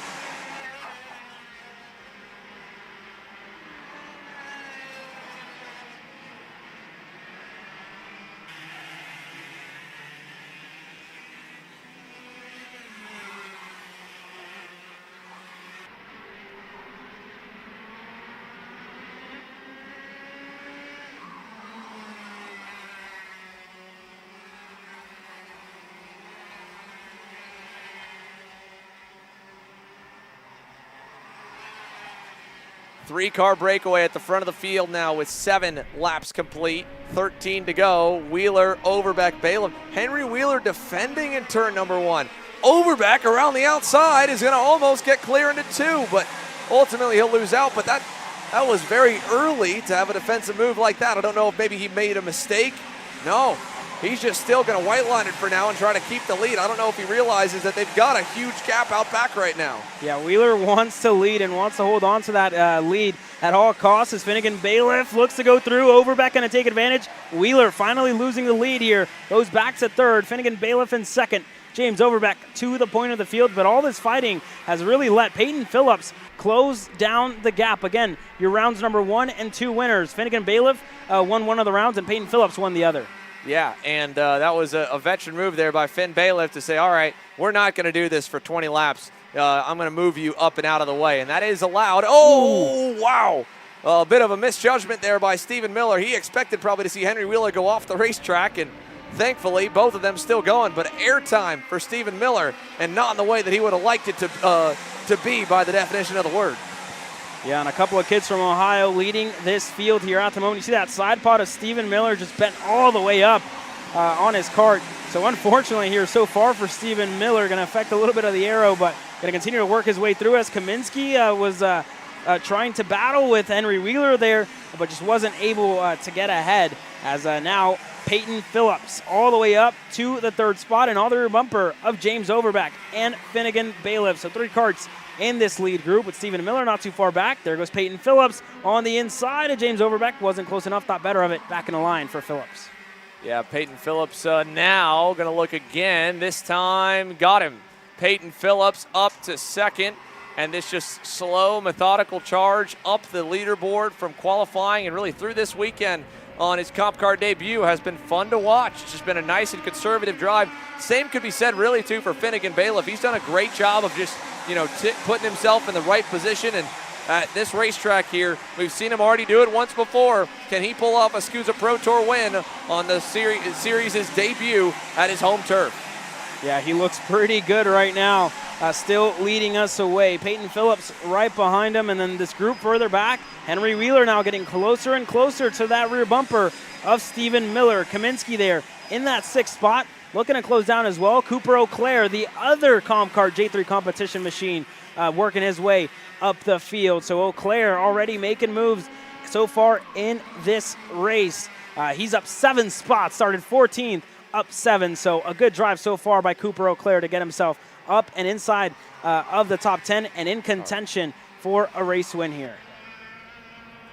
So now as they head down the front straightaway, halfway from Aaron Likens, 10 down, 10 to go. Bailiff, Phillips, Overbeck, 1, 2, 3 down to turn number 2. Let's take a look at the lap times a little bit as well here. That time by Miller, a 1/10.5 better than the race leaders. So while they did get away for a few moments, they are all starting to come back together again. And don't count out Fernando Luque and Steven Eisert. Even though they had their differences, even though they got together, they have tried to at least put a couple clean laps in.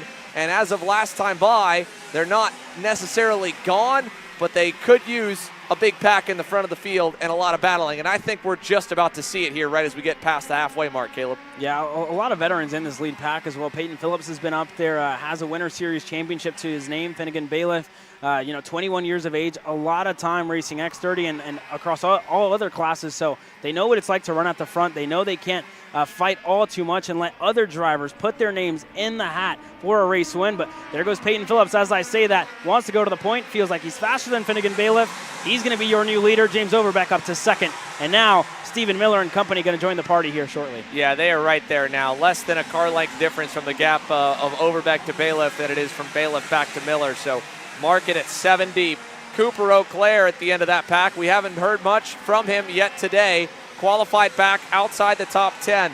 I said to keep an eye on him in the pre-final. He made up a little bit of ground, but more than anything, in catching him during the lunch break, he said, dude, yeah, my 1-lap pace isn't great. My race pace, my consistency, I think is good enough to run. And, well, that helps also. A big aggressive lunge from Keegan Kaminsky taking Henry Wheeler into the dirt. Has now broken the pack up, but it's given Auclair 5th as Bailiff and Overbeck are side by side. Stephen Miller to the inside and through for 3rd. Yeah, Bailiff looked to go through, just wasn't the right time for Finnegan to really get up there into that 2nd spot. So he's going to fall back to the 4th spot, and this is all going to allow Cooper Auclair and company to continue to close down their gap to the top 4 here. So let's see what happens here. Still a lot of racing left to go, but definitely time to continue to dwindle down as James Overbeck there in the hairpin goes on the inside. He's able to get clear. Phillips still in 2nd. Miller up to 3rd.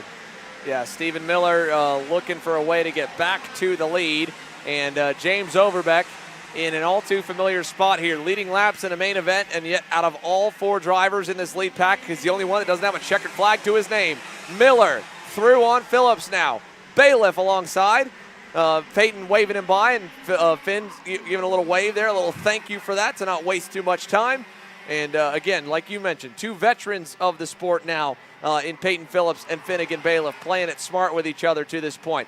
Cooper Auclair hanging it on the ragged edge there. You saw a little dust get kicked up as he hung the left rear off the edge of the racetrack, coming onto the front straightaway. He's going to be almost close enough to start putting the pressure on his teammate in Peyton Phillips. Henry Wheeler back in 6th. Kaminsky, Ferris, Luque, and Eisert are now from 3 seconds away to 2 seconds away, and they're going to get even closer as Stephen Miller reclaims the lead. Yeah, Miller thought it was time to go, and he's able to get clear. Finnegan not able to go back on James Overbeck, so everybody still single file. But like you said, Luque going to get closer and closer to the top 5, and everybody else going to close down their gaps as well. So the top 10 very, very close together here at the moment. And whenever, Stephen Miller goes way off the racetrack. An uncharacteristic mistake there, way off, and loses the lead to Overbeck and Finnegan Bailiff. And now he's got to really protect for the next couple corners because he's not going to have the grip that everyone else is.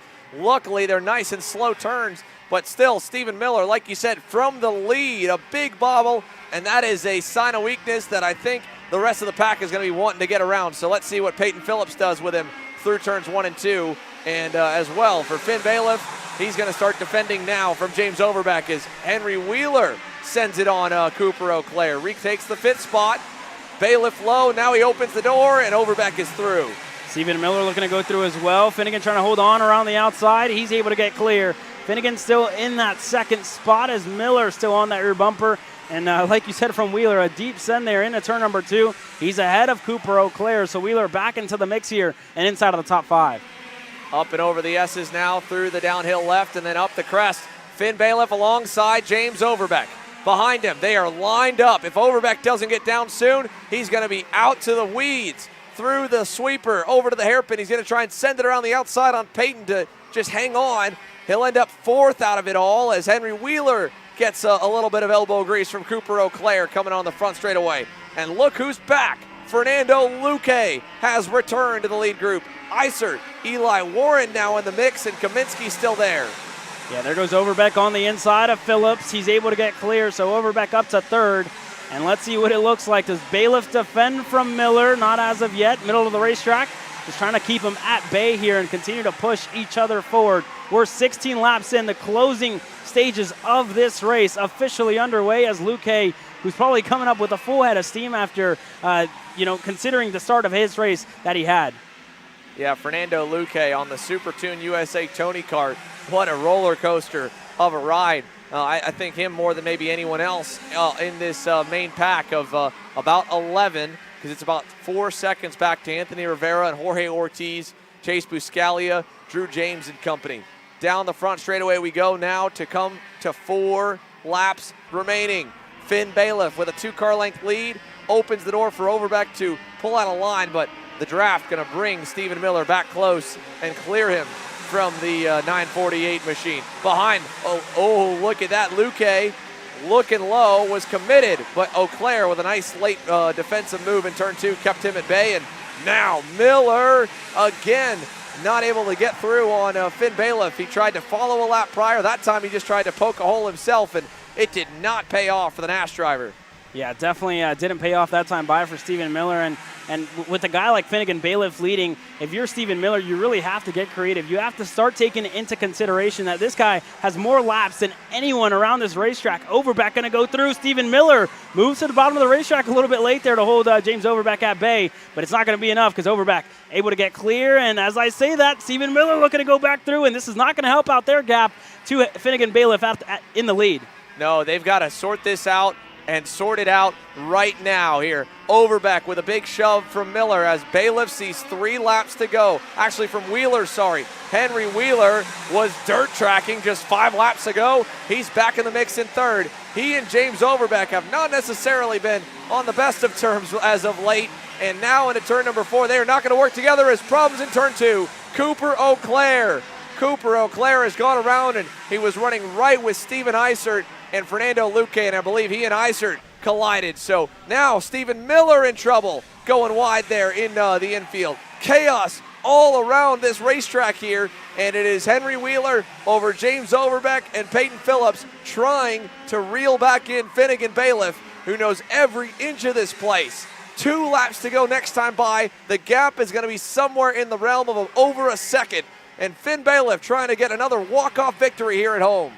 Yeah, it looks pretty good here at the moment. 2 sticks in the air. Officially crunch time for these K8 seniors. Henry Wheeler in that 2nd spot, looking to hold on to that podium spot with James Overbeck in 3rd. And it's just really a consolation prize at the moment. If they run out of time here in the end, they need to set in purple lap times if they want to get to that rear bumper of the Trinity Karting Group Kart Republic of Finnegan Bailiff.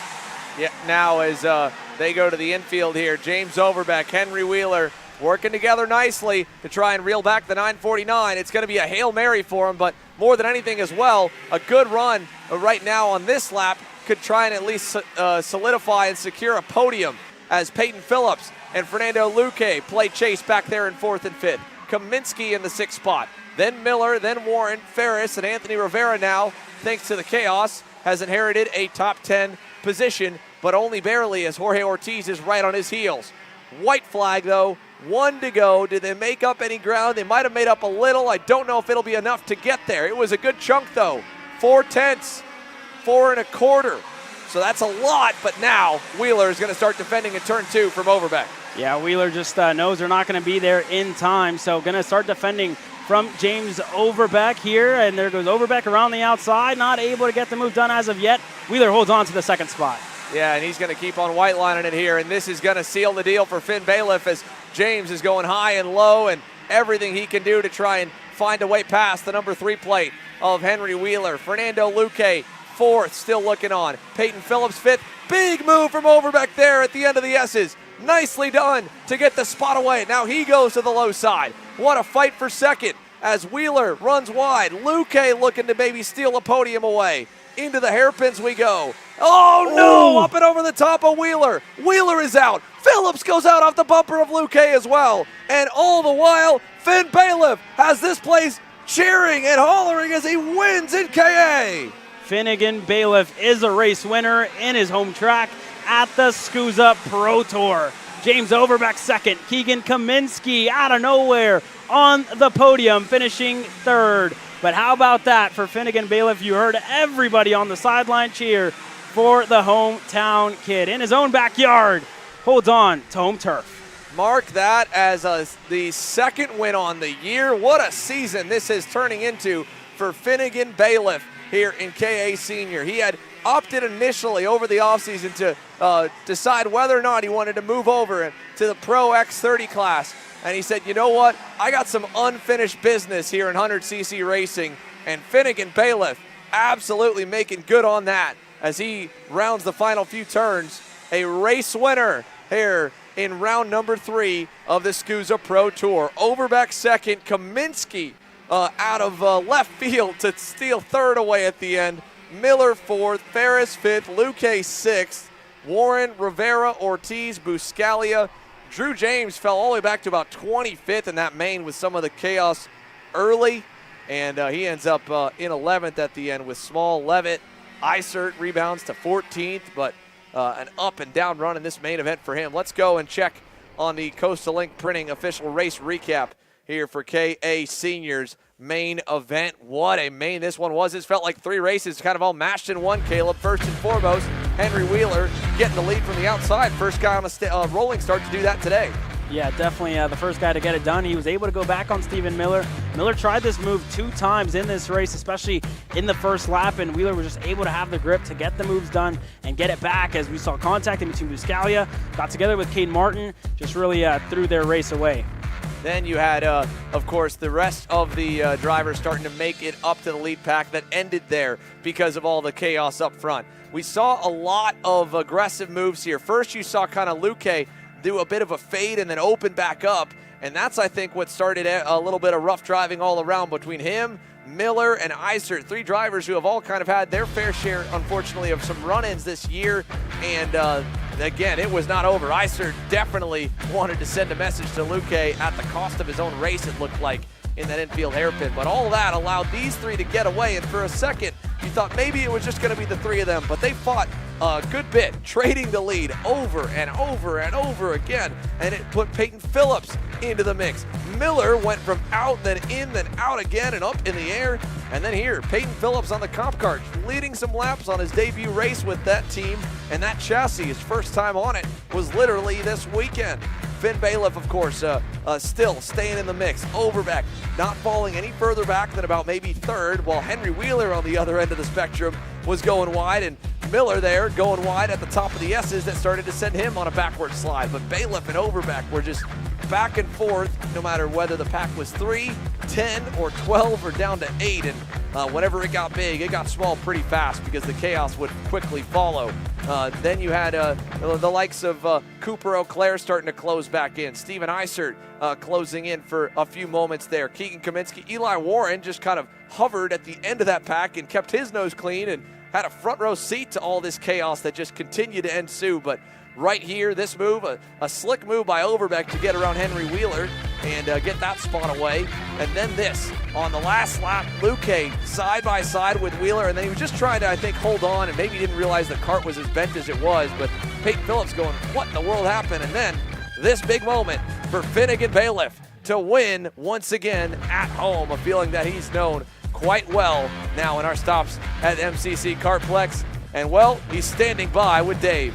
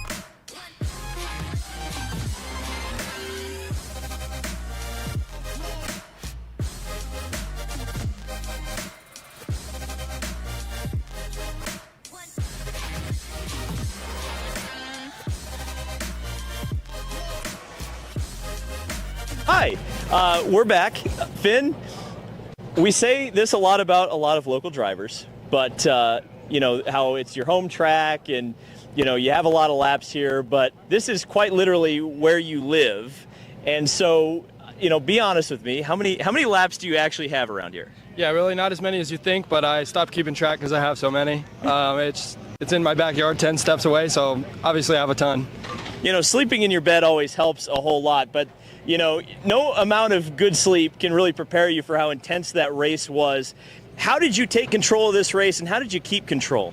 Yeah, I just knew I had to be in the lead or top 3 at all times just because I know they're going to battle, and then if I get in the lead, it's KA racing.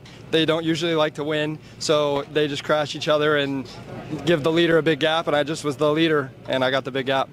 The hometown boy, quite literally, Finnegan Bailiff, winning in his literal backyard. Thank you.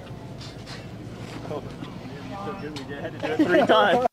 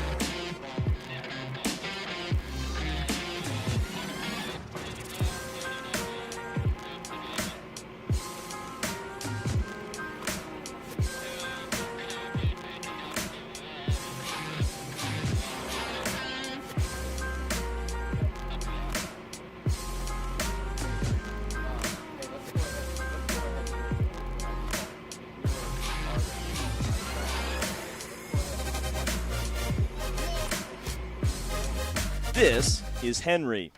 Henry feels sad.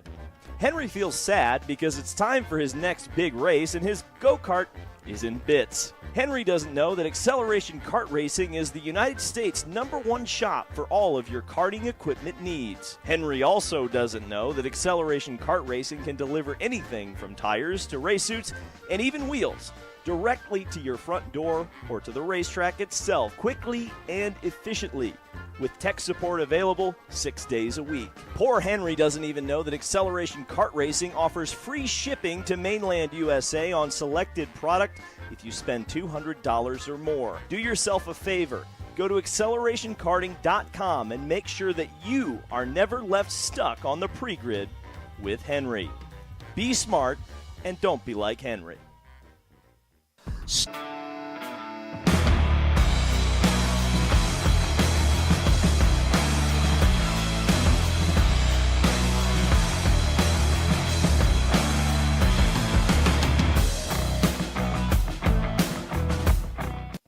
Are you looking for an advantage in your competition?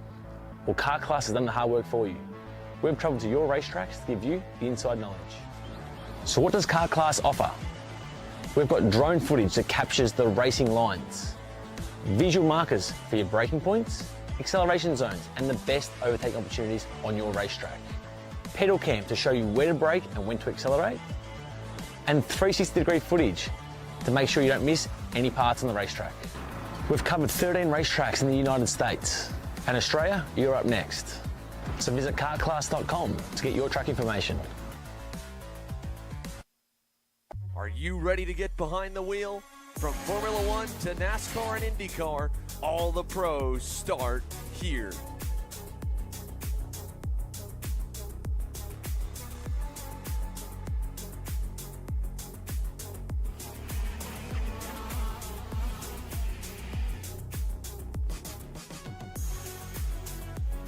For more information, check us out online at mcckarting.com or call us and go racing today.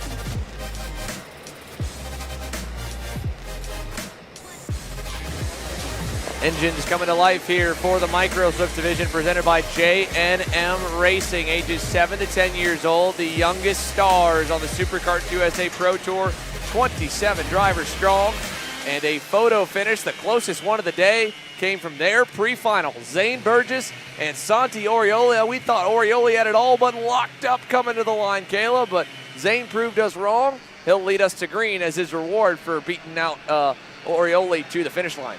You go back to Lawrence Perriman starting on the second row alongside Marcelo Flores, Win Gottschalk and Jacobo Agudelo starting on row number 3. Dominic Vera and Zev Gottschalk, row 4. Then you go back to row number 5 to round your top 10. Leo Simone and Cameron Johnson on the Franklin Merlin. Danny Ramirez and Sterling Mulata's Benek make up row number 6. And you go back to Luca Bessaril and starting 13th alongside Lennox Lockhart on the 7th row. Then you go back to row number 8 with Brody Stoffel and Connor Lipka. Then Byron Bornman, Marina Brandau, Nico Salazar, Nolan Carney, Samuel Chaveri, Geronimo Agudelo, Jack Katowski, Knific, Nario, Wolf, and Westbrook, 27 drivers get set to take the green flag in Micro Swift. The last couple are lagging back a little bit, but that's not stopping our leaders. We are going racing down to turn 1. Pretty even initially, but give the nod to Burgess and Lawrence Perriman. They'll get a nice little gap to slot into first and second through turn number 2. And some kind of tight corners and brake lockups in turn number 2 down by us, but everyone has made it through the opening 3 corners so far. And it looks like, well, all but one, unfortunately. The 204 went around. Grayson Knific went wide and turned at number 1 off the start. The other 26, good, clean, and green till now. Luca Becquerel, Ramirez, I believe, colliding in the infield of turn number 5. They started 11th and 12th, and now their day, an early end as, oh, wow, Lawrence Perriman, hard off the racetrack at the end of the S's. Orioli sent it down the inside. Perriman tried to hang on, and once you got out in the dirty stuff off the line, he was a passenger there and tagging the wall. He seems to be okay, but looks like he's stuck in the dirt, and his day is all but done. So 1 lap complete, and we unfortunately just lost one of the major contenders here in this Micro Swift main. Yeah, unfortunate there to see Lawrence Perriman on the outside and in the wall here early. More battling further back. That's Simone, who's able to get clear, and everybody shuffling their way through. Cameron Johnson looking to go back. He's able to get through on Leo. So Cameron Johnson up a spot, and I believe up into the 7th spot, if I'm not mistaken. Zane Burgess still your leader with Santi Orioli, and it seems like every time we come to a new racetrack, wherever we may go, it's always Santi Orioli and Zane Burgess leading us away. Yeah, but to be fair, Win Gottschalk has kept them honest today. The Team Benek 225 entry has been very, very fast, and maybe not the best off the initial run, but he's been good, and he's still relatively there. But like you said, Orioli and Burgess already have multiple wins apiece on the year, and both of them trying to add another tick in the column. As behind Gottschalk, you can see closing in is Marcelo Flores. Best start to a national main I think we've seen so far for the number 212 of Marcelo Flores, and a good run in the works for him in SLA kart racing.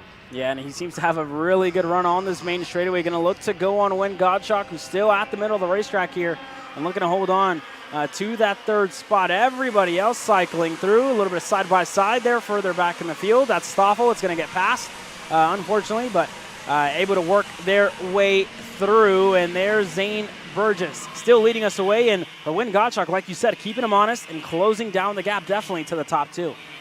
Now, that extra bit of help from Marcelo Flores is some real big picture thinking early in this main, and that is cool to see that extra little bit of the thought process going in to his main event. Let's take a look at that shopakr.com replay. We had 2 major incidents on that opening lap. First and foremost, Becquerel and Ramirez, and then here, Lawrence Perriman just out in the marbles. Not really any contact, but nowhere to go, and got caught by such surprise with that move.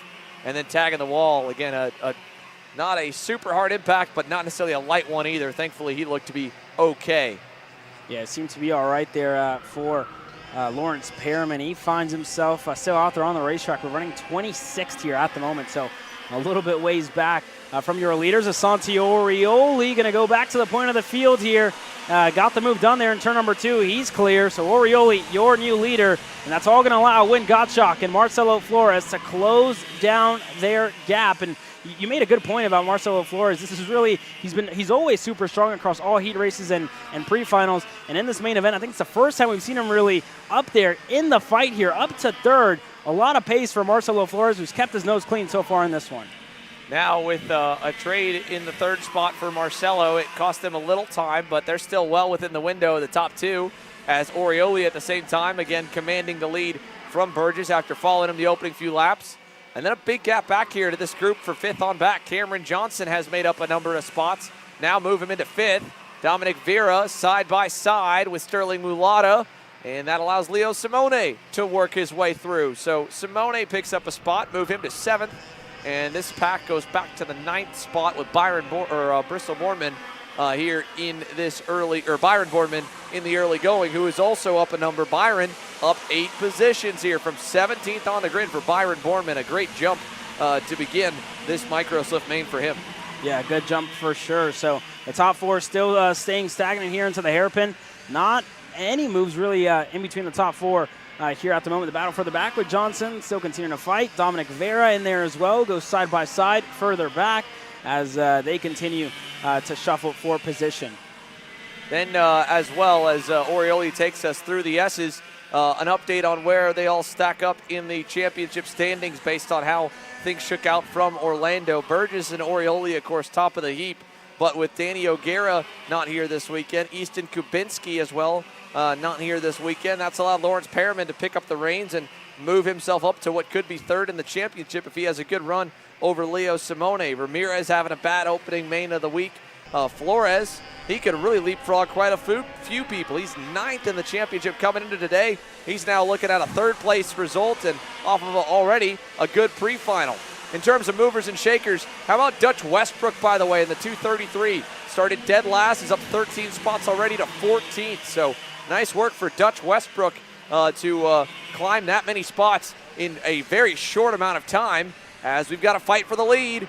Zane Burgess through, and as well, a good fight that just finally quieted down back for Fitz. So Burgess, Flores, and Godshock all going by on Orioli.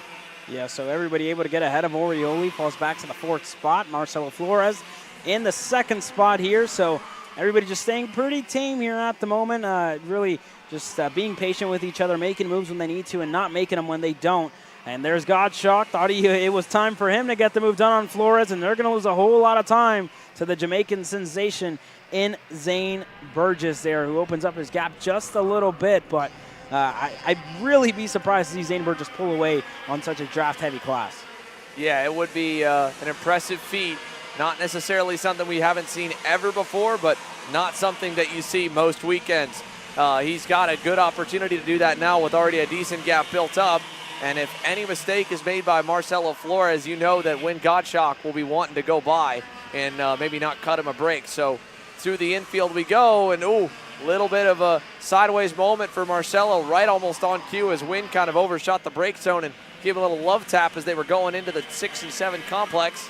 And that didn't help their cause at all of keeping Zane within reach over the hill. What's the gap? Maybe call it 5 car lengths right now, back from 1st to 2nd.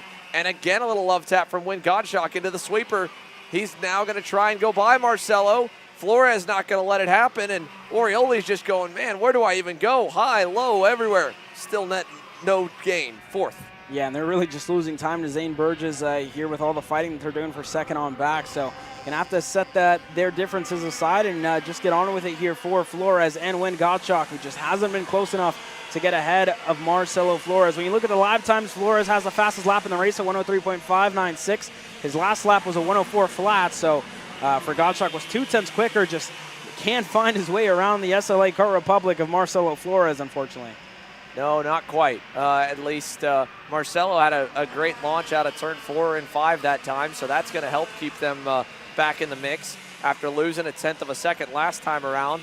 With Marcelo being able to get through the first sector a little better, it might be starting to march back up towards Zane. I mean, he's not necessarily gone, was only 0.6 ahead last time. I'd say it's a little closer looking just off the naked eye test, because a little mistake from Win Godshock is going to allow Orioli to slip on by there for 3rd. Yeah, Orioli was able to get that move done. Up in a 3rd, Godshock going to fall back to 4th here. It looks like Flores is closing down that gap to Zane Burgess. Let's see what it looks like this time when they cross the stripe. And that last time by, it was at 0.6 of a second. It's now at 0.2 of a second in between Marcelo Flores and Zane Burgess. Fastest lap of the race, though, for Santi Orioli, a 103.442. So a really good lap last time by for Orioli, who continues to close down his gap to the top 2. And this fight just going to ramp up here. When we cross the stripe, it's going to be 10 laps to go, 8 left. Yeah, 8 laps remaining here in this main, or it'll be 9 remaining, sorry. We'll complete 9 and hit the halfway mark when we hit the finish line actually this time is a work lap number 9. So one more around the end of the race that we needed to account for. But still, this 4-car pack has so many laps left. And for Marcelo Flores, I mean, he's fast enough to hunt Zane Burgess back down, but Zane's also just been being very consistent, and all 4 of them are faster than anyone else by a pretty decent margin. Every once in a while, you'll see one good lap like Leo Simone last time. But then again, you just have little mistakes like that. Flores a little bit awkward coming out of the last turn. Orioli alongside said, you know what, go back in front. You're doing good work. We just got to finish the job and get all the way back to the 255. All that hard work to pull in within a car length now is backed up to 4/10 once again. Yeah, definitely backed up. So that's how much a mistake can really cost you there. For these drivers, just have to be as consistent as Zane Burgess has been. And he's been that way almost all year long. Every time he's out there on the racetrack, he's always hitting his marks. All his coaches say that every time he goes out there, just kind of impresses them every single time with how good he is on hitting his marks and really just continuing to push every single ounce of pace that he has in that 30 Racing USA machine. And he's doing just that. For the drivers at second on back, they really need to match that. Be just as consistent as Zane Burgess is being, and already with a good run for Marcelo Flores.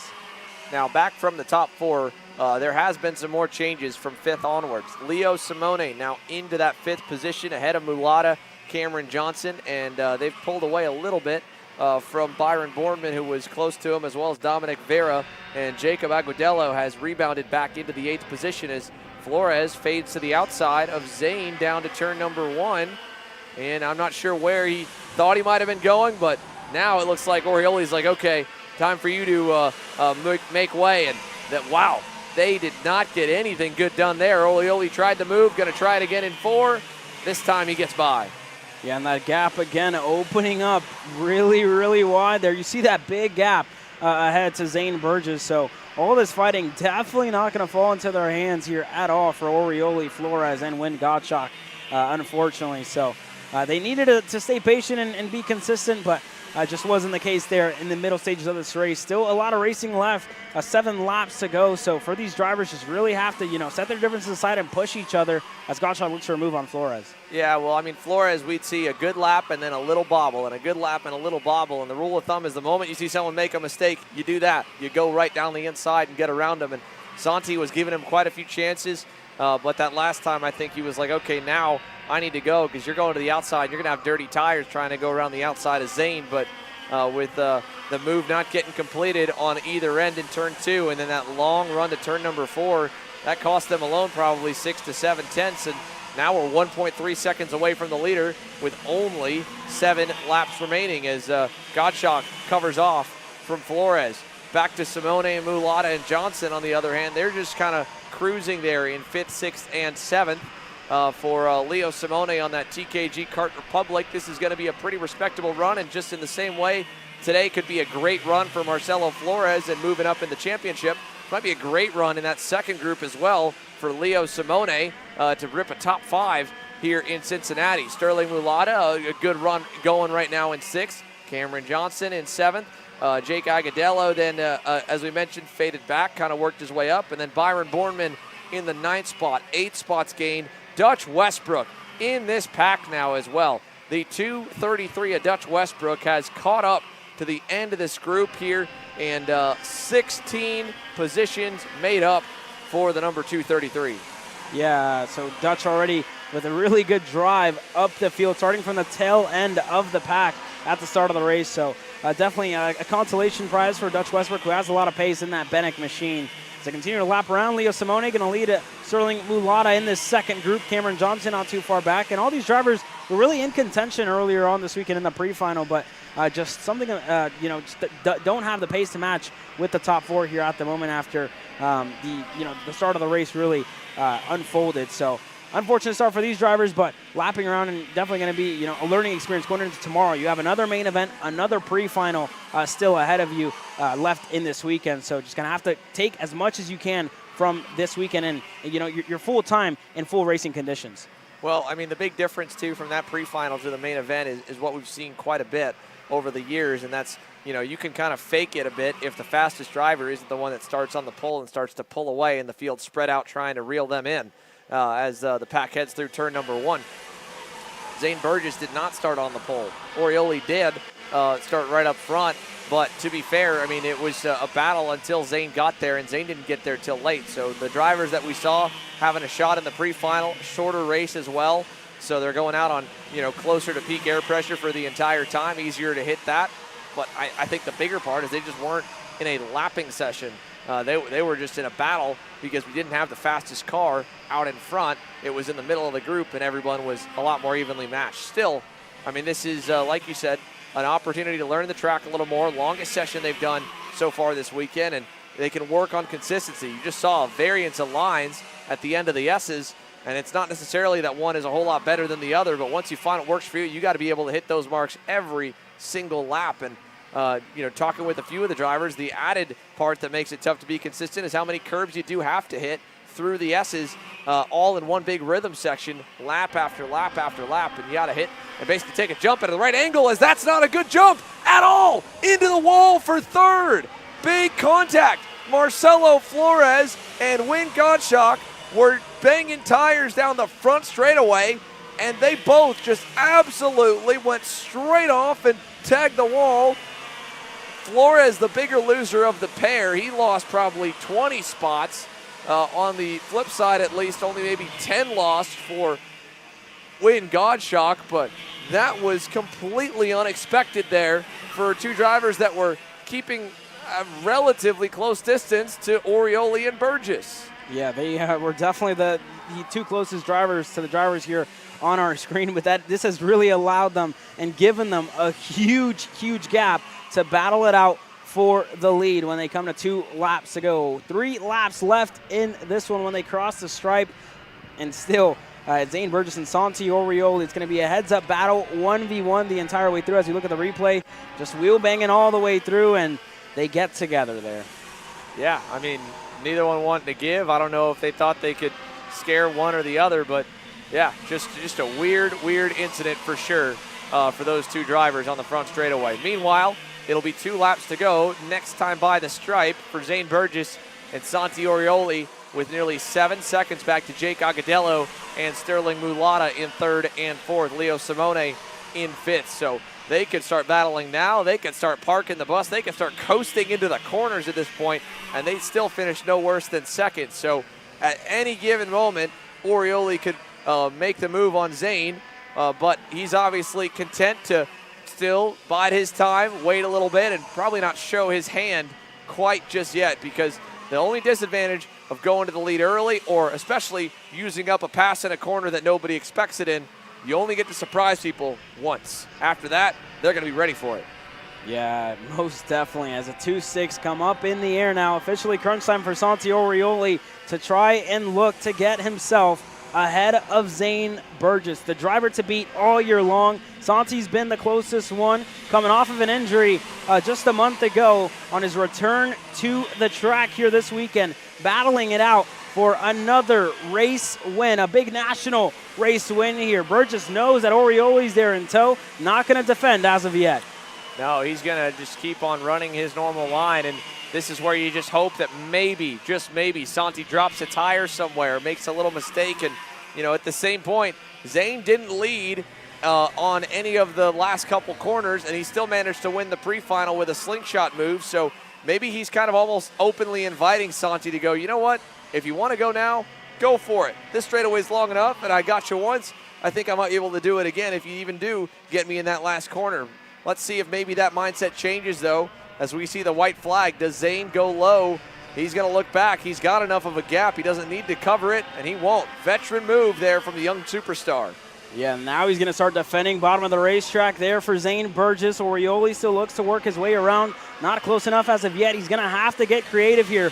Burgess knows he's all over the rear bumper there, and Orioli around the outside. Not close enough as of yet. Burgess still holding on. A good battle here, and the families on the fence line are eagerly and intensely watching their young guns battle it out. Burgess, Orioli through the infield hairpin. Here we go, no change still. Over to the S's for the last time. Burgess going to go low there at the bottom of the hill. Here comes Orioli. No, not enough of a run that time. He's not even necessarily looking low as Burgess kind of goes center track over in the back section. So through the long sweeper, Burgess center track, not all the way low, not all the way open. Orioli setting him up, trying to take advantage. Maybe he can get the slingshot run down the front stretch. Burgess to the outside. Orioli's got a little bit of a run. It's a head-to-head drag race. Down to the line. Who's it gonna be? Zane Burgess. Zane Burgess wins the main by inches. 17 thousandths of a second for Zane Burgess over Santiago Orioli. What a finish here, and the Soda USA team has another win with the Jamaican sensation. Congratulations to Zane.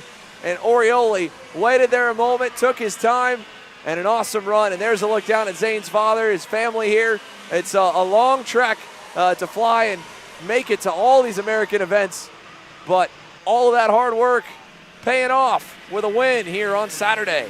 Yeah, very good driving. Zane on the better half of both of those drag races all the way to the line for Santi Orioli, who unfortunately, it looked like he was celebrating across the line for Orioli, but just finishing second there. Jacobo Agudelo, a good drive, stealing a podium here in this one. Leo Simone fourth, Byron Bornman running up your top five. Sterling Mulata sixth, Cameron Johnson seventh. Win Gottschalk after issues for him eighth, a consolation prize nonetheless. Lennox Lockhart P9 and Dutch Westbrook all the way from the tail end of the field rounds up your top 10. Yeah, so there we go for the Micro Swift drivers. Dominic Vera, Marcelo Flores, Connor Lipka, Chevery, Mauro Nario, your top 15 as they cross the line. Again, all results unofficial, and then back down to the rest of the field. So congratulations to Zane Burgess, and he is your winner from our Micro Swift Round 3 main, while we go from the youngest drivers on the Pro Tour to the oldest division. The Master Shifters are ready to do battle, and a very kind of uncharacteristic pre-final that would seem calm at maybe 80%, 90% of the session would just burst into chaos, and because of that, we've got some of the fastest drivers, the top qualifiers, rolling from the tail end of the 12-kart grid when we go back. So Master Shifter on deck means a little bit of a moment before the track is fully clear from the Micro Swift. Just about all of them were able to finish. We saw a couple of moments there through that race, and then they're going to wait and make sure that all results are official. But as soon as they start rolling them through the scales here and you see that you didn't get a pink slip and you got an orange cone like that, you know you're at the very least in a pretty good spot. Here, you just got to meet the minimum weight, and then the rest is on Dad or the mechanic to make sure that cart passes post-race tech inspection. So Master Shifter's going to begin to roll on the racetrack. Zane will go for that one last moment to breathe a sigh of relief that he met or exceeded the minimum weight. And it's not the first win, but it's another big win for Zane Burgess. Congratulations for the Soda USA team. Let's take a look at Master Shifter now. Brian Chatfield, Luis Quinones, your front row with Skitchy Barnes and Joe Ruck, the teammates on row 2. And you go back to Michael Grosh and Luca Bartone after issues for him at the end of the pre-final. Puts him in 6th. Mike Rivera starting 7th. Will Lynn in 8th. Larry Pegram starting 9th after leading in that pre-final. And then you go back to Cameron Castles running up your top 10. Then the final row here will have John Crow and Ken Schilling as our Master Shifter main event. 20 laps the distance here for Master Shifter. And we'll be speaking with Zane shortly. And then after Master Shifter, we'll have our X30 Juniors and then Mini Swifts main events as well. We're about midway through the 6 semi-pro division mains. And then we'll end off our day with the final 2 heats for Pro X30 and for Pro Shifter at around probably looking at maybe 5:20, 5:30 p.m. local time. So our first of the final 2 standing starts, getting set to go green. And the outside lane, 2 for 2 on the runs to this point. But our pre-final winner, Brian Chatfield, has still elected to go to the inside lane of the racetrack. So much like a drag strip here, deciding which lane is the preference you'd like to start on is the pole man's option, but they've all chosen the inside, and so far it has not paid out. Maybe Chatfield's got a little bit more faith in his Maranello piece to get off the line as he lines up on the inside with, again, to the outside of him, Quinones. To the lights we go, Master Shifter, and what a great launch. Quinones will get the whole shot easily down to turn number 1. And a big leap forward for the factory car driver. Joe Ruck with a good start as well. He looks like he might have gotten his way into 2nd, and I think Chatfield is going to be all the way back in 4th here at the end of turn number 3 and turn number 4, and way wide. A big moment there for one driver in the middle. Bartone, I believe. Yeah. Way wide, and a disastrous start for Brian Chatfield here. Wow. Just further out and further back in this field, but Quinones already with a good gap to Joe Ruck, who finds himself in the 2nd spot. We were talking about pace. It seems like he has it now early on in this race. He's going to go to the point, not waste any time. Joe Ruck, your new leader. The gold and red machine is moving here to start this main event off, and behind him, same could be said for Larry Pegram, as we've got problems for Luca Bartone. There is something not right, it looks like, on that factory car. Not sure exactly what the issue is, but he is slow and barely making his way around the backside of the circuit. But a great start for Larry Pegram. He's up to 4th already from the back of the grid. Can he start to march his way back to the lead and get some redemption as he looks to the inside of Skitchy Barnes there in turn 4? Yeah, just wasn't close enough that time by for Larry Pegram. Does Skitchy get the move done on Quinones? Not close enough for him either, so everybody just staying in single file here at the moment. We know Pegram has a lot of pace and definitely going to want to close down that gap. He's going to go here. Looked for it. Wow. Has me on the edge of my seat looking at him just go for moves here where some people just wouldn't even dream of going for. So Pegram already continuing to push as one driver way off the racetrack. It's one of the Ital karts. I think, if I'm not mistaken, that could have been Castles, who was way off the racetrack there, unfortunately. Or Lynn, I'm sorry. But one of the Ital karts out of this one early. Yeah, unfortunate ending. One of the 2 Catalyst driver development entries already out. So Castles looks to be okay. Looks like it's Lynn that we ended up losing there. Luca Bartone is still lapping with whatever the issue may be on the 630, albeit 12 seconds back from the lead here with 2 laps complete. Our focus right now is on this group from 2nd back to 6th and to see if Larry Pegram can continue to march back up the grid and reclaim that top spot that he had at the end of qualifying earlier today. Good run there through the S's. I don't know if he's close enough to really make something happen on Chatfield, but he's keeping him honest right now, and luckily there's a lot of time, so while they are watching Joe Ruck start to slip away a little bit here in this main, he can still track him back down with 17 laps remaining right now. Yeah, 17 laps remaining for Joe Ruck, who's still your leader. Skitchy Barnes in the 2nd spot. Now Quinones continuing to fall under fire to Pegram. Going to go on the inside of turn number 2. Not going to waste any time. Larry Pegram up to P3. And now going to have his sights set on Skitchy Barnes and Joe Ruck. So already for Pegram, closing down his gap as we're stacked and packed further back in the field. Chatfield and Gouache all in a single foul line, continuing to push each other forward. Now let's go with a side-by-side look at the replay. Oh no, John Crow's got a problem. Another issue there. The 631 is slowing, and you see his hand frustratedly going in the air, so that's another mechanical issue here in this master shifter main that has taken another one out of contention. But let's take a moment here to look back at the start of this main event here, folks, because as Michael Gouache and as well Skitchy were going, you go back to the start. We'll pull that shopakr.com replay here in a moment and see, because there may have been a close call on a jump start for the off-pole man, Luis Quinones. We're going to try and get a better look at it and pull it up for you. But that, again, this is all unofficial, strictly our video, but trying to guess what might be coming down the pipeline when this race gets said and done. You can see the lights there at the top left corner of your screen. Yeah, man, right on the limit.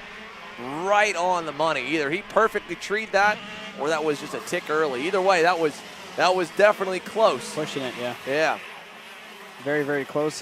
Big shout out to our replay team here in the booth, catching that there early, but definitely something to look out for here for Luis Quinones, as Larry Pegram now continuing to close down his gap to Skitchy Barnes in the 2nd spot. So everybody continuing to push here. 20 laps on what's a very, very physical Motorsports Country Club of Cincinnati. You see the neck protector for Larry Pegram. A lot of drivers have said that this track does take a big toll, especially on your neck, whenever you go around, and especially whenever you're driving a shifter around a place like this. You really have to be at peak performance.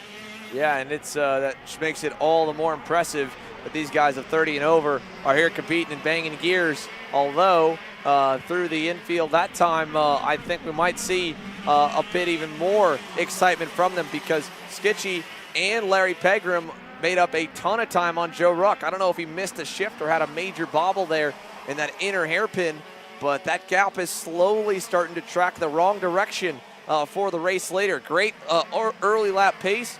Last time by 2/10, give the nod to Skitchy Barnes, and even 3/10 better was Larry Pegram back in 3rd, who obviously moments prior was able to get around Brian Chatfield. So a last to first run for Larry Pegram to follow up Finnegan Bailiff's win in KA Senior. That put 2 of the 4 main wins so far under the Trinity Karting Group banner. The others, of course, going with the Rollison Performance Group in KA Junior, and that impressive ending to the micro main for Soda USA with Zane Burgess.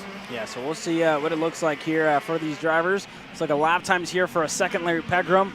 Quickest man on the racetrack here, a 54.264, as his gap further back to Skitchy Barnes just opened up by a lot, and he may have some sort of issue because Quinones just breezes right by Larry Pegram, who's slowing here on the sweeper, and his gap to Quinones opens up that little bit more. So something amiss here for Larry Pegram, who has some sort of issue, going to pull to the wayside, and I think that's it for Larry Pegram, unfortunately. Yeah, there it is, hand in the air, and heartbreak here, commentator's curse, right on cue. Larry Pegram marching up the grid, had just literally gone purple the lap before, and now is into the scale line, and it's a repeat from Central Florida. Joe Ruck versus Skitchy Barnes. What a good battle these guys had back in Orlando, and had a great fight early on in the weekend in Charlotte as well with the Stars Championship Series.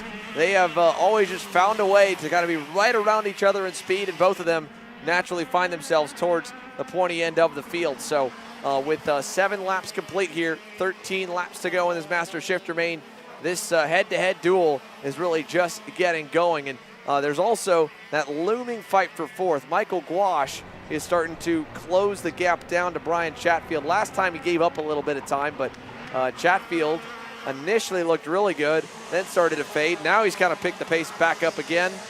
Gouache slowing back off a little bit. He's actually got company in the form of Cameron Castles and Mike Rivera. So a little three-way battle here for 5th, 6th, and 7th. And sadly, those are the last few running on the racetrack. Pegram with the mechanical, Crow a mechanical, Bortona mechanical, Lynn as well out, and of course Ken Schilling, unfortunately nothing as well, as Rivera sends it a little deep there. A little too much rear brake lock and just too much speed into the corner more than anything.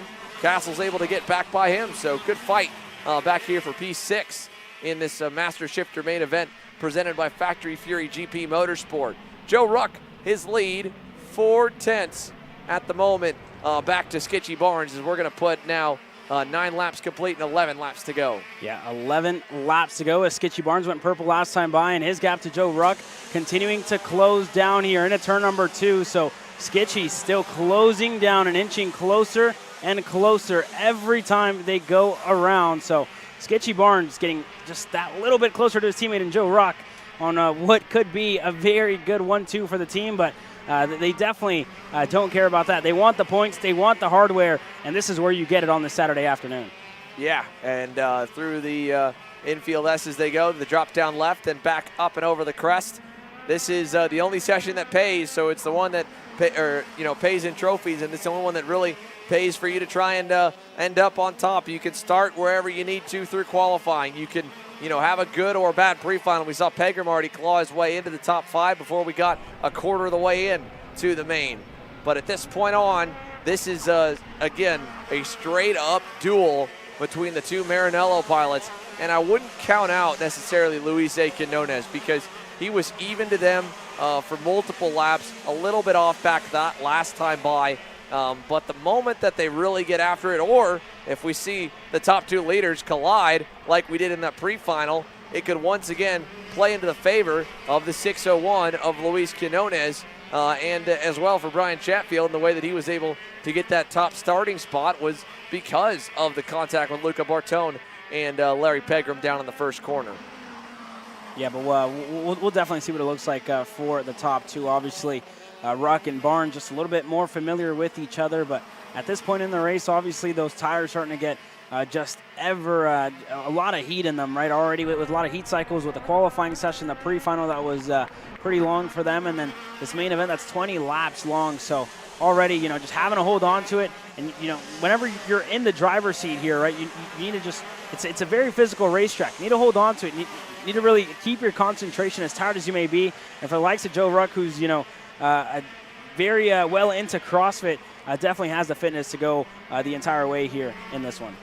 Yeah, for a track like that has the bumps, the curbs, the high speed, high G-load corners, this really has it all to put a driver through the physical test and put you on the limit here for this sport. As across the crest of the hill, we see the 619 of Brian Chatfield, and 5 seconds back from the lead, about 2 seconds away from Luis Quinones, and about 2 seconds up from Michael Gouache and Mike Rivera. In fact, that battle may actually be a little bit closer than the lead, as the lead is starting to open up for Joe Ruck back to Skitchy Barnes. But Mike Rivera is closing in on Michael Gouache back there for position number 5.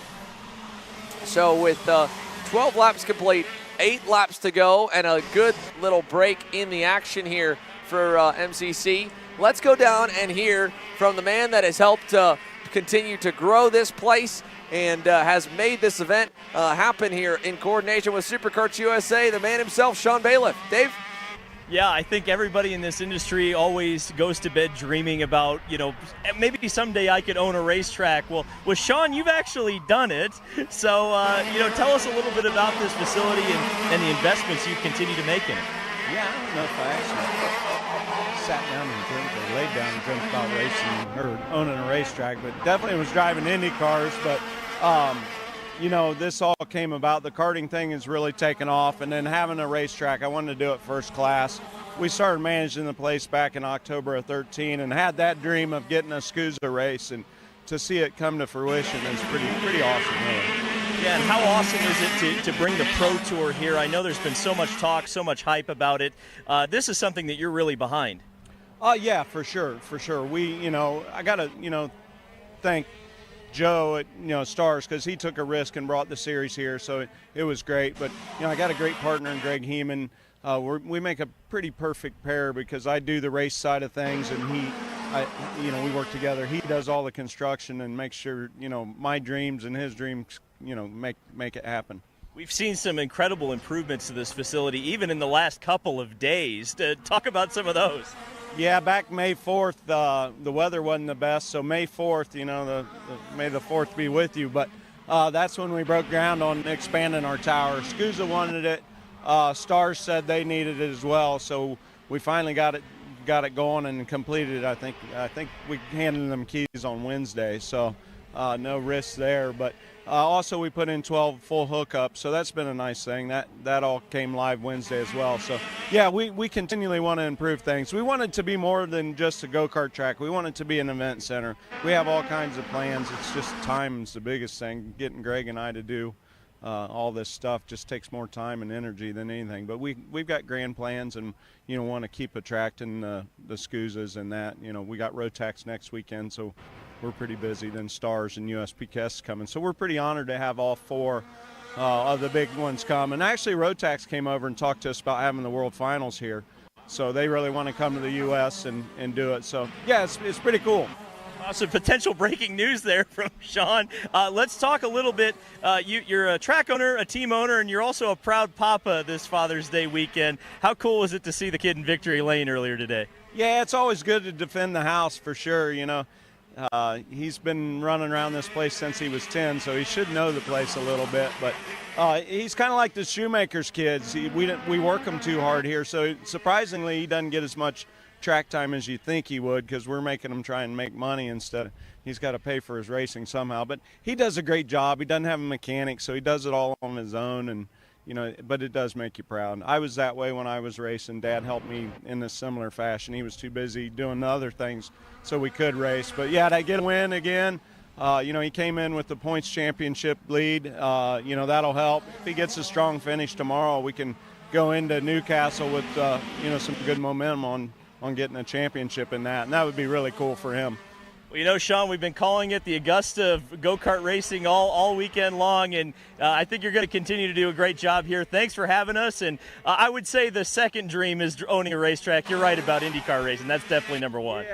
Yeah, for sure. Maybe we need to do a jacket for all the guys that win here, and I like green jackets, so maybe we should do that for anyone that wins as part of MCC. So we'll think about that one.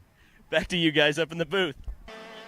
Thank you, Dave. And, of course, a big thanks to Sean Bailiff for being welcoming here to bring everyone to the property. And as he mentioned, this is the first of a number of major shows that will be coming through the Motorsports Country Club of Cincinnati. The Rotax Trophy West Series, East Series, the Rotax Trophy East Series next week, the Stars Championship Series next month, the U.S. Pro Kart Series a month from then. It's all coming to Batavia, Ohio. And right now, as we are closing in on the end, one last heave from Bermuda's Skitchy Barnes has made this a race once again. Joe Ruck, maybe he got a bit too comfortable, maybe started to fade a little bit on speed, or maybe Skitchy was trying to save a bit of tire and a bit of energy to make one last heave at it, because it has now become a 2-car length gap, and we're headed to 2 laps to go, and we've seen some aggressive moves on this racetrack. How aggressive do you want to get with your teammate if you're in this spot? Because look, at the end of the day, yes, we're going back to that same tent together, but I'd hate to be next to the guy that has the #1 trophy and I've got the #2. Yeah, I mean, very good point. At the end of the day, they're still racing drivers and they still want to win. As much as they may love each other in the tent, it's definitely going to be an all-out brawl all the way to the end. As Skitchy Barnes throws everything at Joe Ruck here, who opens up that gap just that little bit more than the last time around. But 2 sticks were in the air last time by. Let's see if Joe Ruck can hang on to the race win here. It sits in his lap here at the moment with Skitchy Barnes hunting him down every single lap, pushing with all that he's got. Yeah, so what a difference in that opening sector, right? Joe Ruck had a great launch out of turn 2, but now through the S's, Skitchy looked a little better, and a bit of a 4-wheel slide as the tires are starting to step out here, and Barnes had a little look to the inside in that second-to-last hairpin, but he wasn't going to necessarily force the issue and run amok, so good heads-up move there from Skitchy to try and stay close. White flag, 1 lap to go now here from MCC's Kartplex, and can Joe Ruck just hang around, just stay, enough in front that he doesn't have to block at this point, or can Skitchy put 1 really good lap together and surprise him on the last lap after Ruck has all but dominated this main? Yeah, and it seems like just an accordion effect here in this final lap. It seems like Joe Ruck has a really good run through the sectors #1 and 2, and then sector 3, Skitchy closes that gap right back down, but there's not going to be enough here for Skitchy Barnes, who needs a good run out of this corner to really close down the gap to Joe Ruck. Yeah, that 3 to 4 car length gap, it's just going to be too little, too late, and too big of a margin to even think about a major send. It'll be a good points haul for Skitchy. It'll be a much-needed breath of fresh air, I think, after the way his day has started and gone through. Out of the final turn, Joe Ruck is victorious here in Cincinnati for round 3 of the SKUSA Pro Tour in Master Shifter, presented by Factory Fury GP. Barnes second, and Brian Chatfield will complete a Maranello 1, 2, 3, and 5 with Michael Gouache there, just fading behind Mike Rivera there at the end. And there it is. Skitchy's letting him know. He's like, yeah, dude, 1, 2, 3, boys. We just locked the podium out. So congratulations to all 3 of them in a nice and clean fight there to the end. It would have been cool to have a few more players in the mix. We knew Larry Pegram was fast. We saw it early. Knew Luis Quinones was in the mix as well, and Luca Bartone was giving Larry everything he was worth in that pre-final. But all 3 of them will have to, unfortunately, lick their wounds and come back tomorrow to try and challenge as they suffer DNFs, ending 7th, 8th, and 9th, and 10th unofficially, with John Crow in that mix as well. So Master Shifter is wrapped. We've got X30 Junior on the grid, followed by Mini Swift, and then the final 2 Pro Heat races. I don't know, Caleb, I know we've seen plenty of donuts before from 1, 2, 3 results from teams, but these guys do have to race tomorrow, so exactly. let's see. Thinking. Yeah, it might be a wait on the celebrations, but a nice little victory lap. Joe's got his camper out there in the back corner as the RVs line the entire final sector onto the front straightaway here at the Motorsports Country Club of Cincinnati, and so we go from that back to single speed X30 Junior, and just as we mentioned in the pre-final, it's not 60 deep, it's not 30 deep, but it is a stacked, a star-studded 16-driver grid here that we're getting ready to watch, and Chico Brown seemed to have them covered earlier this morning, and nope, mistaken here. Actually, I hear some donuts over on the front straightaway. We do have one burning them down, so our mistake. But, hey, you know what? He's going to have to win it tomorrow. Hey, I don't know. I wouldn't have expected it, but at the same time, maybe it's time to go ahead and throw a piston in it to that anyway. So Joe Ruck giving us the first set of donuts. It just means we're going to have to watch him win again tomorrow to give us another batch. Give us another chance, hopefully. I guess we may. I should have bet $5 on you on that. I kind of saw it coming for Joe Ruck. You look pretty happy. You have a problem. Anyway, X30 Junior coming up next year, and on what looks to be a really, really good race. It really was that way for the pre-final, and every time these superstars get out onto the racetrack, they definitely don't fail to surprise us, Andrew. No, not one bit. It was a bit spread through that pre-final, and being half the distance of the main, I'm not sure if we're going to see anything packed up closer, but I can tell you that Enzo Vidmontien, Trinity Karting Group, they definitely want to get right up there and challenge Chico Brown. And the good and the bad part of Chico being with a team like RPG, he's got data to learn off of, but when you're the fastest guy, your teammates get the data to learn off of you. And Victor de Alencar, Diego Ardiles, and the rest of that group, there's no slouches under the purple and pink tent. They could all end up in a massive group at the front of the field here. But still, the track's different too. There's a lot of factors and a lot of unknown. Luckily, we don't have to wait much longer to find out, as we'll be rolling them out here in just a few more moments.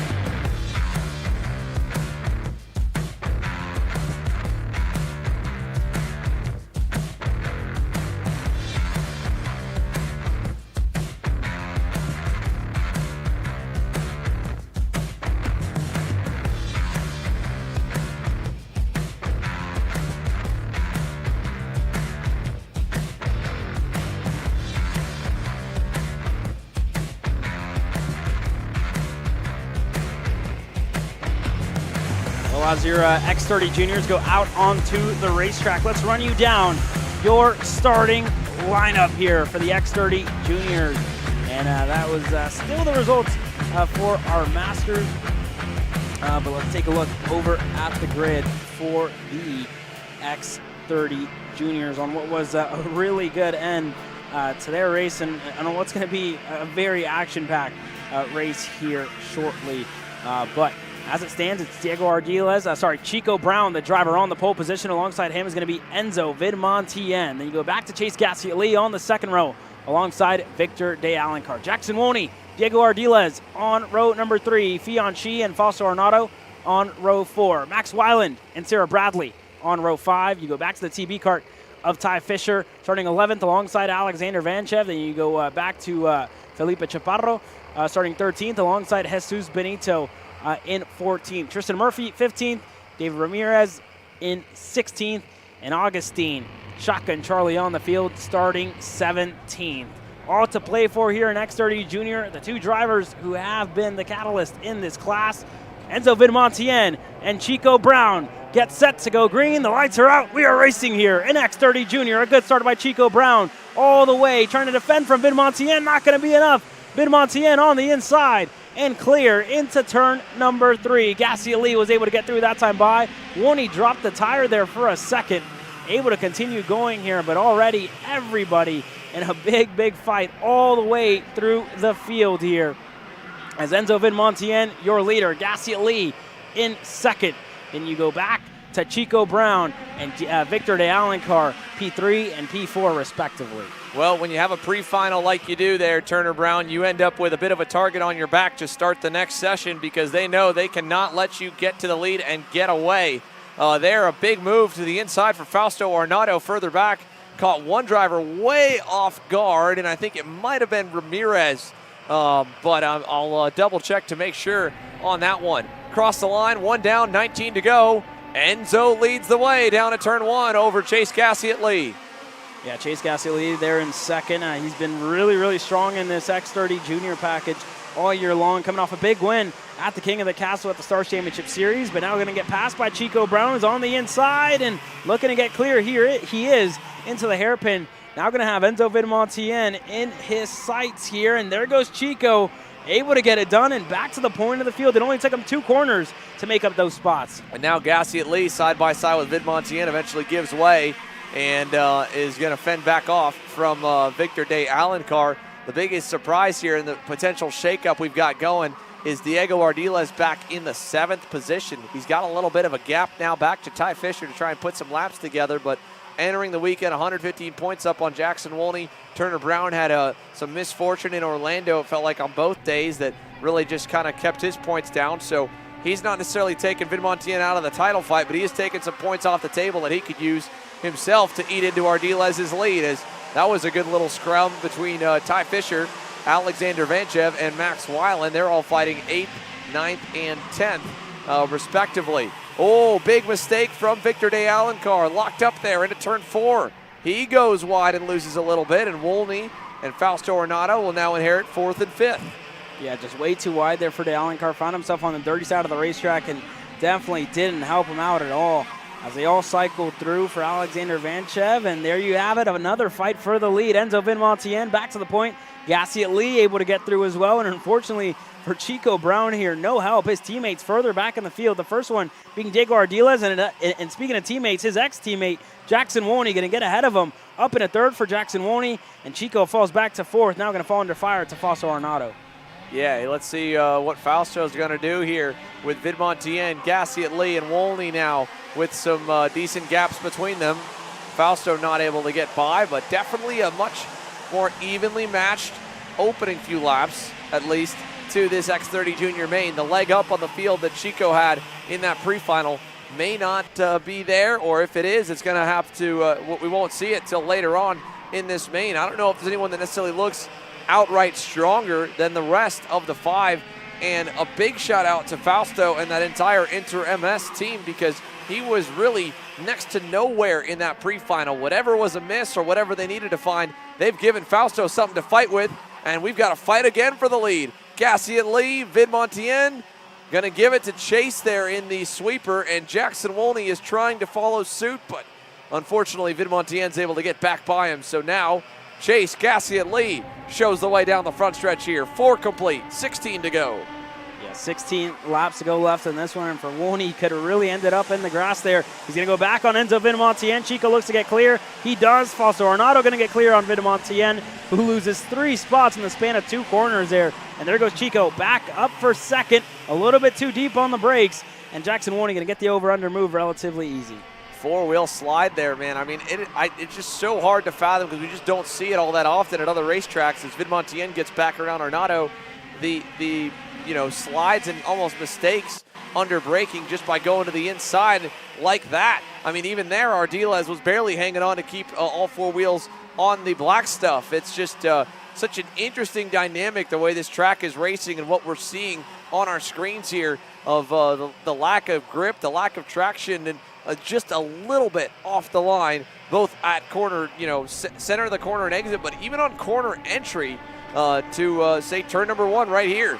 Gassiet Lee, Wolney, Brown though, making it look good on the line. 1, 2, and 3, closely packed, and no major mistakes you can really find from them. We haven't seen any of the 3 drop a tire yet.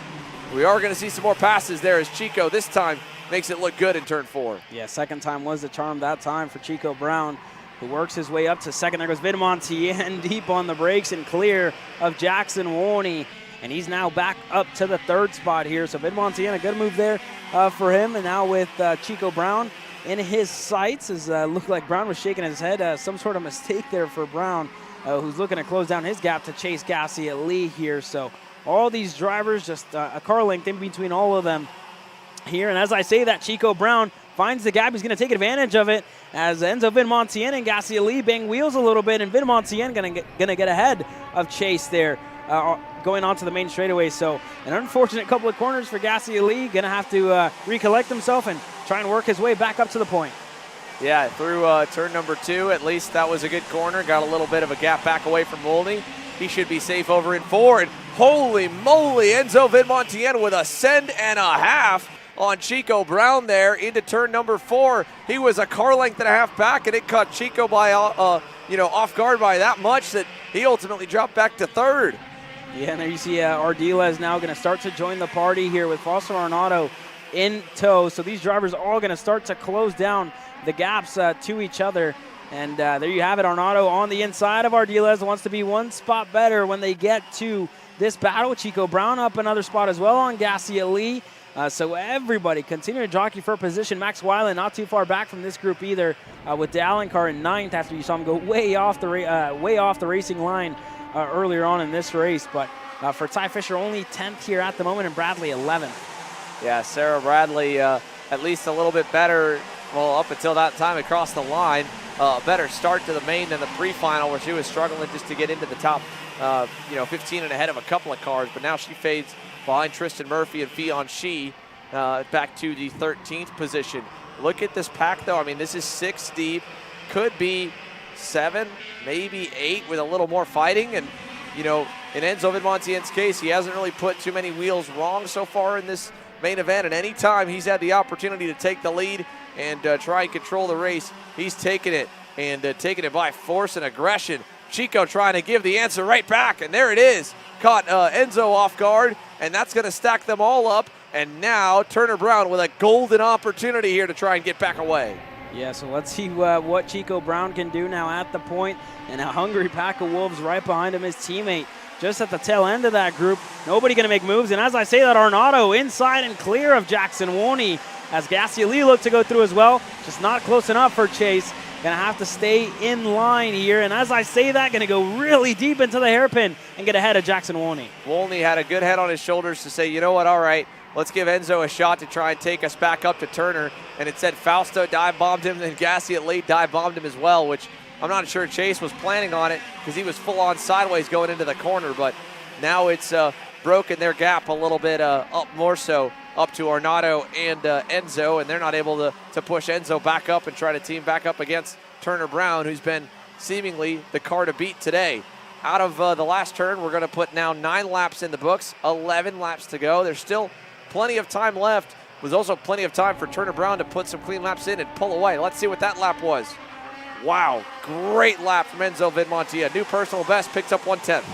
Picked up a 10th and was a 10th quicker than Chico Brown as well. So let's see what Enzo Vidmontien can do. That gap at just under half a second in between the Trinity Karting Group Kart Republic of Vidmontien and the RPG Cosmic of Chico Brown. These two drivers went at it at the United States Pro Kart Series as well, where Chico unfortunately lost that race post-race after a front bumper penalty. So as long as everything stays clean here, this is a little bit of a repeat of what we saw at Trackhouse Motorplex just a month ago. Yeah, oh no, whoa, Chase Gassia Lee way off the racetrack there at the top of the hill. Don't know if he was getting passed or what. Diego Ardiles was closing in on him, but that might be all she wrote right there, just with the time lost to the leaders. A good save to keep it out of the wall and keep it on the racetrack. He slots in now, and that'll put him 8th behind Mad Max Weiland. But Chase Gassia Lee, from leading laps and challenging for a podium, he's now well back from these two. Yeah, and it seemed like Chico Brown just clipped that exit rumble strip just a little bit too much, because he lost a lot of time to Enzo Vidmontien, who went purple in the process, 2/10 quicker than Chico Brown. So Vidmontien very much in the fight here in this one. So Vidmontien continuing to close down his gap, driving the absolute wheels off that Kart Republic. And again, we have to think, we're only halfway through this race. Still a lot of racing action left to go. A lot can happen in this race.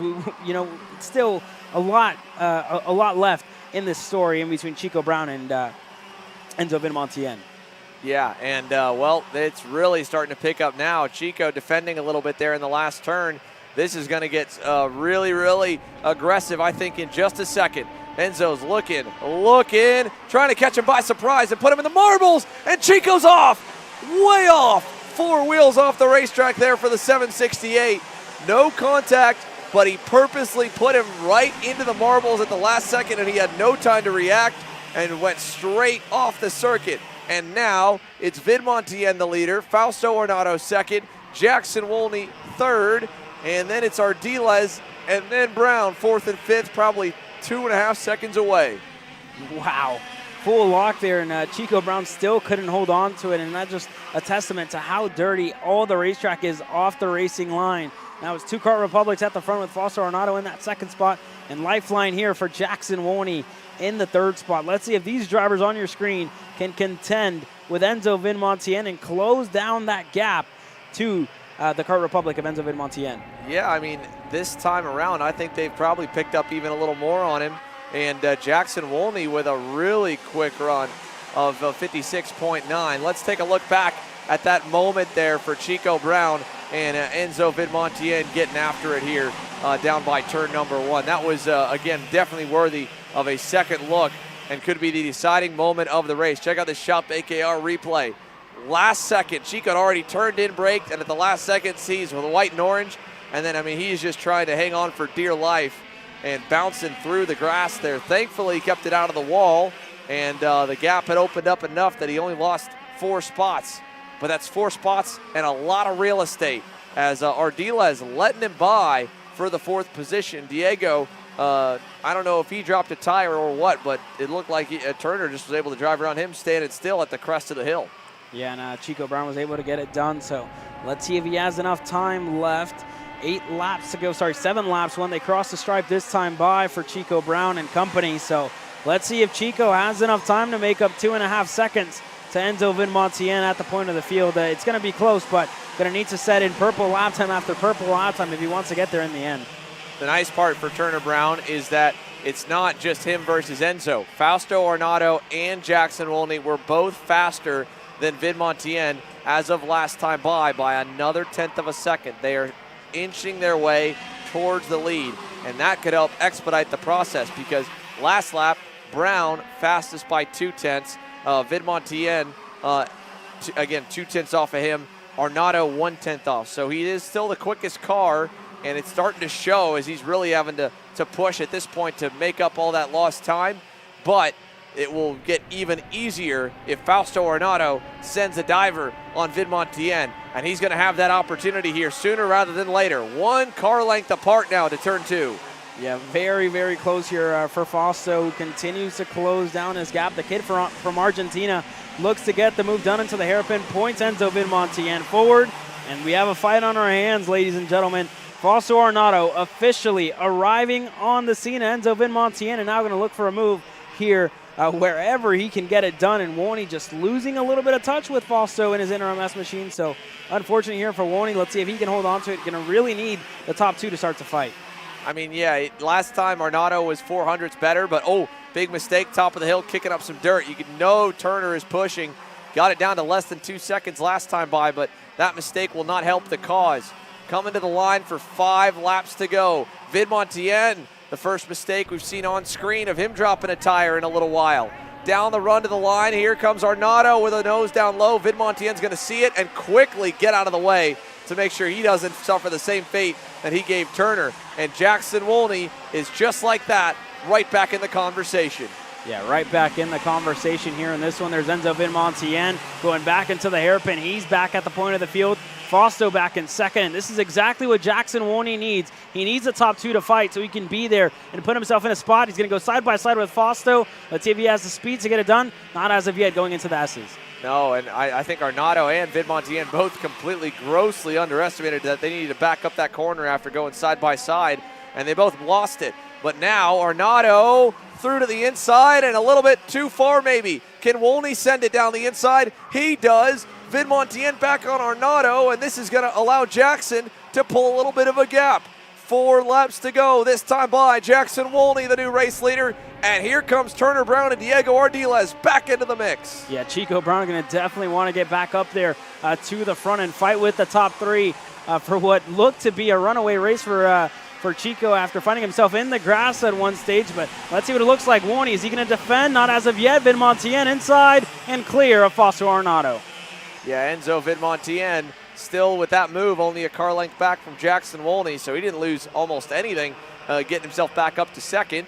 And Turner Brown there, and Diego Ardiles has been quick enough to kind of ride off the wave of Turner Brown and close up towards these 3. So we're about to say it's a 5-car group. It's almost that big now. 2 more passes, and it will be as Vidmontien chases Jackson Wolney. And Wolney right now coming to see 3 laps to go. And the big question goes, when do you start defending to the inside? Because you've seen so many guys just lose it off the racetrack once they deviate from the rubber. Yeah, this is exactly here what they need as they cycle their way through. 18 laps down, about 3 laps to go left in this one. Wolney still your leader and holding off Enzo Vidmontien. You asked when he was going to start to defend. It's not going to be this lap. Wolney still takes the normal racing line. Vidmontien going to follow him through. Biding his time for Enzo Vidmontien.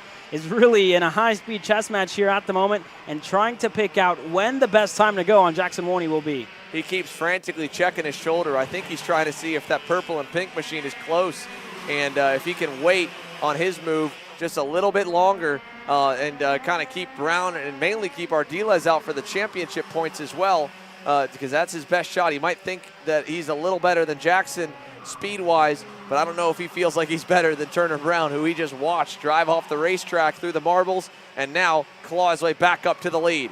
Cross the line.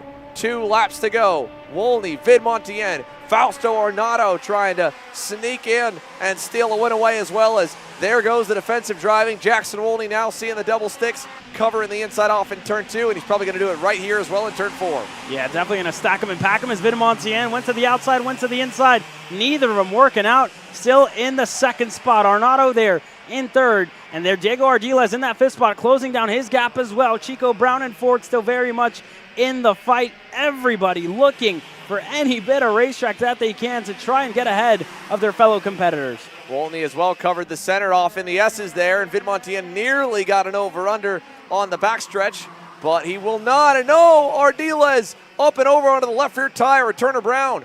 The little mistake there in the sweeper kind of cost them both some ground, and now Vidmontien having to kind of play the balance of defend versus attack right now, and that's given Jackson a little bit of a gap. Is it enough that he doesn't have to worry in turn 1? Yes. Turn 2?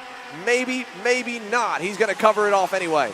And look at Ornato. Oh, big contact. Vidmontien's off. Fausto Ornato through to 2nd, and Enzo Vidmontien is off in the grass on the outside of turn 1, and now Ornato starts to defend from Turner. And that move right there may have just released Jackson Wolney all the way out to the front of the grid, and all the Speed Concepts racing mechanics telling Jackson Wolney to push themselves further and further away from the field. With Turner Brown taking over the 2nd spot from Fausto Ornato, that now has opened the gap up to the lead even bigger. Jackson Wolney trying to make it happen here as Ornato puts the bumper to Brown through the sweeper. Still nearly side by side into the last couple turns. He's trying to stay close. Ardiles, an over-under setup here coming onto the front straightaway, but none of them are going to be the number 1. It will be Jackson Wolney who wins in Cincinnati on Saturday. And then across the line in 2nd, Chico Brown able to cross the line first for the Rollinson Performance Group team. Ardiles in 4th. Ornato rounding up the podium here in X30 Junior. But how about that for Jackson Wolney, the kid from Illinois, able to get it done here in Cincinnati. Pretty cool stuff for Jackson Wolney in a year that's been a lot of close calls. He's able to deliver Speed Concepts Racing and the whole Speed Lab Engines Group, Red Speed Chassis, a win. Turner Brown and the RPG Cosmic 2nd. Fausto Ornato, a big improvement for Inter MS in the in-house Crivelli Engines Group as well to finish 3rd, Ardiles 4th, and Enzo Vidmontien. What a gut-wrenching end to that main event there. P5 for Enzo. Ornato, definitely an aggressive move there in turn 2, but Vidmontien didn't want to give it up. He was trying to wait and keep it where he would be the only one with a shot at Jackson, and ultimately he pays the price, goes wide, comes home in 5th provisionally. Ty Fisher, Chase Gassey at Lee, Victor Day Alencar, Alexander Vanchev, and Sarah Bradley rebounds back into the top 10. Nearly gets 9th away from Vanchev there at the line in a photo finish run with Chaparro, Shee, Benito, Murphy, and then Max Weiland, your top 15 here from the X30 Junior main. But a good bit of fireworks there in the last little bit. So that one got a bit spread apart, but definitely a lot closer than the pre-final. Yeah, definitely a lot closer than what we really expected after seeing that pre-final. And we said it before the race, right? Every time these kids hit the racetrack, they definitely impress us, and that's exactly what it was from green to checkered. Early on, Vidmontien saw the gap, went for it. in the second corner of the race, and a couple of drivers off early on. I believe that was Sarah Bradley who went off the racetrack there. And then you have already Chico Brown looking to make moves. And he was able to get it done on Gassiet Lee. And Chico didn't waste any time, went to the point, and it was like that for a bit with Enzo Vidmontien and Chico Brown, who just traded the lead for a couple of laps. Yeah, then, we had the pack start to kind of separate, so the focal point ended up being this last, the main group ultimately. Chase Gassiet Lee, Jackson Wolney, Enzo Vidmontien, Turner Brown, Arnaudo, and Ardiles. Those were our 6 for the longest time, it felt like, and it was just really anyone's guess how the results were going to shake out. We had some crazy moves and a lot of slide jobs like that, both from the inside and the outside, but with nearly every single one of those 6 drivers taking a point at the lead. And Vidmontien, Enzo did all that he could to try and make sure that Turner couldn't walk away from him like he did in that pre-final without necessarily going over the line. And to Turner's credit, he didn't take it lying down. He gave the fight right back to him with a late aggressive move of his own there in the back section. But Chase Gassiet Lee going off there at the top of the hill as he was getting shuffled to the wayside, that didn't help things. And then here, big moment for Turner Brown, hanging on and not giving up. And if he ends up as the champ, rebounding from his rougher Orlando runs, that'll be a moment he looks back as what probably saved the title hopes. As Vidmontien, Arnaudo, and Wolney became the new trio up front, they shuffled enough, gave Turner some life to get back into the mix, gave Ardiles some time to also catch up to the leaders. And then this moment here on the final lap, Arnaudo tried it, couldn't quite complete it, and Jackson Wolney, after all of that, ends up as your race winner in X30 Junior. And one more main event from the day remains with 2 Pro Heat races to follow. But before we get to them, let's go and hear from our newest main event winner here today, Jackson himself. Dave? Jackson, the congratulations were many, and there were many congratulations to be had. How do you feel right now? It's unreal. I've never had this is my first win. It's something else. I can't even explain it. What did you have to do to get it? I knew it was going to be crazy the last couple laps. I just wanted to stay in front because it's pretty easy to stay in front on this track, and that's what I was hoping for. That's Jackson Wolney, first-time winner, and I think he's still in shock. It hasn't sunk in yet. A whole lot of jitters and nerves and so many close opportunities, close calls, and nearly had them for Jackson Wolney. But finally, he is a national level race winner, and he did it in style, winning out in a heavy-handed dogfight from what felt like start to finish for that X30 Junior main. Will we get another first-time winner? We've got an opportunity in the mini swift class for Maxwell Macha to break through. He rolls from the pole alongside a multi-time race winner and now a bit experienced, a veteran, if you will, of the mini division, in Ashton Woon, who is trying to win out in 2024 in every way possible. Let's see if we go green this time.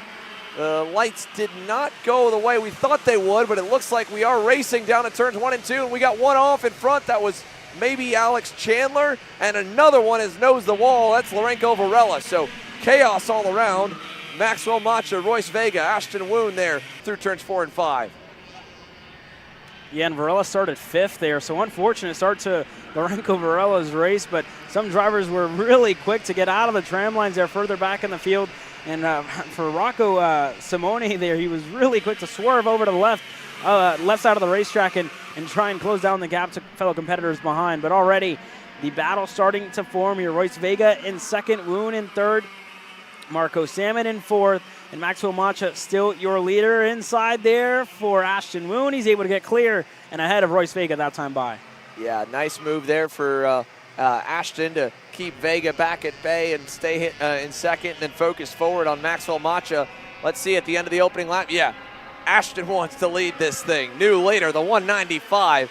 And Ashton Woon was arguably the fastest driver from lap 1 to lap 10 of their, or lap 8 of their pre-final. So no surprise that he feels confident of his piece to make that move early and see if he can't start to slowly wean this pack down from 5, maybe to 3, maybe to 2, and maybe himself break it away, although that will definitely be a tall order on this racetrack here. 5 currently, arguably a few more in the lead pack, going back to Katowski in 5th on the Sodi, And then you could really make the argument as well. Brandon Ang is right there as we've got issues for the 157. That is another one of the Rollison Performance Group entries, and that was Iago Lempin. He was 26 last time by the stripes. So the two drivers around there, Valentino Santi and Lorenzo Varela, were the only ones not to cross the timing loop at the end of lap number 1. Sadly, it doesn't look like they're going to be the only two that fail to finish this main, but this is crazy. There's no way we end up with this many in the lead group, but if it's, ends up anywhere like that X30 Junior main with just passes really for the win or for the lead of the pack, it'll stack up real deep. Yeah, and already some moves further back. Katowski, a good start for him. He currently sits in the 5th spot, 4 spots gained since this race started, so not too bad for the driver in 5th. As Samet, they're looking for a move on Royce Vega. Is he going to go? He does. Katowski going to follow him through. So Samet up to 3rd there, and for Katowski up to the 4th spot. Simone further back, just behind Enzo De Janeiro there, who sits in the 6th spot. So all these drivers still cycling their way through and looking for a little bit of track position at the moment. Yeah, and there is some moves here like this one with Enzo making a move on Royce Vega, but none of them are necessarily barn burner moves that really have split the pack apart. That, just kind of traded the two places. Enzo came out exactly where Vega was, right on the tail of the next driver in front. Ashton Woon, though, putting some good laps together, can count on some maybe some action like that as we got issues further back. That is the 144 Parolin entry that has gone to the wayside. Grayson Walcott, who was already up a number of positions from his starting spot into the top 20, and he will also fail to finish this one, or if he does get back going, he'll be tail end, getting stuck off in the grass. So a bummer for Iago Lempin, and we lose another one here early in this TKG Kart Republic Mini Swift main event. But kind of monitoring Ashton Woon's pace right now here, Caleb. Maxwell Macha is close and able to hang with him, but he's not like, staying right on his bumper and pushing him out of every single corner. Ashton looks really, really strong right now. Yeah, really, really quick here at the moment for Ashton Woon. But again, we have to think we're only 4 laps into this race whenever they cross the stripe, so it's still very early. A lot can happen whenever we talk about setup, whenever we talk about tire pressure, or whatever it may be. It's a very, very long race, a very long main event for all of these Mini Swift drivers, so it's definitely going to be something to look for as the race continues to progress. Ashton Woon, like you said, Xander, he's super quick and still lapping pretty well in his Super Tune USA Parolin machine. As Samet there looks for the move on Maxwell Macha. Samet able to get through there side by side, banging tires. Maxwell Macha way off the racetrack and not happy at all with Marco Samet. They cycle through. Samet super deep, able to get ahead of De Janeiro. Macha looking to go through as well. Carnage all the way through this group and stacking and packing this entire field in this Mini Swift class. So Ashton Woon, who leads now by a big margin to Nico Katowski in the 2nd spot, as Simone there on the inside of Macha. Simone is able to get through. Macha loses a spot. Vega looks to go through as well. And Josh Bergman, out of nowhere, a name we haven't said all too much here this weekend, finds himself driving up the field, just been keeping quiet inside of the top 10 all weekend long. And now already fighting inside of the top 5, just on the edge of the top 5 for Josh Bergman here at the moment. Let's see if he's close enough to get the move done on Macha. Inside, and he looks to get clear, and he does, and the exit of turn number 2. So a good move there by Josh Bergman to get ahead of Maxwell Macha. Big contact in between Samet and Macha. Samet 2 wheels in the air, able to continue going here, and if they continue like this, it definitely won't end well for a couple of these drivers, as Brandon Eng able to get ahead of Josh Bergman that time by into turn number 5. So a good move that time by Brandon to get ahead, but still a lot of moves in this race, and this is all allowed Ashton Woon to really run away here at the moment, a 2nd and 2/10 behind to Nico Katowski. Like Xander said earlier today, unheard of to, definitely not common to see a driver run away with it, but definitely not the first time that we've seen it been done. We've seen the likes of Parker Ives able to run away from this Mini Swift class almost all year long, and Ashton Woon seems to be in that position here this weekend in first and continuing to lap just that little bit quicker than everybody else out there on the racetrack. The last time for Woon, he was 2/10 slower than Katowski, but still able to hold on and stay ahead of the rest of the field. We're only not even halfway through this main event yet for the Mini Swifts. 7 laps down and a lot more to go as there's a move there by one of the Bennick machines, able to get clear. That's Troy Ferguson, ahead of Mirco Samet. So Ferguson already up into the 7th spot and continuing a lap here, leading Enzo De Janeiro and others here as they rocket down the back straightaway. Let's see what it looks like this time by. Everybody staying single file. Not many moves being made, but talk about the drivers here on our screen. Josh Bergman, been a pretty quiet weekend for him so far, and already making moves here early on and able to get himself further and further ahead of the rest. Rocco Simone set his personal best lap time last time by, a 102.512. As well for Royce Vega, set a personal best, a 102.514. So not too bad for the drivers in 3rd and 4th, respectively. Then you go back to Bergman and Brandon Ing, who find themselves 5th and 6th, respectively. So everybody still setting in some really, really good lap times here at the moment. Katowski, let's look at the gap to Ashton Woon. Does it close down? It seems to stay relatively the same, still at over a second here in between Ashton Woon and Nico Katowski. Is going to have to pull something out of the bag if he wants to continue to close down that gap to the Super Tune Paralyn of Ashton Woon. So a lot of work to do for some of these drivers if they want to deny a second national victory on the year for Woon, as for the back in the field, De Janeiro and what looks to be Ferguson still pushing each other and continuing to jockey for position here. The battle for P4 still with Royce Vega and Rocco Simone.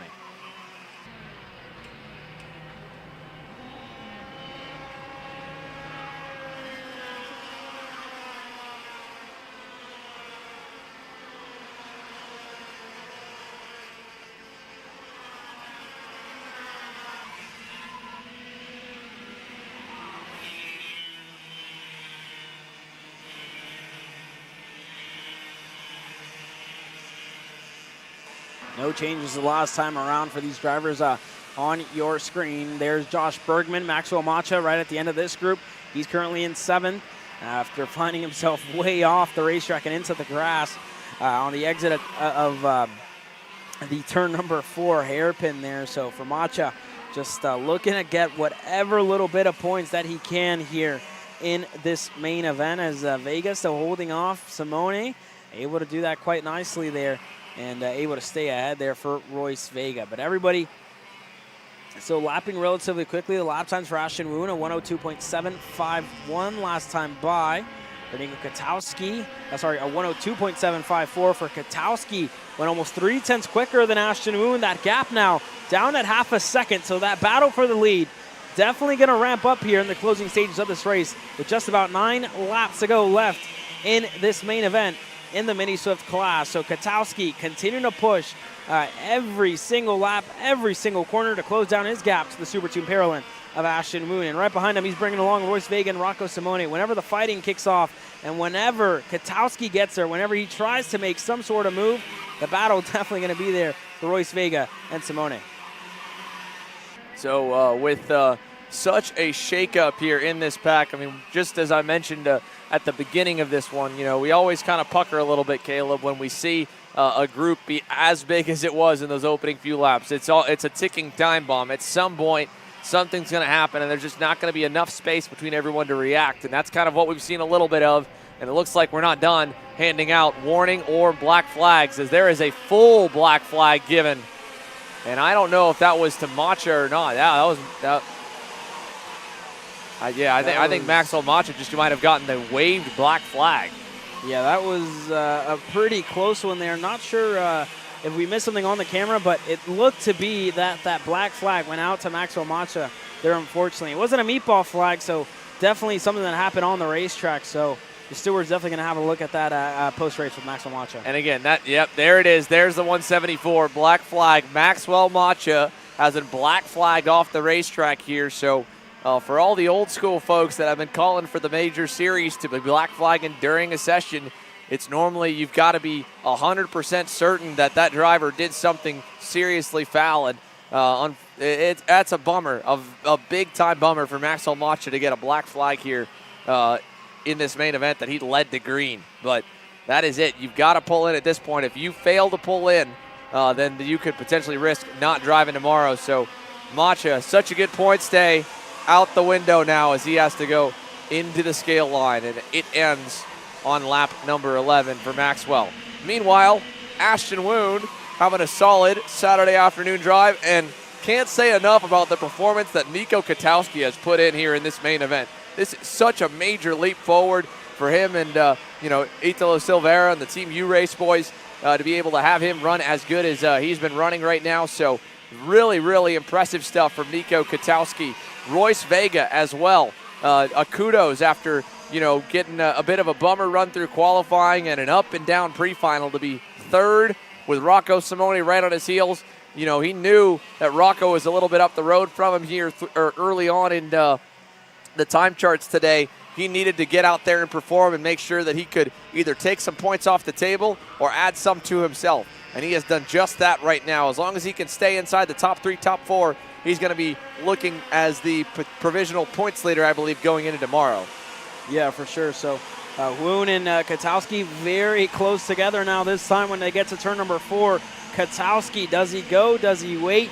He's going to decide to wait just that little bit longer as Royce Vega and Rocco Simone continue to close down their gap to the top 2 here. So let's see how long it takes Nico Katowski to try and make a move on Ashton Woon. He's definitely going to have to pull the trigger here soon if he's going to want to go. So going to have to bide his time here for Katowski and see when he decides to go, when he decides to wait. A high-speed chess match in between the top 2. Yeah, quite a bit of a high-speed chess match for sure, and that's why it gives us a moment here to continue to work our way down the field a little bit and highlight some more of the superstars as well. Lap time-wise, I mean, it's not like they're out in front by a lot, and last time around they lost 2/10, so Vega did reel them in, and Simone clawing along the way with him also. Josh Bergman, we got problems over in the back. 2 together. It was one of the Sodis, obviously, the 118 has gone around.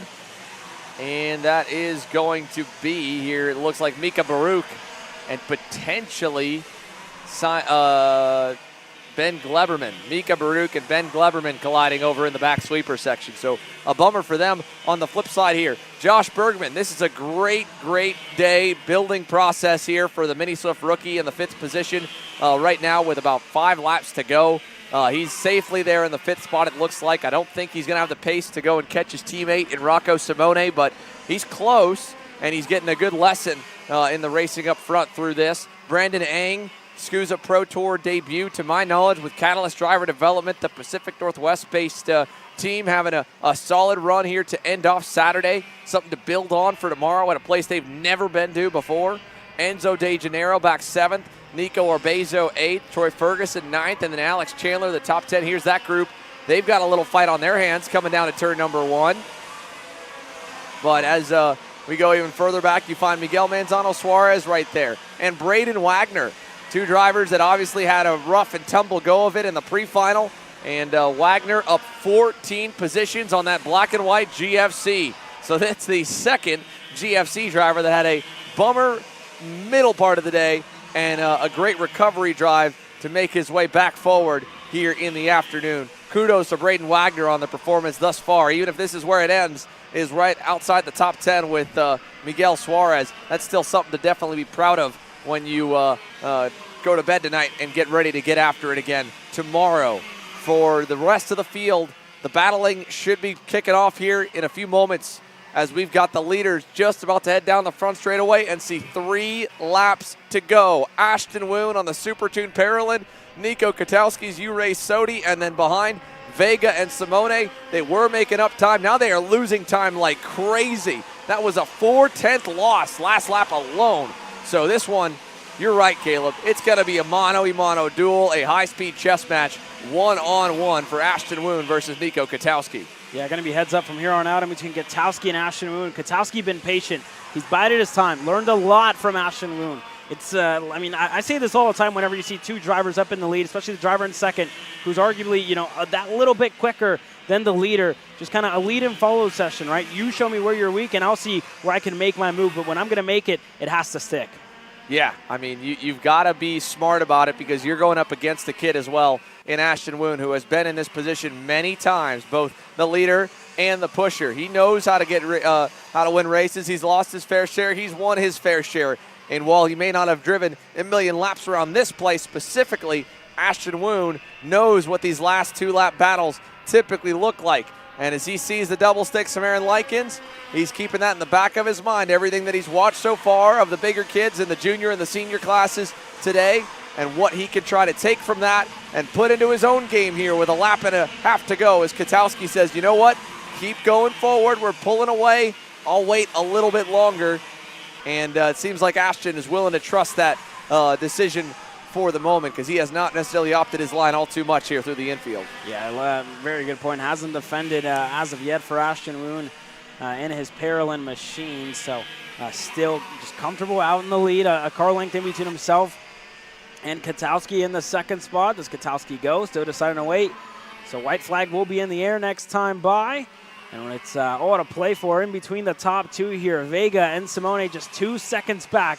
Not close enough. It's going to be heads up all the way through as Ashton Woon got a much better exit there on the sweeping left-hander. So all to play for here. Katowski needs to pull something out of the bag to close down that gap to Ashton Woon. The battling almost seems more intense back for third right now between Royce Vega and Rocco Simone in the 133 and the 109. The two of them going at it for that final spot on the box.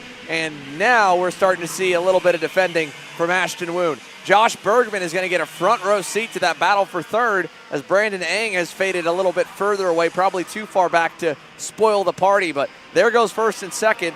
Third and fourth are really going at it. A lot of experience between Rocco Simone and Royce Vega, so they've got to really be smart of how to out-chess match each other. But on this final lap, up and over the hill, look at this. Simone almost over with a crossover move. Couldn't quite go. Vega blocking low. Simone low, and last second a big fade high. And almost an over-under there, while the leaders go to the final turn, and it won't even be a contest through the hairpins. Maybe it'll be a run to the line, as there is Bergman sneaking by. And out front, it'll be an all Ashton Woon main event win here in Cincinnati. Another win on the year for the 195, and behind him with Katowski second, the run to the line, give it to Vega. And Rocco Simone actually got back around Bergman, my mistake there. It was Bergman who had gotten by Rocco on this last lap, and then Rocco repaid the favor with 2 turns to go to slip past his teammate. So let's take a look back though in the bigger moment of the race. Again, we haven't seen anyone get black flagged at all today, and I'm trying to remember the last time I've seen it during a race session, and it might have been a good while. So this was, I believe, the moment that, oh my goodness. Oh, man, kudos to Marco Sammet for trying to be able to hang on to that thing, but that was probably deserved. Yeah, and it really took a while for the stewards to go and look back at that. It was a couple of laps later where Macho was black flagged, but definitely, part of the process of cleaning up our sport here in karting. So Maxwell Macho going to have to, learn from his mistakes here today and try to do better tomorrow whenever he goes racing against his fellow competitors. Now, talking about other big movers here, how about the hard charger for Nico Orbezo, man? What a turnaround he has been able to put on. 8th place, 19 spots gained for Nico. Awesome job for the Rollison Performance Group driver. Troy Ferguson keeps his championship still in the mix with a 9th place result, picking up 9 spots from 18th on the grid. And again, the big move there for Braden Wagner as well was fun to watch. Katowski up 7 spots there, P2, and I believe a career best on the Pro Tour and the national scene in general. But that wraps your mini Swift class and all of the support mains. We still have 2 heat races to run, Pro X30 Heat number 2, Pro Shifter Heat number 2, and we are just a few moments away from allowing them to get loose and get onto the racetrack. Before we go to our final 2 sessions, we'll take this moment to step away for a quick commercial break, and we will return with our headline classes and then semi-pro podiums. Brandon, why are there all these charges for just over $200 from Acceleration Kart Racing's website? That's because AKR gives you free shipping on orders of $200 or more within the continental U.S. Okay, But I thought you were just getting a pair of gloves. That's what, 70 bucks? But if I'm getting a new pair of gloves, I might as well get a new pair of shoes to match. And then on top of that, I'll get a neck brace because with the shipping, it's basically free. Yeah, I do not think the math checks out on that. Everything you need, all in one place and shipped to your door for free for orders of $200 or more. Exclusions apply. Spend responsibly.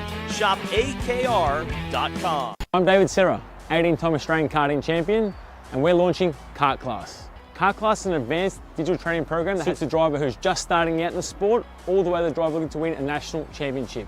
In this program, you're going to be learning about how to find the ideal racing line and what an apex is, braking and throttle markers, wet weather racing lines, and how to overtake other competitors. We target how to brake in the wet weather, and we look on the mental side of kart racing as well with our mental skills coach. At the completion of this program, you'll be lighting up purple sectors in qualifying, know when to defend on the opening laps, and how to pressure your opposition into mistakes. We teach you the tools to be resilient and how to get in the right frame of mind before a race. We look to complete the whole package by getting a strong mindset, a driving style to suit all conditions, strategizing your race, and getting the last 1% from your team. We'll teach you how to win the final lap of a race, driving the wet like Max Verstappen, and creating the perfect bubble for yourself to mentally be in the zone. To find out more, click the link below.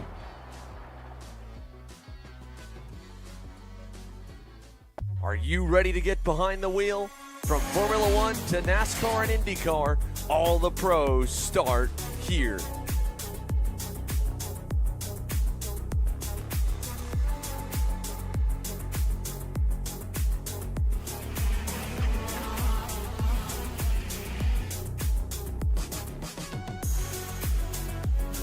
For more information, check us out online at mcckarting.com or call us and go racing today. Parallel USA, a top-level performance team with unmatched hospitality, offering a full-service driver development program with year-round testing available in Miami, Florida, and the official North America racing team of Parallel Racing Chassis. Chassis and parts available at parallelusa.com.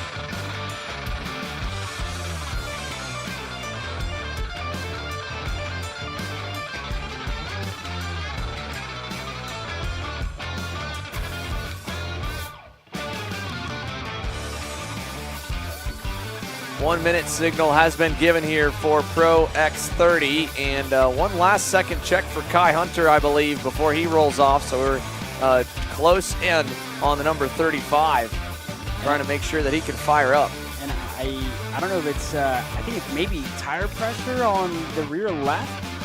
Very similar to what we saw with Ryan Norberg in Orlando. So it could be something with tire pressure, if I'm not mistaken. I saw one of the mechanics go up there with a tire gauge, and I think it may be that, and not going to go out here with the rest of the field. He's going to have to hustle. There's the commitment line and then the formation line. You got to get as many spots as you can before the commitment line. Now, I don't know if that is able to be communicated by hand signals for the mechanics or the RPG crew. There's obviously a bunch of the boys in blue shirts. Yeah, that definitely was adding air, not taking away. So, you know, bringing that to the grid to make sure that he's at least got some air in the left rear tire, but he's going to have to hustle that thing to try and get back up to his spot, because Ryan Norberg is doing a pretty quick warm-up lap, and that right there is the commitment cone. So any advancement after the commitment cones, I believe, will result in a pretty substantial penalty. And Kai Hunter, this is his first career SKUSA Pro Tour event. I'm not sure if he's going to be familiar with that or not. And there he goes. He's already going to start making up some spots there at the top of the screen. So Norberg obviously has the field together, but if we go back, I'm sure we'll see the 35 already end up in about where he's supposed to be. And I believe that may be after the commitment cone. So sadly, that may end up hurting his chances at starting good tomorrow, but just a bit of inexperience from a very experienced driver with the rules and regulations of this series and this event. As they go past the formation line, they have to be doubled up by that second blue cone. And now Diego Ramos gets another shot to try and get a good start from the outside lane as Ryan Norberg takes us to green in Pro X30 Heat 2. And that was a redemption shot from across the bow for Diego Ramos. And Oliver Hodgson is going to say, all right, I like that one a little better, Diego. He's second now. Dono into fourth. Jones is side-by-side back for the fifth spot. And give it to ZCD, who muscles his way down low as the rest of the pack works its way out of turns 4 and 5. Yeah, everybody just cycling their way through. Norberg still in that third spot. DeMello in fifth. Everybody trying to get through. Brandon Carr, Nicholas Terlecki on the outside there on the dirty side of the racetrack. Everybody just trying to find that little bit of real estate on the racetrack and stay on. As Oliver Hodgson now looking for a move, going to the point. He's able to get clear. Ryan Norberg looking to get through as well. He does. And Ramos just a little bit out of shape there into the sweeping left-hander. Oliver Hodgson with the most amount of experience in senior racing in the field, but Ryan's got plenty of years of his own. He's already looking to the inside down the front straightaway. Hodgson's doing everything he can to try and hold the lead. He will. Norberg tucks back in down by turn number 1. And look at Ramos under heavy fire and pressure from Donovan Bonilla for the third spot. ZCD, a good start here, and then Kai Hunter back in the 6th position as they rocket over to 4. And Ramos is covering the low side off here, trying to buy himself some time before the kart really comes to life, because he was fast by the midpoint, but struggled a bit in the opening couple of laps. And that initial fire-off has been a strong point for all of the Rawls Performance Group entries, as we see a much better opener for heat number 2 for ADT. He's now up to 11th. Yeah, I was just about to say a much better start there for Alessandro Tulia's Ryan Norberg. He tried it in turn number 1. He's going to try it again to the sweeping left-hander. He's able to get clear that time by to the point of the field, and this is really the closest that we've seen anybody to Ryan. So let's see if he can either pull away or if Hodgson can stay with Ryan Norberg. Kai Hunter getting by Bonilla, and now Hayden Jones trying to find a place to go as ECD is all over his rear bumper now. Austin Garrison right there in the mix as well through turn number 1, and down to 2. Jones covering off the inside lane there from the Ital kart and the red speed. Over to 3. Let's see Oliver Hodgson staying close to Norberg. That's not going to change the lead point, and this middle of the top 10 kind of line could have a move almost at any given point, as it's Norberg, Hodgson, Ramos, Hunter, and then everybody stacked up behind Dono. Everybody stacked and packed behind Donovan Bonilla as they try and work their way through. He has his teammate in Hayden Jones right behind him. Then you go back to ZCD as Bonilla drops the tire, goes a little wide. Hayden Jones not going to waste any time. Going to go clear on Donovan Bonilla. Yeah, nice little bit of teammate love there. Zachary Clayman DeMello, the next one to try and find a way past, and he can't do it as Kai Hunter is trying to fight his way around Diego Ramos. Again, not sure if Ramos is aware either that, again, there may be a penalty or not, as we got problems for Nick Terlecki. Nick Terlecki with an issue. And at the same time, Ramos was pointing by, I think, to Kai Hunter, saying that he was going to let him go in turn number 2, and he does. So he lets the 35 on by. Classy move by the Brazilian, and a smart move as well to not waste too much time, and mainly to not try to go offline in turn 1, because we've seen enough drivers, I think, put it off in the dirt by running the outside through the first corner, that flat-out 90. Ramos did not want to be another statistic.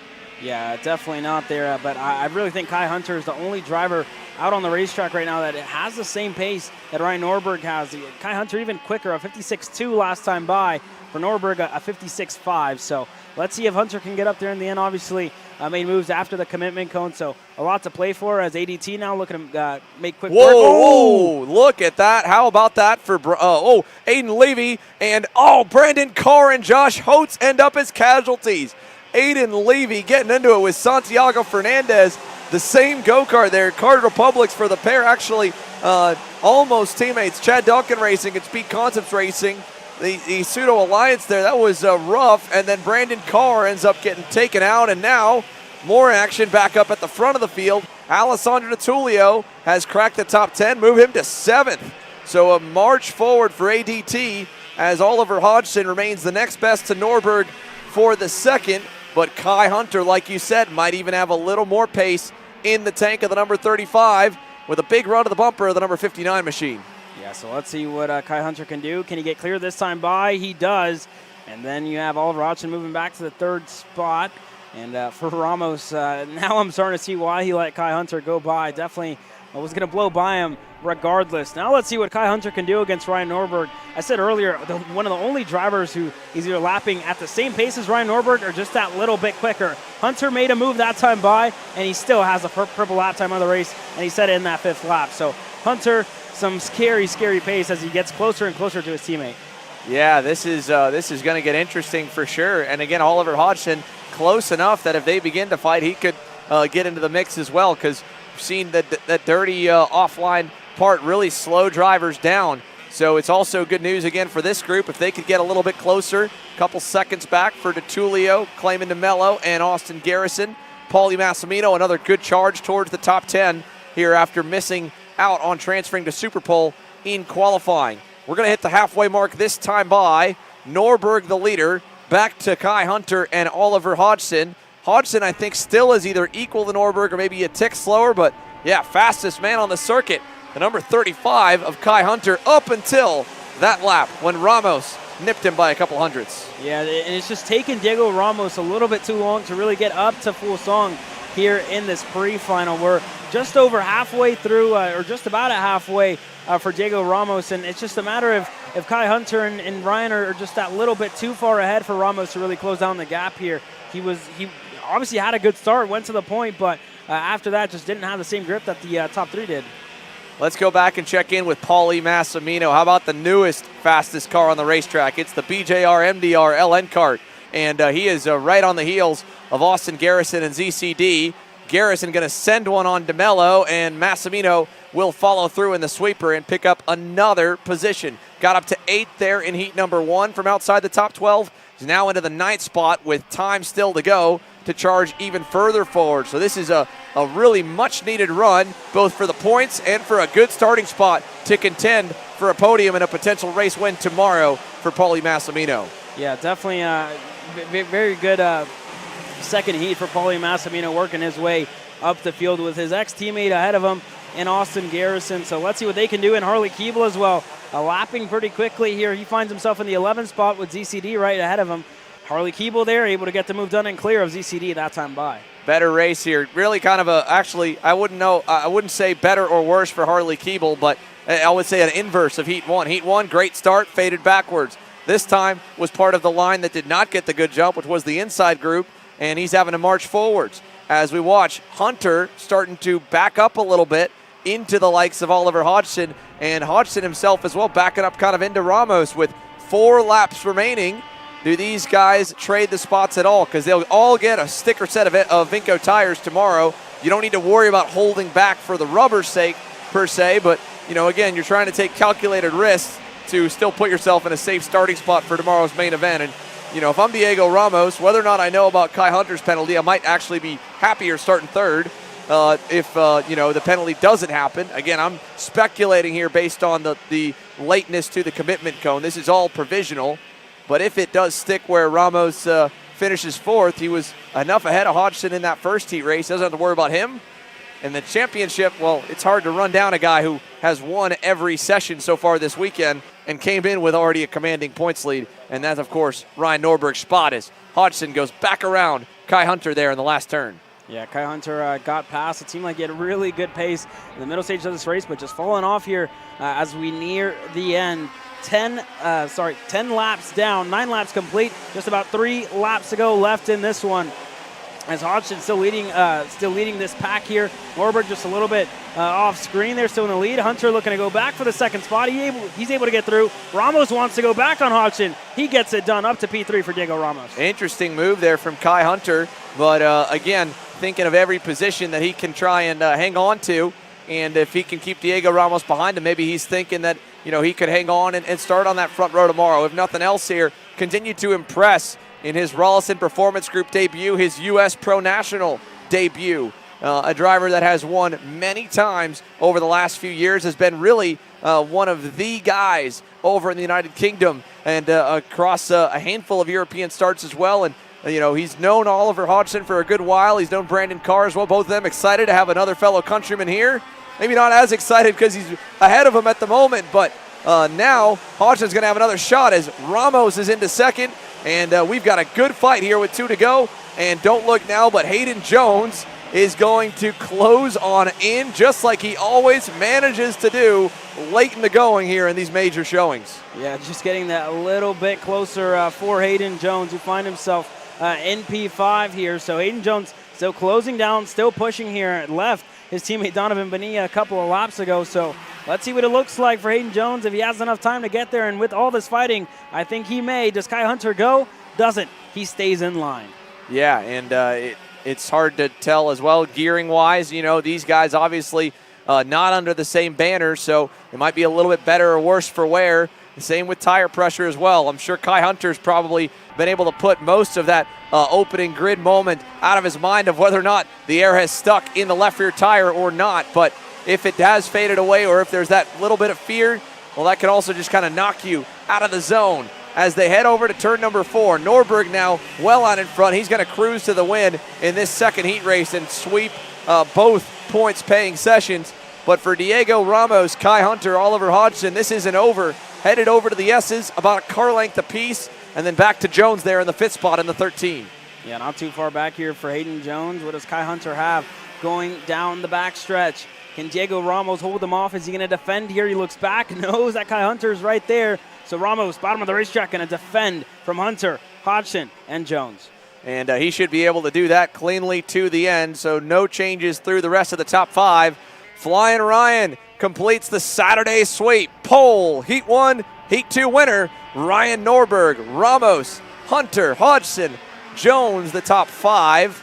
Bonilla 6th, and Paulie Massimino ends up 7th as he gets around ADT on the final couple of laps. Harley Keeble 9th, Zachary Clayman DeMello 10th, Austin Garrison 11th, and there is something on that last lap that had a bit of a shuffle there, but a little more carnage in this heat race here. Josh Holtz involved, Nick Terlecki, Austin Perrin, Sidney Castles, Brandon Carr with some major moments from Pro X30's second and final heat race of the weekend. The grid set.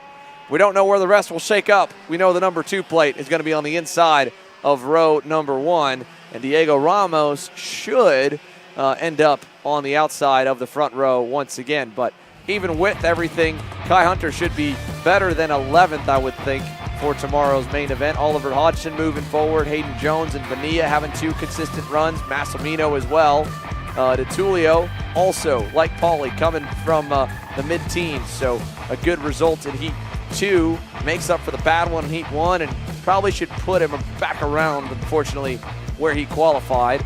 Then ZCD, Garrison, Levy, Cooper, Lyle, and onwards here. So for the big moments from that race, again, for our Pro X30s, let's take you through it before the Pro Shifters get the final race session of the day underway. First and foremost, Ramos was not going to get caught sleeping that second time by. And then over here, Oliver Hodgson and Norberg going at it. This was wild here. Levy and Fernandez. And then I don't know if Holtz didn't realize how close he already was to Aiden or thought he was clear, but climbing up on the top, the 2 of them together. Levy also maybe could have gone a little more, but was close to the edge of the track. Either way, Brandon Carr and Josh Holtz end up biting the bullet for Fernandez and Levy coming together. And then, you know, really a lot of this race was, up at the front. Really, the front was second on back. Norberg had him covered.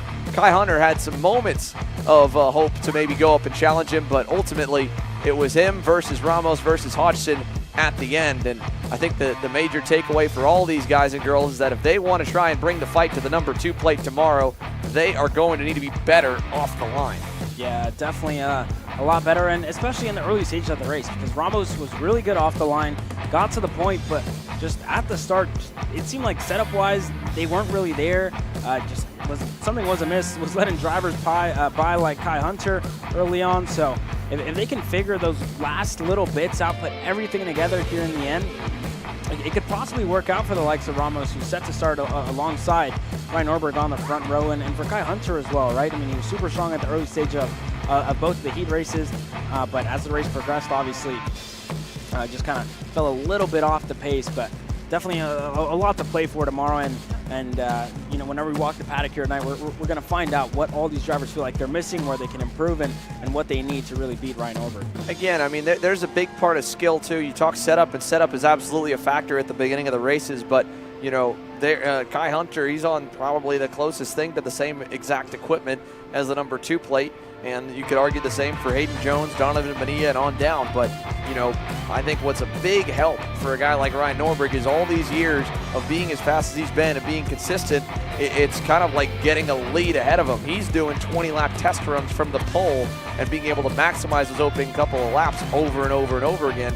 Guys like Diego Ramos have had some good weekends this year, have also had some weekends where they've been fighting through the pack more often than not. So it's a repetition thing, I think, as well, because it's almost a bit of a different trained skill set to be really, really good on low air pressure, and that changes how to drive with each tire and each tire iteration. And we're now on another new iteration that, guess what, in the very first race weekend, Ryan Norberg led every single session and was able to basically not dirty the tires, not overcook them trying to pass someone or defend, and just focus on trying to, get that feeling down and maximize them from the drop of the green flag. And that's what I mean when I say off the line. You're right, Ramos did a great jump off the line, but that's not everything. So we'll hear from a handful of those Pro X30s on their thoughts here at the end of the day. But at the same time, PSL Karting Pro Shifter is without a doubt the spotlight here. And we talk about Norberg's dominance. Well, AJ Myers in that first heat made everyone else almost look silly with how good he was once he was able to get clear. We know that it's tricky to pass, and we definitely saw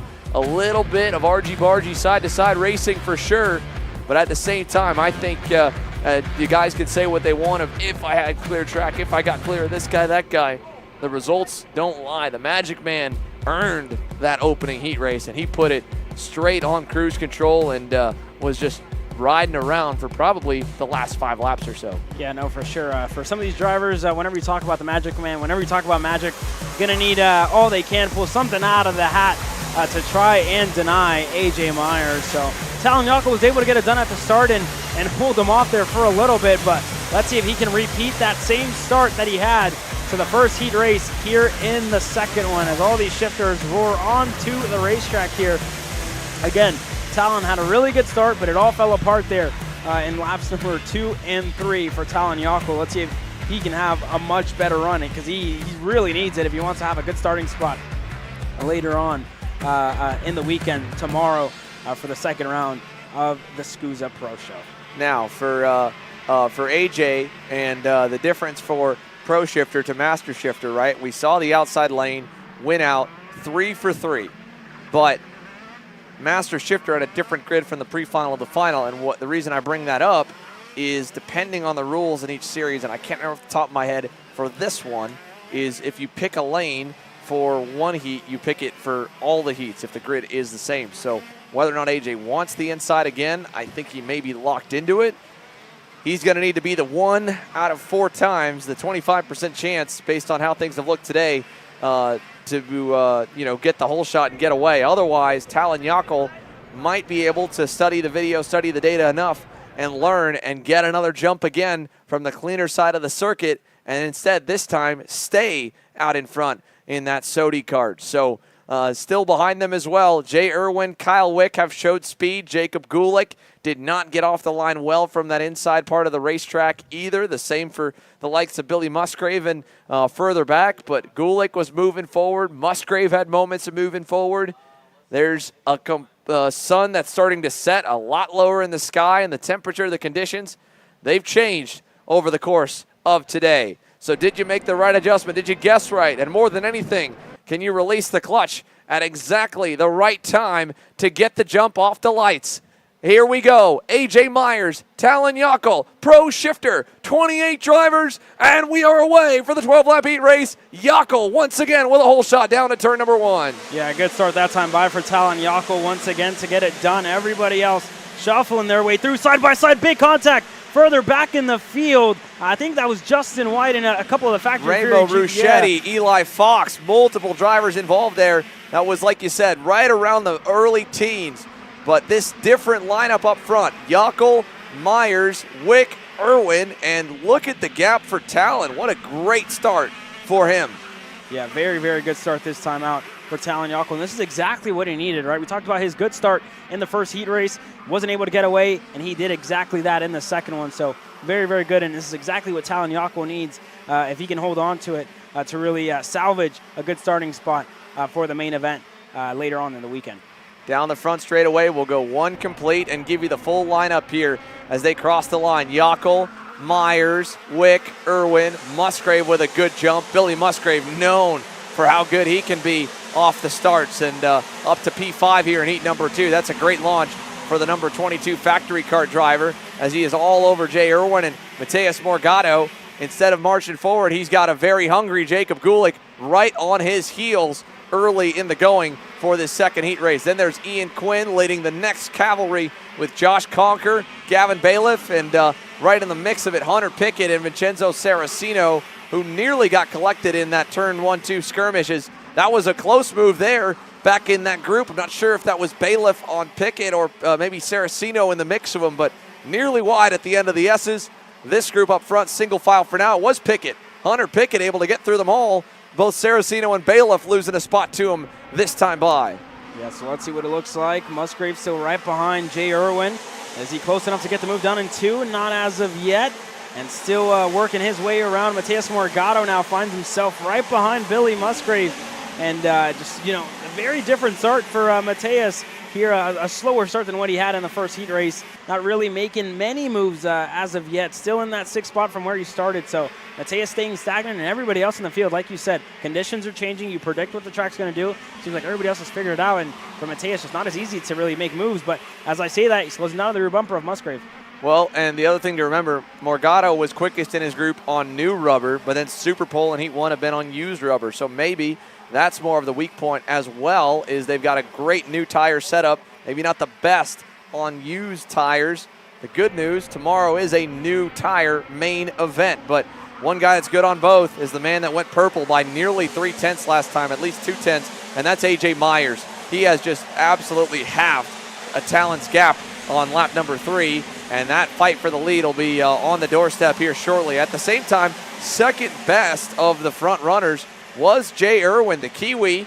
If he can find a way past Kyle Wick, might be able to get himself safely into 3rd and maybe even start to try and track down Yockel. So Jay Irwin looking sporty as Morgado's going to send it on Billy Musgrave there and overdo it as he drops a tire in the dirt. So Morgado going to lose a spot in the process. Gulick now into 6th as Myers continues to bring the fight to Talon Yockel, and he is almost there.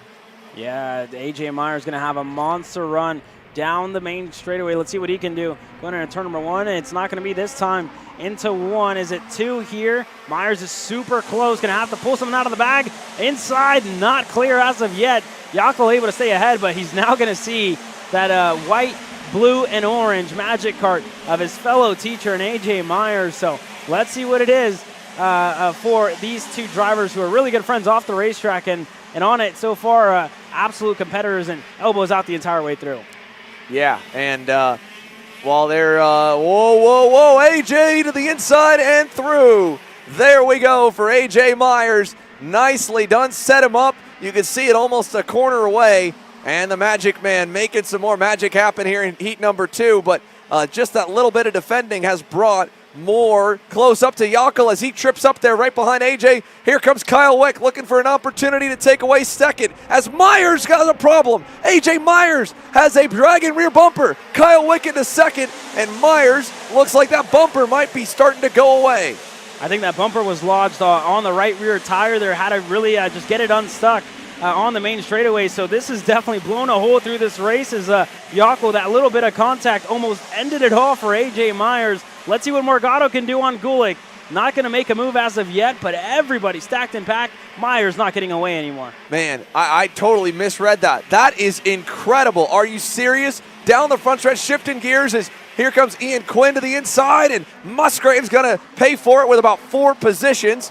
At the same time, Gulick around on Morgado once again. And but still, if we can get a replay of that, AJ Myers mid straightaway in between shifts reached back behind the right rear tire and pulled the bumper out. That is unbelievable. That's pretty badass there by A.J. Myers to really do that on the main straightaway and have the lead that he has now. It was at almost a couple of hundredths of a second back to Kyle Wick. Now it's at just under half a second here in between himself and Kyle Wick. And let's look at it one more time there. On the main straightaway, that rear bumper lodged on his right rear tire, pulls it down as he's going really, really quickly, over 80 miles an hour on this main straightaway, Xander. Yeah, and over all the bumps and everything else. And wow, Ian Quinn down the inside on Jay Irwin. Teammates there, and it really hurt Irwin from fourth. Now he is just barely hanging on to the top 10. The number 20 is in trouble right now. Hunter Pickett, Vincenzo Saraceno, Billy Musgrave, all over Jay Irwin as they'll come to put 7 laps complete now. Myers' lead to Wick just slowly inching away, but Kyle Wick getting closer to the pace that he needs to fight for a race win. And Jacob Gulick going along for the ride. Hunter Pickett looking sporty as well here as he has continued to march up from his 12th place starting spot. And Irwin trying to make his progress stop at 9th right now. Good job covering off turn number 4 for the Kiwi. Yeah, just definitely a damage limitation from here on out for Jay Irwin. And Ian Quinn, a good drive so far, making moves. And we already know what his favorite passing point is. We've seen it 2 times already in this corner there on our screens. But let's see what Ian Quinn can do. He currently sits in the 6th spot. His teammate, Mateus Morgado, right ahead of him. And former Morgado just not making that much of an impression on the gap that he has to Jacob Gulick. Like you said, just hasn't been as quick on older rubber like A.J. Myers has. So definitely still something to look out for. And Jacob Gulick goes purple in the process of 52.560. Yeah, and he did that last lap as well. Jacob Gulick is the fastest car on the racetrack. Whether A.J. Myers is pushing or not, whether there was any bit of damage or setup issue from the contact with Talon or whatever, he is still doing enough to manage the gap and pull a little bit away from Kyle Wick.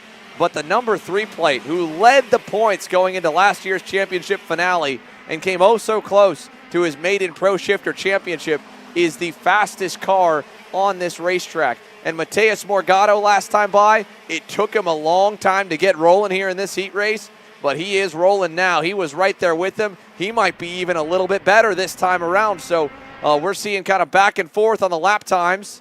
And through turn number 1, A.J. Myers a 52.58, Talon Yockel a 52.49, a 6 for Gulick, and a 5 for Morgado. So back and forth, a game of hundredths, really, for the entire top 6. And we just had a pass for second not long ago, but we might have another one here in a little bit with Talon closing that gap back up to Kyle Wick. Yeah, Talon is about to be all over the rear bumper here of Kyle Wick, and this is really what Talon Yockel needs. Again, he didn't have the best first heat race. Really going to need to get something done here in this one.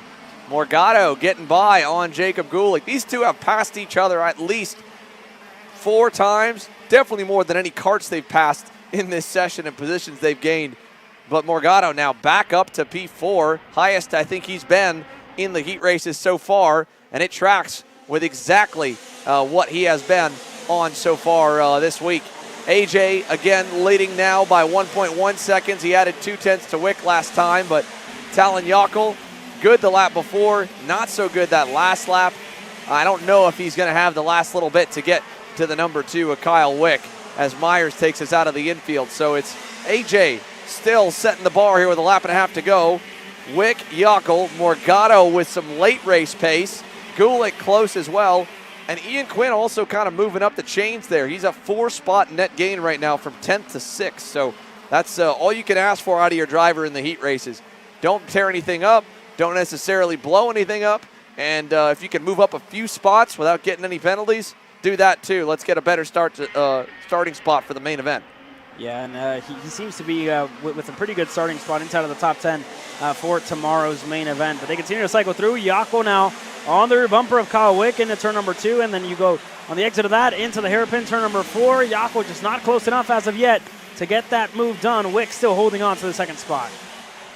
Down into turn number 5 here. He's got only maybe 2 more opportunities, and if he doesn't take them, Mateus Morgado might try to take one. Through the S's for the last time. He's not going to be close enough. Neither will Morgado, but Mateus is moving towards Talon Yockel right now And at the same time, Jacob Gulick's got to hang on because Quinn is closing in on him for 5th. But luckily, I think the buzzer's just going to hang on and come just early enough in the heat race. As we go to the line, A.J. Myers makes the magic sweep of the day here in Pro Shifter. And no changes through the top 6. Conker 7th, Jay Irwin 8th, Hunter Pickett 9th, Billy Musgrave 10th. But it's a magical Saturday for A.J. Myers as he nods there, pole and quali. And yeah, you can't do anything cool. You know, the bar is set about as cool and, badass as Ryan Norberg did just a moment ago. Pole and quali, and both heat races, a dominant sweep. AJ one-ups him with a bigger margin of victory in Heat 1, and he does a margin of victory that's still pretty solid in Heat 2 after ripping the bumper out from the tire while leading the race midway through. Sorry, Ryan. I think that might be just another step up, man. That was cool. Yeah, so we'll definitely see what Ryan has in store for us tomorrow, but it was all about A.J. Myers here in Shifter to cap this one off. Kyle Wick 2nd, Jaco finished 3rd, Matias Morgado in 4th, Jacob Gulick rounds up your top 5, and for the kid from Ohio, finished 6th. Josh Conker 7th, not too bad for the JMF Factory Kart team. Jay Irwin 8th, Hunter Pickett 9th, and Billy Musgrave rounds up your top 10. Now let's take a look back here with our Coastal Link custom printing recap while we wait for the scales to roll on through.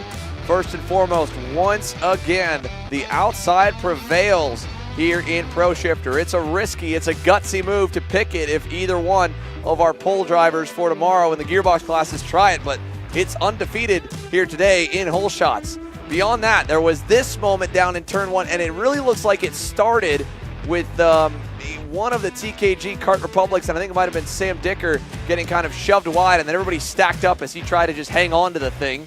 But regardless, the battling raged on up front. First up, AJ catching Talon off guard there at the top of the S's. Then this moment there, ripping the bumper back off the tire so he can go back to drive it normally. And once he did, well, there was no catching him. It was the fights further back. First up, Ian Quinn catching Musgrave off guard, catching Irwin off guard. The one spot that's really tricky to defend into, and we have seen quite a few passes in the gearbox category in that corner alone, as Morgado got one done as well on Jacob Gulick. So a good amount of midfield fighting, but still they're all chasing the Magic Man in Pro Shifter, just like the rest of the pack is chasing Ryan Norberg in Pro X30. The gap closed, but it's not down to 0 yet. Yeah, definitely not down to 0 here at the moment, but everybody else is playing catch-up. Again, in both of our pro classes with Ryan Norberg on the X30 side of things, and then on the shifter side of things with AJ Myers. So definitely for all these drivers, if they want to give us something interesting, they're going to have to pull something out of the bag here overnight to really find that last little bit of pace that they're missing to those two drivers who have a lot of pace in their own machines. So, we're definitely going to find out a lot when we walk the paddock here tonight, Xander, but for all these drivers, right, very good racing across the shifter category, and then in the X30, it was a little bit of a runaway, but a couple of drivers came close, especially when you look at pace over the charts. The races are going to be a lot longer tomorrow in the main events, obviously. And with the new Pro Show format, the races are a little bit longer to challenge the drivers to either save that little bit of tire and to challenge them physically a little bit, right? And that's definitely going to be one of the things that really comes into play for some of the younger drivers, the more unexperienced drivers at a racetrack like the Motorsports Country Club of Cincinnati. Yeah, it will definitely play a factor for sure. The heat here this weekend, I mean, you go and look at the Pro Shifter scale line, and everyone is absolutely drenched here. One guy, though, that definitely has plenty of laps in a KZ package, both here and abroad this year, and success to go with it, is Matias Morgado. And Dave, it looked like he's got to be at least a little bit happy with how that heat turned up better than Heat 1. Yeah, Matias, it's improving. You're not quite there. What do you have to do tomorrow to get it up at the front? I don't think we have to do something, to be honest. I think we are ready to fight for the final. I think the speed we have starting a bit more to the front, no one can match us. So, yeah, just check a bit of data and see if we can really do something, but I don't think so. I think all we saved till now will pay off tomorrow. So, yeah, really excited for tomorrow. So you saved a little something for AJ then? Well, it's not easy to start 6 here. It's always so hard to overtake in the shifter here. Always make a mistake. The the driver in front make a mistake. So the track is super small, super bumpy. And yeah, for the shifter, it's a bit hard. So starting 6, it's not a good position to start, but I managed to gain some positions in both heats, so happy with that. Yeah, you mentioned this racetrack. Just talk about it a little bit. You said narrow and bumpy, but a lot of drivers describe it as a driver's track. You know, kind of what's a deeper evaluation of this place? Well, it's not the type of track that I'm used to it. I specifically don't like this track. Super bumpy for the shifter, as I said, it's super hard to drive, so it's not what I'm used to drive in Europe or anywhere else in the world. So yeah, that's how I can describe. This place is unique in the world. That's Mateus Morgado, 4th place and looking to do better tomorrow. Well, after you come off the racetrack and you're beaten up and bruised and sweaty, and you don't end up as a winner, maybe you're not as big of a fan of it, but AJ's got to be a fan. But we've got a lot of questions for him, Dave, and I know you do too, so let's go down to you. Yeah, Xander, in the early days of racing, you had 2 people in the car. You had a driver and a riding mechanic, and you were both the driver and the riding mechanic today. Just talk about that. That was one of the craziest things we've ever seen. Yeah, I mean, start of the race, whatever happened, no grip, tumbled away, ran him down, but man, he got into me a little bit. I kind of made a mistake. He kind of made an opposite mistake. I was a little slow, he was a little fast. Ramped my rear tire and popped my rear bumper over the tire. I felt like I was like going like that, so I looked back and I had to grab the bumper, pull it off the tire. I thought for sure it was game over, and I was just thankful I went through turn 1 and it kind of felt normal, and then get going again. Was there a second thought about putting next to hitting it at about 60, 70 miles an hour? Honestly, that's a good thought to have. I did not think of that once. That's probably good. No, I just went bumper, tire, and that's it. No thought.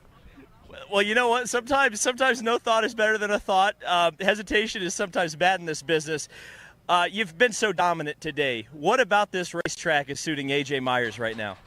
It's just kind of a rough track, so you really got to keep the car under control, and that's kind of where I get good. I'm best at keeping the car under control, looking smooth, maximum speed. Mateus is amazing when the grip's good and all that. This guy got to control the kart. It's not about using the tires, it's about just controlling and using it right. So hopefully he can't figure it out. Hopefully no one else can figure it out, and hopefully tomorrow goes good.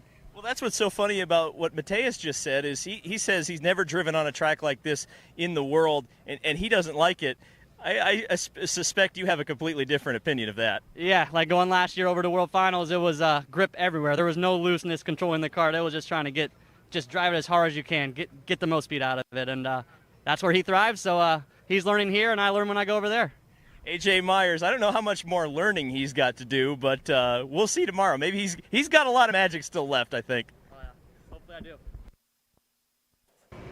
Good to see AJ Myers in good spirits, and again, as he mentioned, probably not the worst thing in the world to maybe have another thought about, maybe I shouldn't put my hand back by a spinning axle at 70 miles an hour. There have definitely, I'm sure, been incidents over the years of moments like that. But I will say, man, it was a cool moment, and it was one of those, probably one of those Chastain wall riding moments where we may end up with a rule before not long after something like that. But that was cool. That was very, very, very cool.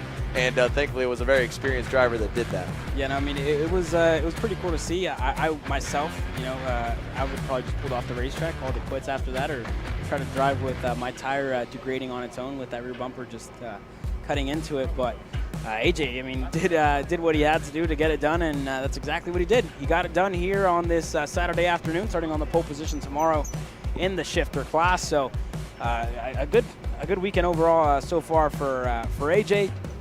And Mateus, just interesting to hear him say that they figured it out already. It just that was kind of the case, right? I mean, he started 6th, had really good pace, but it just took him a while in the early stages of the race, and doesn't like the racetrack. But that's just Mateus has raced in the U.S. before. It's kind of like you know what to expect from a racetrack like this. Well, I mean, the early part of the race in their class especially, right, is just tough to follow, especially having to hit first gear in that last corner. So until the racing kind of spreads out, again, like he said, someone in front of you misses a shift or makes a mistake, especially slipping first, coming out of the last turn or any other place on the racetrack, maybe kick up some dirt in front of you. Until the pack kind of spreads out, it does kind of track with what he's saying, that, he feels good enough with it. But either way, it's been a great day of racing, a long day that got us semi-pro main events and the grid set for our pro mains tomorrow. definitely something you need to come back and tune in for once again. For all of us here at the Motorsports Country Club of Cincinnati, from the chaos to the elbows out racing and to the ultimate winning moments here, including like the end of the day for AJ Myers and company, Turner Brown, Enzo Vidmontian, and the rest of the 220 plus here in Cincinnati, Ohio. The SKUSA Pro Tour, it never disappoints, it always surprises, and there's never something you can always expect. We've had a blast bringing it to you today. We can't wait to do it again tomorrow. So folks, if you're watching from home or wherever you're at, make sure that you've got your alarm set. We've got ours set, and we'll see you bright and early at 8 a.m. Eastern, 5 a.m. Pacific, Sunday morning.